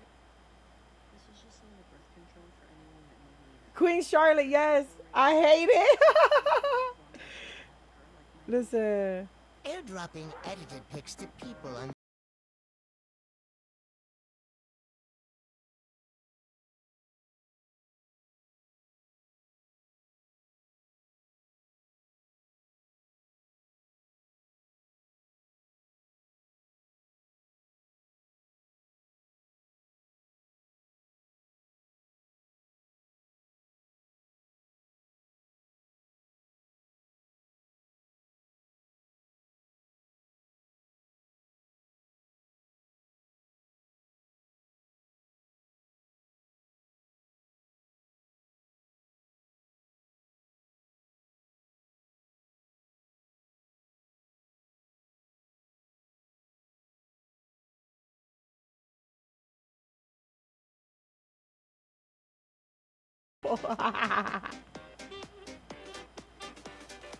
Spaghetti was bold. Well, it's not gonna airdropping help. edited pics to people on the subway for no Bro, reason. what the freak? Listen, I'm just like, honestly, I was trying to see if I could find something funny, yo. I was trying to see.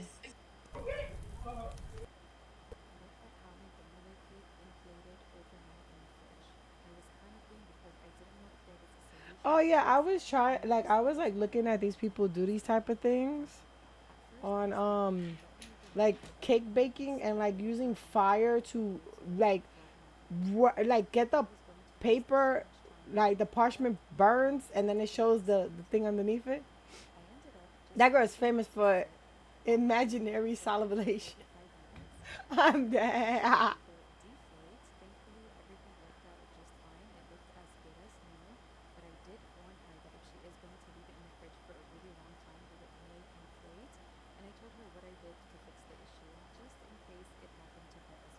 Yeah.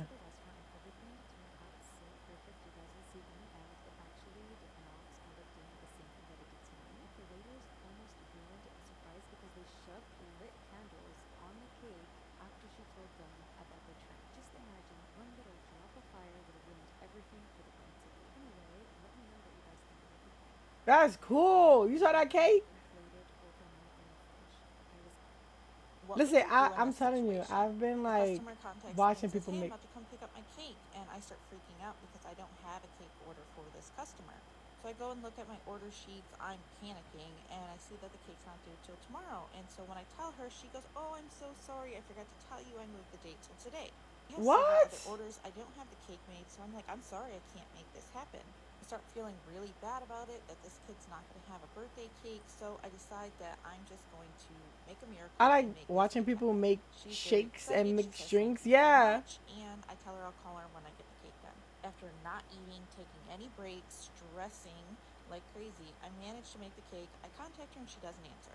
I'm so confused and frustrated at this point, and about a couple hours later, she contacts me and says, "Oh, I'm so sorry. I didn't think you'd get the cake done in time." Brazilian lemonade, what's that? I am just It's not your baffled fault, at this kid. point. Won't And have a I'm like, cake, are right? you serious right now? She then tells me that she's so sorry and that I can just keep the deposit. What would you do in this situation? Are you kidding me? Customer contacts me and says, I forgot to "Hey, tell can you it pick up needs the to be a cake?" day And I early. start freaking out because I don't have a cake order for this customer. So I go Are and you look at my kidding order me? sheets. I'm panicking, and I see that the cake's not due till tomorrow. And so when I tell her, she goes, "Oh, I'm so sorry. I forgot to tell you I moved the date till today." I have several other orders. I don't have the cake made, so I'm like, "I'm sorry, I can't make this happen." I start feeling really bad about Yeah, it. what is It's Brazilian? not gonna have a What's birthday that? cake, so I decide that I'm just going to make a miracle and make this cake happen. She's very excited. She says thank you so much, and I tell her I'll call her when I get the cake done. After not eating, taking any breaks, stressing like crazy, I manage to make the cake. I contact her and she doesn't answer. I'm so confused and frustrated at this point, and about a couple hours later, she contacts me and says, "Oh, I'm so sorry. I didn't think you'd get the cake done in time, so I just went to Walmart." I am just baffled at this point, and I'm like, are you serious right now? She then tells me that she's so sorry and that I can just keep the deposit. She made the whole cake. Situation. A customer.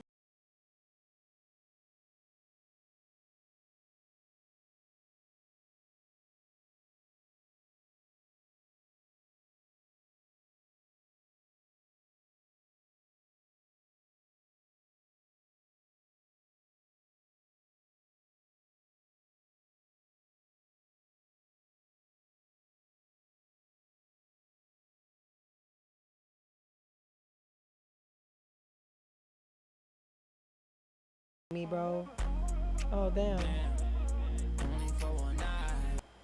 Like people who knit like really for real fascinate me, or like make cakes. Like I know how to make a cake, but this is cute. You know what I'm saying? I know a client like that. No one cares for anyone, but it's honestly. She called me about a week before her order was due and said she wanted to change the entire design of the cake, and I was so here for it. She went from wanting a baby pink vintage heart cake to a bright red cake to match the lipstick she was going to be wearing on her big night out with her girlfriend. She sent me this screenshot of the exact color she God dog. the YSL ruby red satin lipstick. So I color matched it using super red Americolor and also hot pink, and then I used an immersion blender to get the color really, really deep. I stuck it in the freezer for a few minutes so I could get these nice sharp edges, and then I got started piping, okay? She wanted red, she wanted drama, lots of piping, sexy, and I gave her just that, I think. I do use real vanilla paste with like vanilla beans in it, so sometimes my piping tips get a little bit clogged, but I fixed it. That's cool. I never seen a piping that did that. She posted and said she wanted the exact same thing but in red. I love a monochromatic cake moment. I feel like they are so underrated, and this just looks so freaking good, and it's so shiny. Look at that Swiss meringue. Oh, it's so good. I did almost Send it the to same me. exact piping as I did for the black cake, except for the red cake, I didn't want to do a double ruffle. I felt like it would be too much, so instead I did a shell border and then these little swirly ones. Bet. She also specifically requested cherries, which I'm so here for, so I added 6 cherries, all dipped in red fancy sprinkles. Oh, that looks so good. Add a million pumps of edible glitter all around. Look at the glitter. Extra something, something, you know, because we need sexy, we need glam, we need this. It's for her 30th birthday, and she's single. Then I did realize that I should have put the cherries on after I wrote, so I took 2 of the cherries off so I'd have room to write. That last clip cracks me up because you can see all of the edible glitter all over me, but it's fine, I'm not complaining. She wanted Dirty 30 written on top of the cake. It was originally 30 and thriving, but you know what? I like this better. I wrote it in cursive, it looked super cute. I added the cherries back on top, and then I put it back on my turntable so I could give you this gorgeous view of the cake turn. I am freaking obsessed with this cake. I want to see the top. She loved it so much. Okay, love you, bye.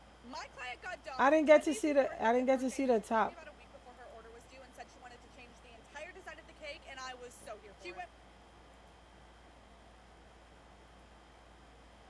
I've been a nasty girl. I've been a nasty girl. So I saw Jordan the Stallion make a Brazilian lemonade that he called the best lemonade he ever had in his goddamn life. So you know what, bitch? I want to try to. Not you. You know Jordan, what? You're not a bitch.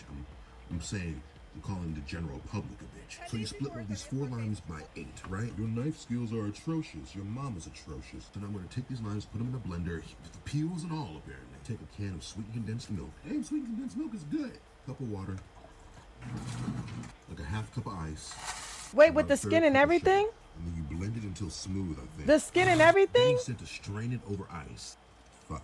It's a whole ass mess. Alright, Brazilian lemonade. First sip. Let's see what we got. Captain! Captain! Captain! I'm excited. It's like a mix between melted sherbet, a milkshake, and lemonade. Oh, the peel adds so much flavor. Oh, really? From the condensed milk. Oh, I want to make this. Y'all better try this. So I saw Jordan I want to make a this. Brazilian lemonade that he called the best How do I lemonade he save ever had in his it? goddamn life. So you know what, bitch? Save to playlist. Jordan, you're not a bitch. Tutorial. I'm saying I'm calling the general public a bitch. So you split one of these 4 limes by 8. That look gooder than. Locked in my roof and nobody's available to come help me out, so I ordered Uber Eats. I put in the instructions that you have to just buzz every apartment until someone lets you in and then come up to the roof and let me out. Thank you. That is so Locked in my good. roof and nobody's available to come help me out, so I ordered Uber Eats. I put in the instructions that you have to just buzz every apartment until someone lets you in and then come up to the roof and let me out. Thank you. That is so genius, bro. You get locked upstairs. You're like, you know what? Let me just Uber Eats real quick and help me out, bro. They got the help me out glitch, bro. How? Yo, that's funny as hell.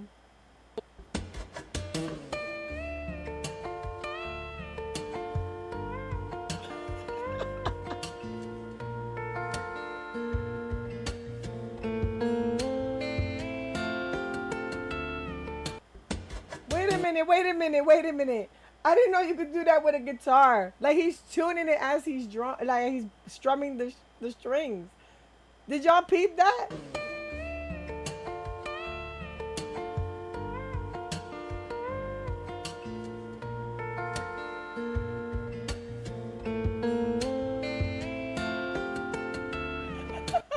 It said the guitar itself didn't know what it could be played like this.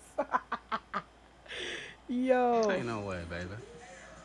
Ain't no way, baby. How can you look good with 4 doodle braids and crumbs on your lips? Yeah, man, Not the you doodle a braids. man. Dang, yeah. What's up, Delon? Mind your business. Ain't no way, baby. Not the doodle. It was like, wait, I didn't consent. Honestly. What's up, Delon? I've been watching people do this ever since I got my thing. Imagine getting hit in the face with this, bro.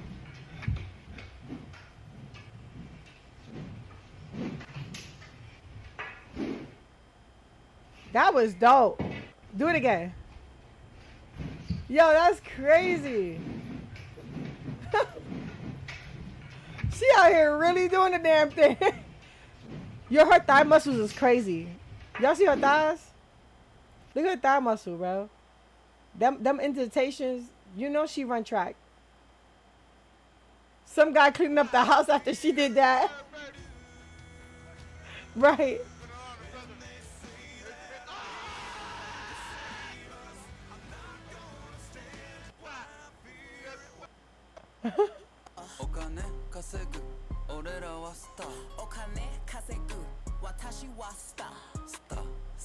Not a hurricane cake. Not a hurricane cake. I would have been terrified breaking something, right? Vacuuming and all, right? Yo, I got you, babe. Don't even gotta ask, bro. You need me to pick up the couch so I can get underneath to get them dust bunnies? You know what? Don't even answer that. I'm about to do it right now.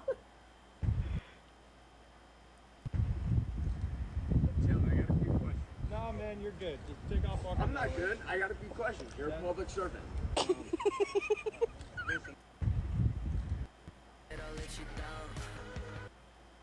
This is a PSA to start. Listen. This is what happens when 2 teammates. About to make me stress out. I don't know why. The match began, the girls played a quick game of rock. Listen, we just like scrolling for real. What's this? First table tennis pump fake. What? We have to see this again. Hang on a second. This is point. It's incredible. This is. Look at this. Oh. What's this? Me if I got robbed at 2 a.m.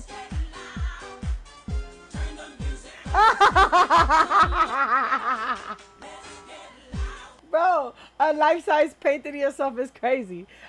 Wait, I love sluts is crazy work. He was like, listen, you're a public servant. You gotta answer my questions. Nah, man, you're good. Just take off walking. I'm not good. I got a few questions. You're a public servant.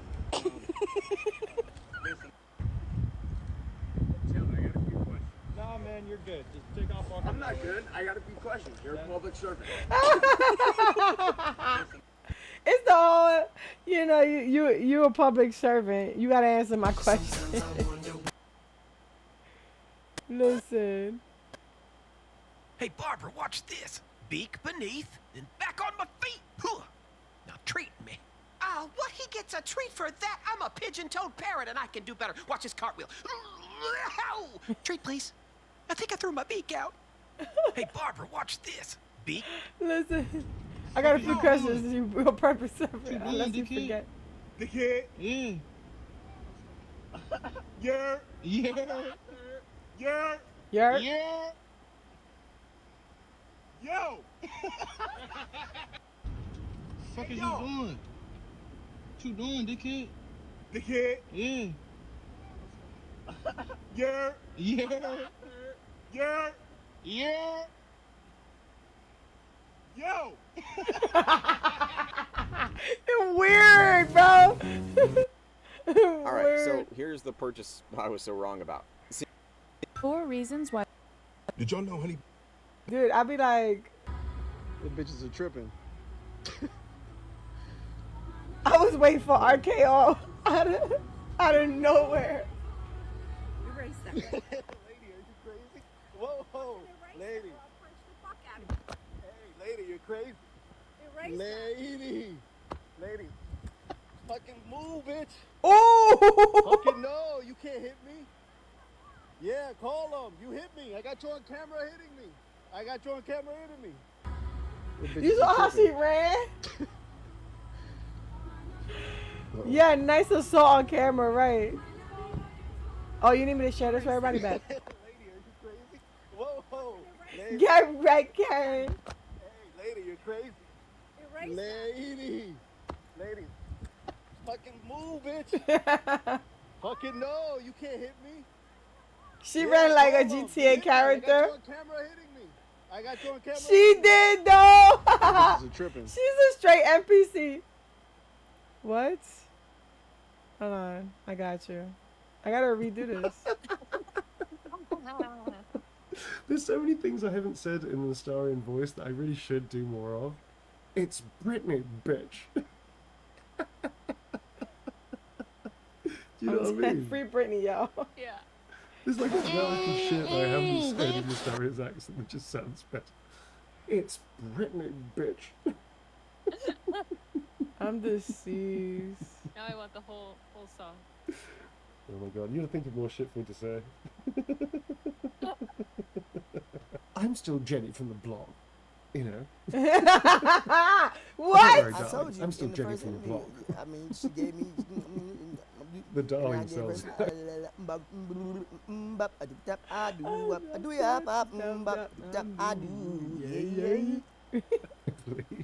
Now listen here, Stacey's mum has got it going on. Autumn, where the hell you get this By from? the way, there are 4 lights. Get in, loser. We're going shopping.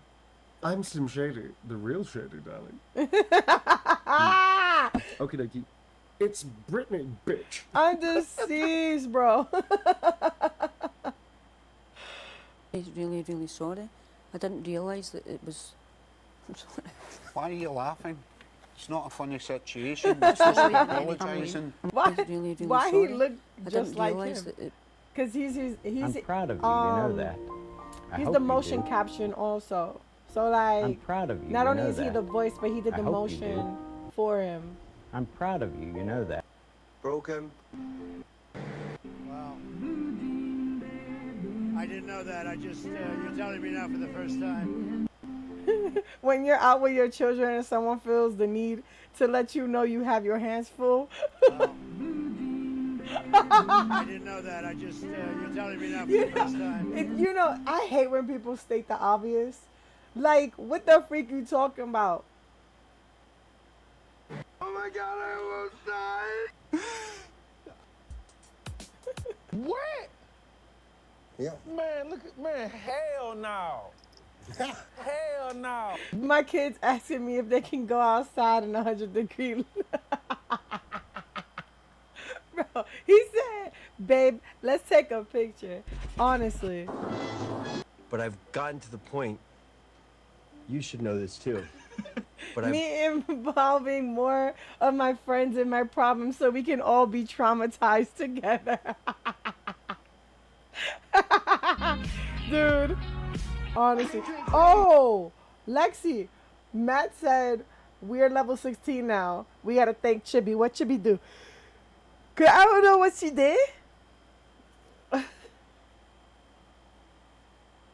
Yeah. Do you want to help? No. I want something funny. Why am I fighting demons that have been trained in MMA? Who the fuck taught my demons karate lessons? Nah, cause I shouldn't be getting my ass whooped like this. My struggles shouldn't have a black belt. Why am I fighting? My struggles shouldn't have a black belt. Y'all, I can't deal. That's hilarious. Funniest thing I've ever heard in my life. Listen. What are we doing tomorrow, y'all? What are we doing tomorrow? What y'all think? We need to do something. Oh, we're gonna do.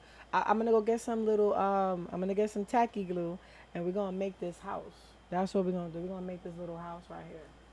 I think making this little house would be a nice little stream. I might take my camera from up there and bring it down, so like you guys could see it. I'm glad, Dylan. I'm trying to make my way back. Chibi has collected fragments from each astral plane. Matt told her she's already had one, and she remembered the fire sword. He was happy she realized what he wanted her to do. Oh, nice! That's dope. That is dope. So I'm coming back to a fight. That's what you're telling me? We're coming back to a fight. We're gonna go to the astral plane to fight. Now, Matt, do you have Gith Yankee in your in your world? What do you mean? You messing with the Gith? You know what I mean? Oh, Kima, you have a nice icon. I like the way it looks. Did you see your digital gift? Did you see our gifts? The ones from the Kudo board that you guys gave me? Yeah. No fighting. We do need to travel to air and water planes, I think. Is there an earth plane or are we on it? Oh. Yes, I did see it. I actually reacted on it at in Matt's game. I forgot to record it. Yeah, I saw the drawing. It was awesome. I loved it. It was time for a change up. Yeah, it was. I think I need a change up too. I kind of want to use my Dirge character a little bit more. So we'll see. So I might like do Pulsey with her.